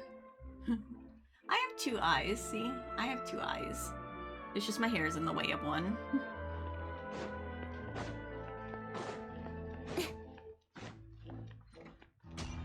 Oh, you. Okay. Let's ask you what's going on. There's still room for improvement here. The hammering forest still isn't quite right. The materials used are all the same, so this is due to the difference in forging methods. One where the harder material is made into outer layer, and one where it becomes the inner layer instead. If that's the case, should the corresponding force be preset, or should I make an adaptive mechanism that sets the force based on forging method instead? Huh, you know, this machine really is fascinating up close. The way it just clangs on the metal by itself. At this rate, it feels like you won't even need a blacksmith at all. Haha, the machine isn't smart enough to not need a blacksmith yet. When you need to make something, there are still countless little details that need to be tuned, and the tempering and polishing need to be done manually as well. However, one day, I will turn it into a fully automated forge. Anyway, do you have a commission for me? Hinges on how well the auto smith can perform. And I gotta show you what I've got. So you're the blacksmith too, not just the boss? That's right, I wear both hats, wield both hammers, however you want to put it. Surprised, huh? People who find out about me for the first time all end up making the expression you're making right now. There are solid chunks of muscle on her arms. She's even leaner than the average person. Yeah, that's right. Can someone like that really work as a blacksmith? Those aren't Paimon's thoughts. Paimon just continued your hypothetical conversation without even realizing it. No offense taken. Truth be told, letting someone else feeble in body as I serve as a blacksmith is the main point of this machine. Humans can use tools, and exquisitely designed tools can make the impossible possible. Some say that all the automated forging are hollow and soulless, but if you ask me, the machine is just as much of a tool as a regular smith's hammer. Really, I would love to see those smiths knock metal into shape with their bare hands. Anyway, I digress. I'll forge a razor-sharp sword for you right away. But it seems like I've run out of materials. Fears we've used up too much of our materials during the previous rounds of experiments. What should I do? Who knows, for the next phase, Paimon will pull off a mysterious lever. Once Paimon has done that, the forge will rattle and chime before transforming into a mobile mechanism that will leave this to seek material on its own. Automated material gathering machines feels like that would be a high demand design as well. But how shall they differentiate between different forms of matter? Could they perhaps use the external reflectivity of surfaces to judge the properties of an object? Miss Estelle? Apologies, I got distracted. As it stands, the Autosmith is just a hammering mechanism. It cannot transform nor roam on its own. All the materials it uses must be delivered by human beings. But if you're interested, you can also give me any spare materials you have collected. When one is testing and tuning their Autosmith, there is always a scarcity of resources. In return, let me offer you some designs from this workshop. I smell trade secrets. How should I put it? To me, what matters most is the product that is forged, but the tool used for forging. Letting the Autosmith work with different materials to procure more data sets will help machine create better products down the line. The design, contrarily, are of lesser importance. So we are interested in more than just forging materials. Feel free to bring over anything that you think might be useful. You aren't trying to scam us with some strange and useless design, are you? What if the next time we're back, we'll just find an empty shop with no sign of you, the Autosmith, or the materials we handed over to you? No, that would never happen. This counts as a long-term partnership. In such relationship, nothing is more important than trust. I will make sure that the design will be of the highest quality. Besides, even if I could run, it won't be easy for the Autosmith to sprout legs and follow. That's a fair point. That settles it then. I hope this partnership will benefit both of us. I'm looking forward to seeing what kind of materials you will bring to the forge. Okay. How do I... Oh, she's over here. I was like, what? Let's see.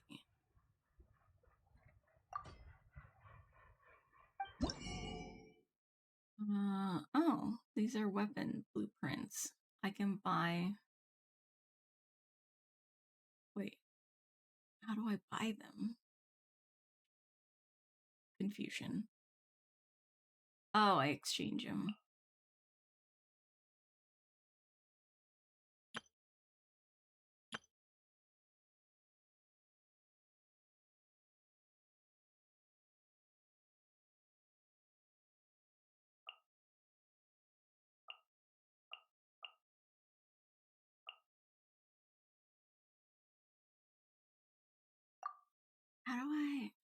How do I know how much I have? I need more of that, I guess? I don't know how much I need. Oh, I have 0. I need 10. Gotcha. Condense crystal. Oh. So they all need condensed crystal, which I don't have. And in Alina's surface. Okay.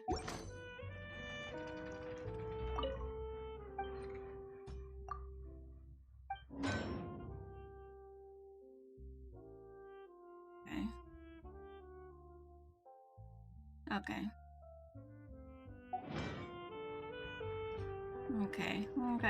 Okay. What's over here? Okay, so we unlocked that. So let's unlock this. Wherever that may be. That's over here.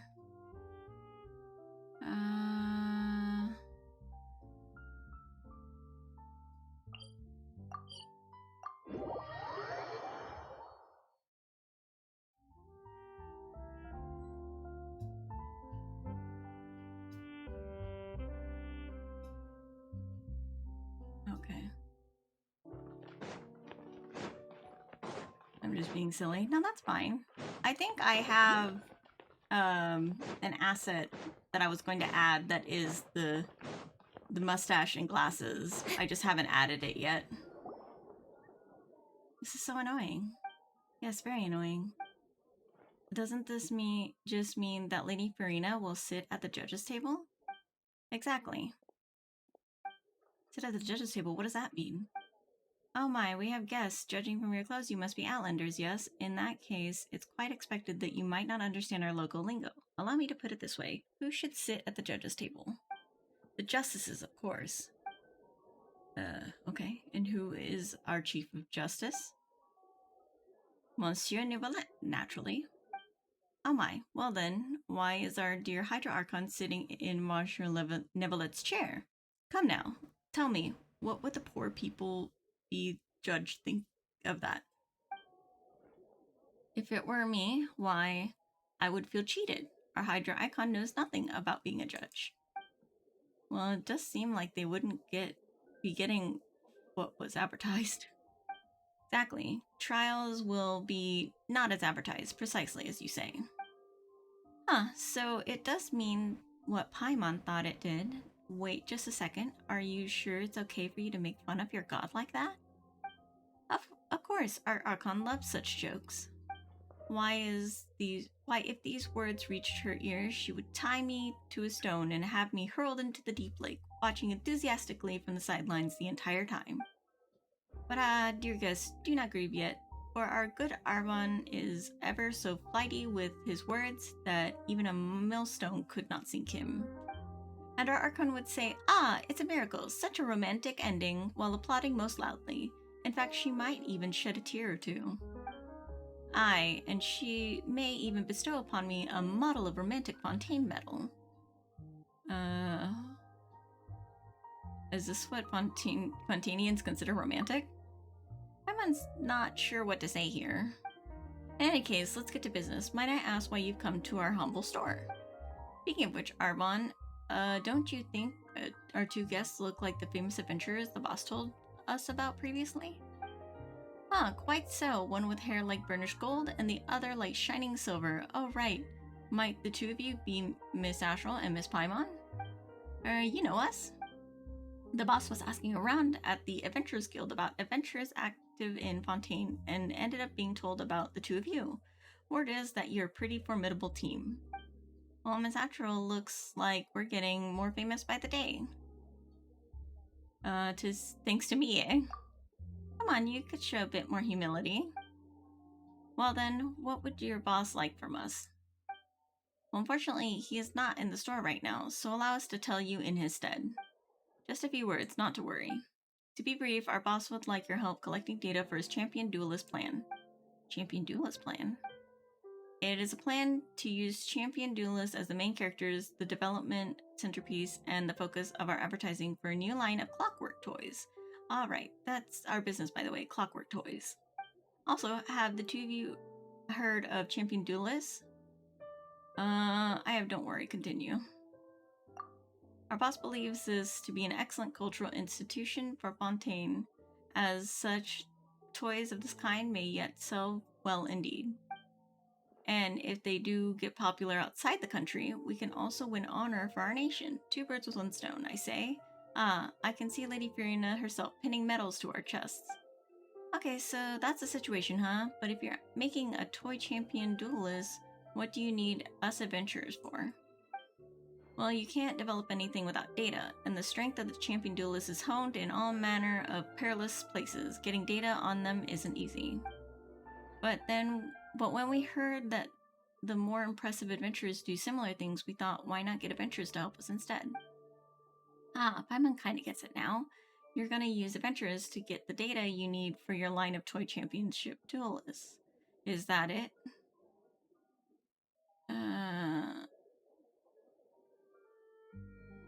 That's false advertising.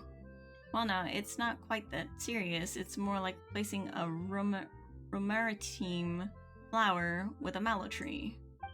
Or, you know, a wooden pillar with a stone one.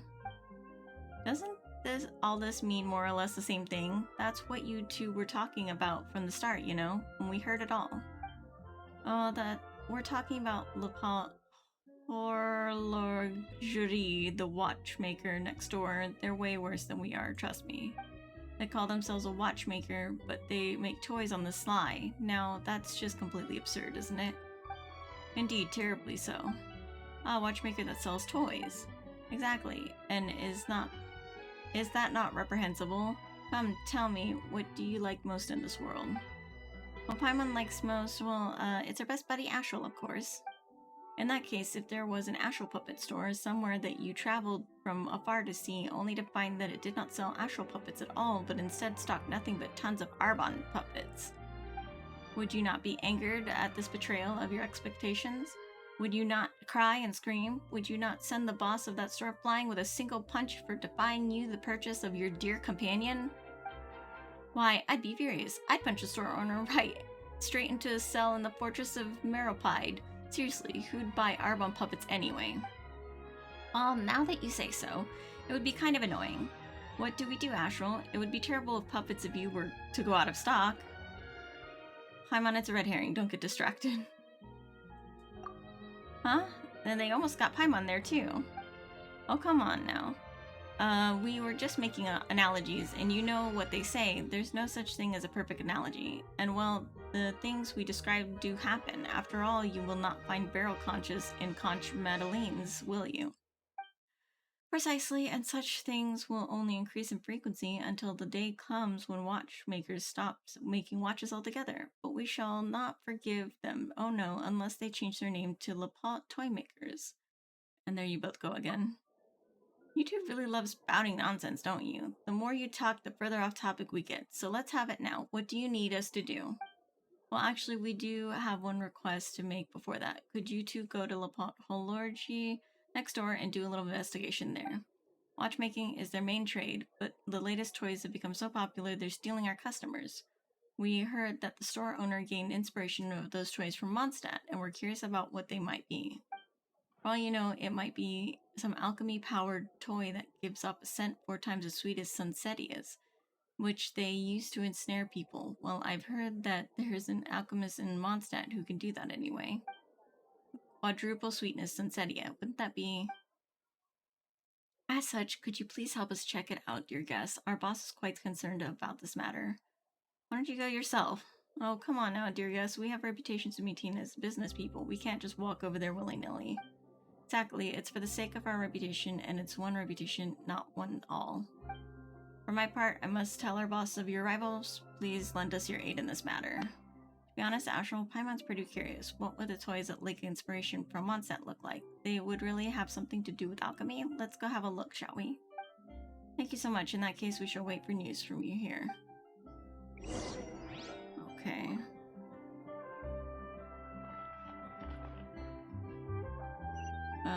Okay, so I'm gonna go over here. They said next door, but that's not next door. That's down the street.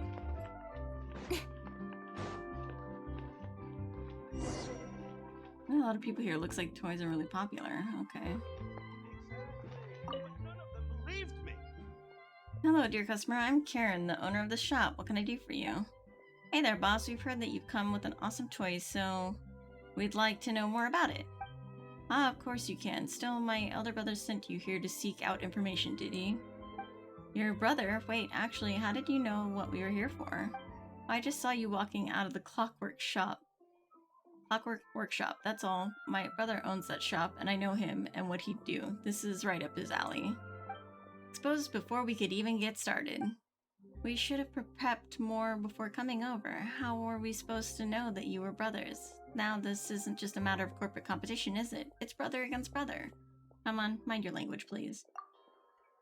Sorry, boss. Paimon's brain gears got stuck there for a minute. Don't worry, even the best made toys have components that will get stuck at some point. It's the same with people. You need to take good care of them.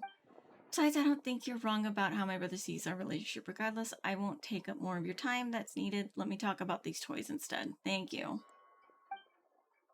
Are you sure this is okay? We're supposed to be secretly gathering intel. Such interesting thing to say, dear customer. Our store of real bread and butter is clocks, which we make using techniques handed down from generation to generation.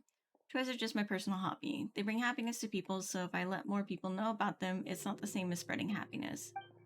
Wow, that's such a nice way of thinking about things. Hi, Armor Snake. Welcome to the stream.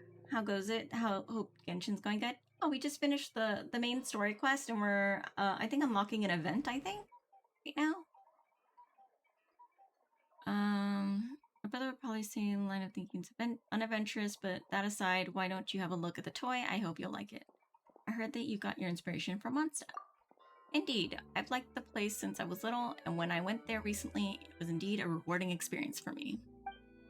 I incorporated the story of an adventurer I met there into the toy. But don't set your expectations too high. Our aim in the end is just a simple clockwork device. An adventure? So it's not a product of alchemy then? An alchemical toy? That sounds interesting, but this adventure made quite the impression. If there's time, I'll tell you a story. Would you like to try the toy out now? There's nothing quite like exercising it for yourself. We'd love to, but they're still waiting for our reply on the other end. We should go there first. Ash will then come right back. Paimon really wants to try this adventure toy right away. Oh my god. How long is this quest line? Alright then, remember you're always welcome here. What do you want? My name is Armand. Oh, I guess I can't talk to him yet.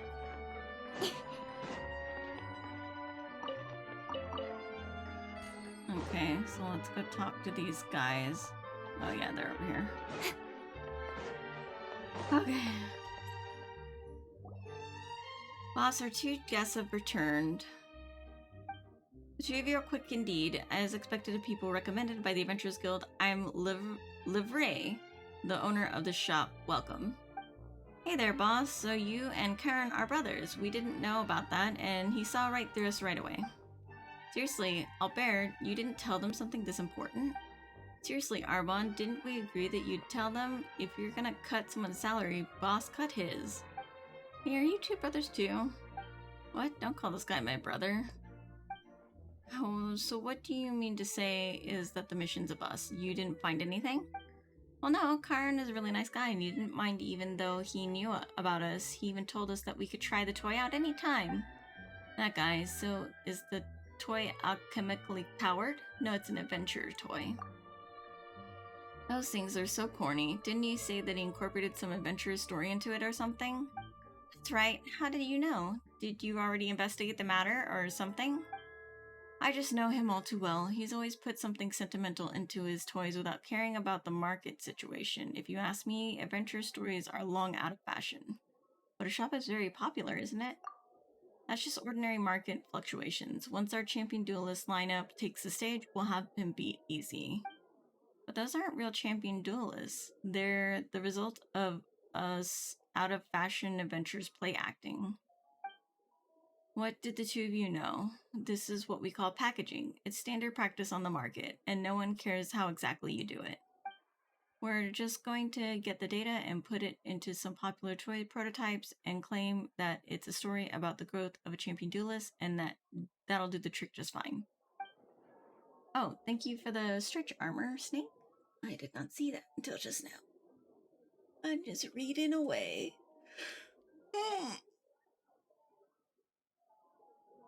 Okay. Really, that's it? Paimon feels like there's definitely be problems this way. It's fine if the story has issues. It's all about the gimmick. What would you think if I told you that Arbon and Albert are in fact ultra-realistic, ultra-high-quality puppets based on the theme of Devil Act? What? They're puppets? Can puppets look so real?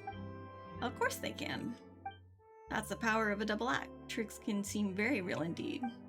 See that? That's the power of packaging. Even a gimmick can, when presented the right way, generate interest. So it was just a trick. You cheater. You couldn't be more different from your brother. That's his problem for not staying in his clockwork lane. If he wants to stick his nose into the toy-making business, it's my duty as his older brother to show him what's what. Quite the dab hand, aren't you? Thanks for the compliments. In that case, eyes up, you two. The data collection will be run by Arbon and Albert. Well, we're just gonna turn a blind eye to your brotherly conflict. Just don't skimp on our payments. Okay. Okay, so that unlocks it. Cool. I have 6.9k points. Nice. Nice, Blex.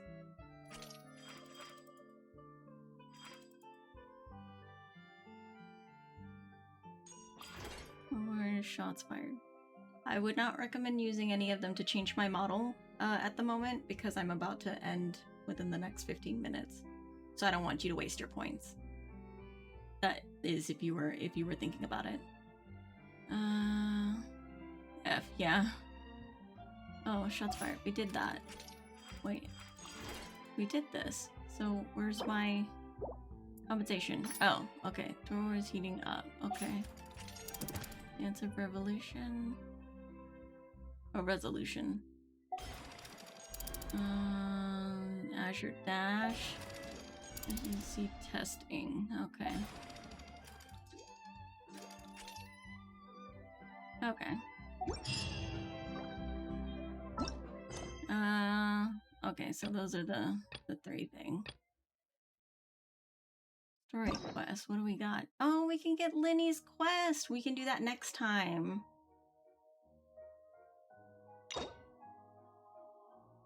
Okay, we'll wait to unlock it, because it'll put the quest in my quest line. And my quest log. Okay. We can do that next time. We can do Linny's quest. Cool, cool, cool. Alright.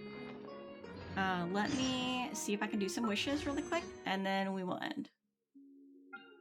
Let's try to get more Yalan. Let's go ahead and pull her. Nope, nothing. And then I think one. Yeah. Nothing. Okay. That was all I had. Yeah, that's all I have. Let me see. Shop. Is there anything that I can buy? Nope. Nope. Okay. Okay, talking. In adventuring, as in business, you always have to seize the opportunity while it's there. Okay. Achievements. Oh gosh, we got a lot of achievements.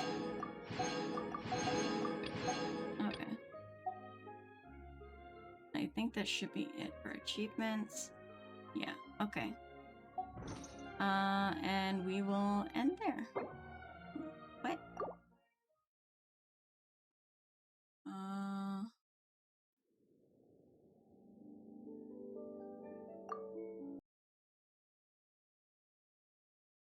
Okay.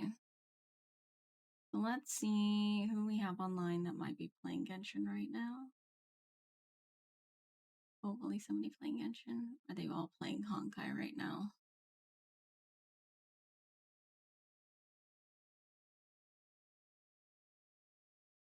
Yeah, looks like we got Honkai.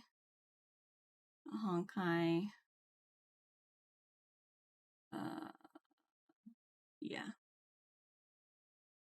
Or maybe we should rate somebody new. Let me see. Genshin. YouTuber.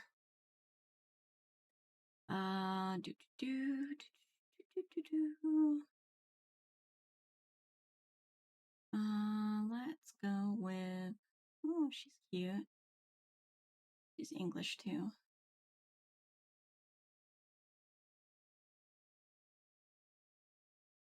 Yeah, let's go with her.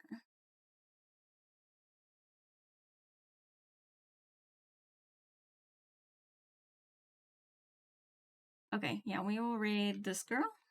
Hime Suki Sar. A very amazing streamer who's super cute and is streaming Genshin. Oh my goodness. If you say me, I swear to God. um okay. Let's raid her. Hime, Suki Sour. Or the lie though. Oh my gosh. I will be back later tonight at 7 p.m. Central Time for a rigging stream. Because I need some accountability while working on these rigs. But I will be back later tonight. Here is the raid message if you're subbed. Here's the raid message if you're not subbed. Or you can use any emotes that you would like. I don't mind. It's whatever you would like. But I will see you all later tonight. Bye-bye, everybody. Bye-bye. Bye-bye, bye-bye, bye-bye, bye-bye.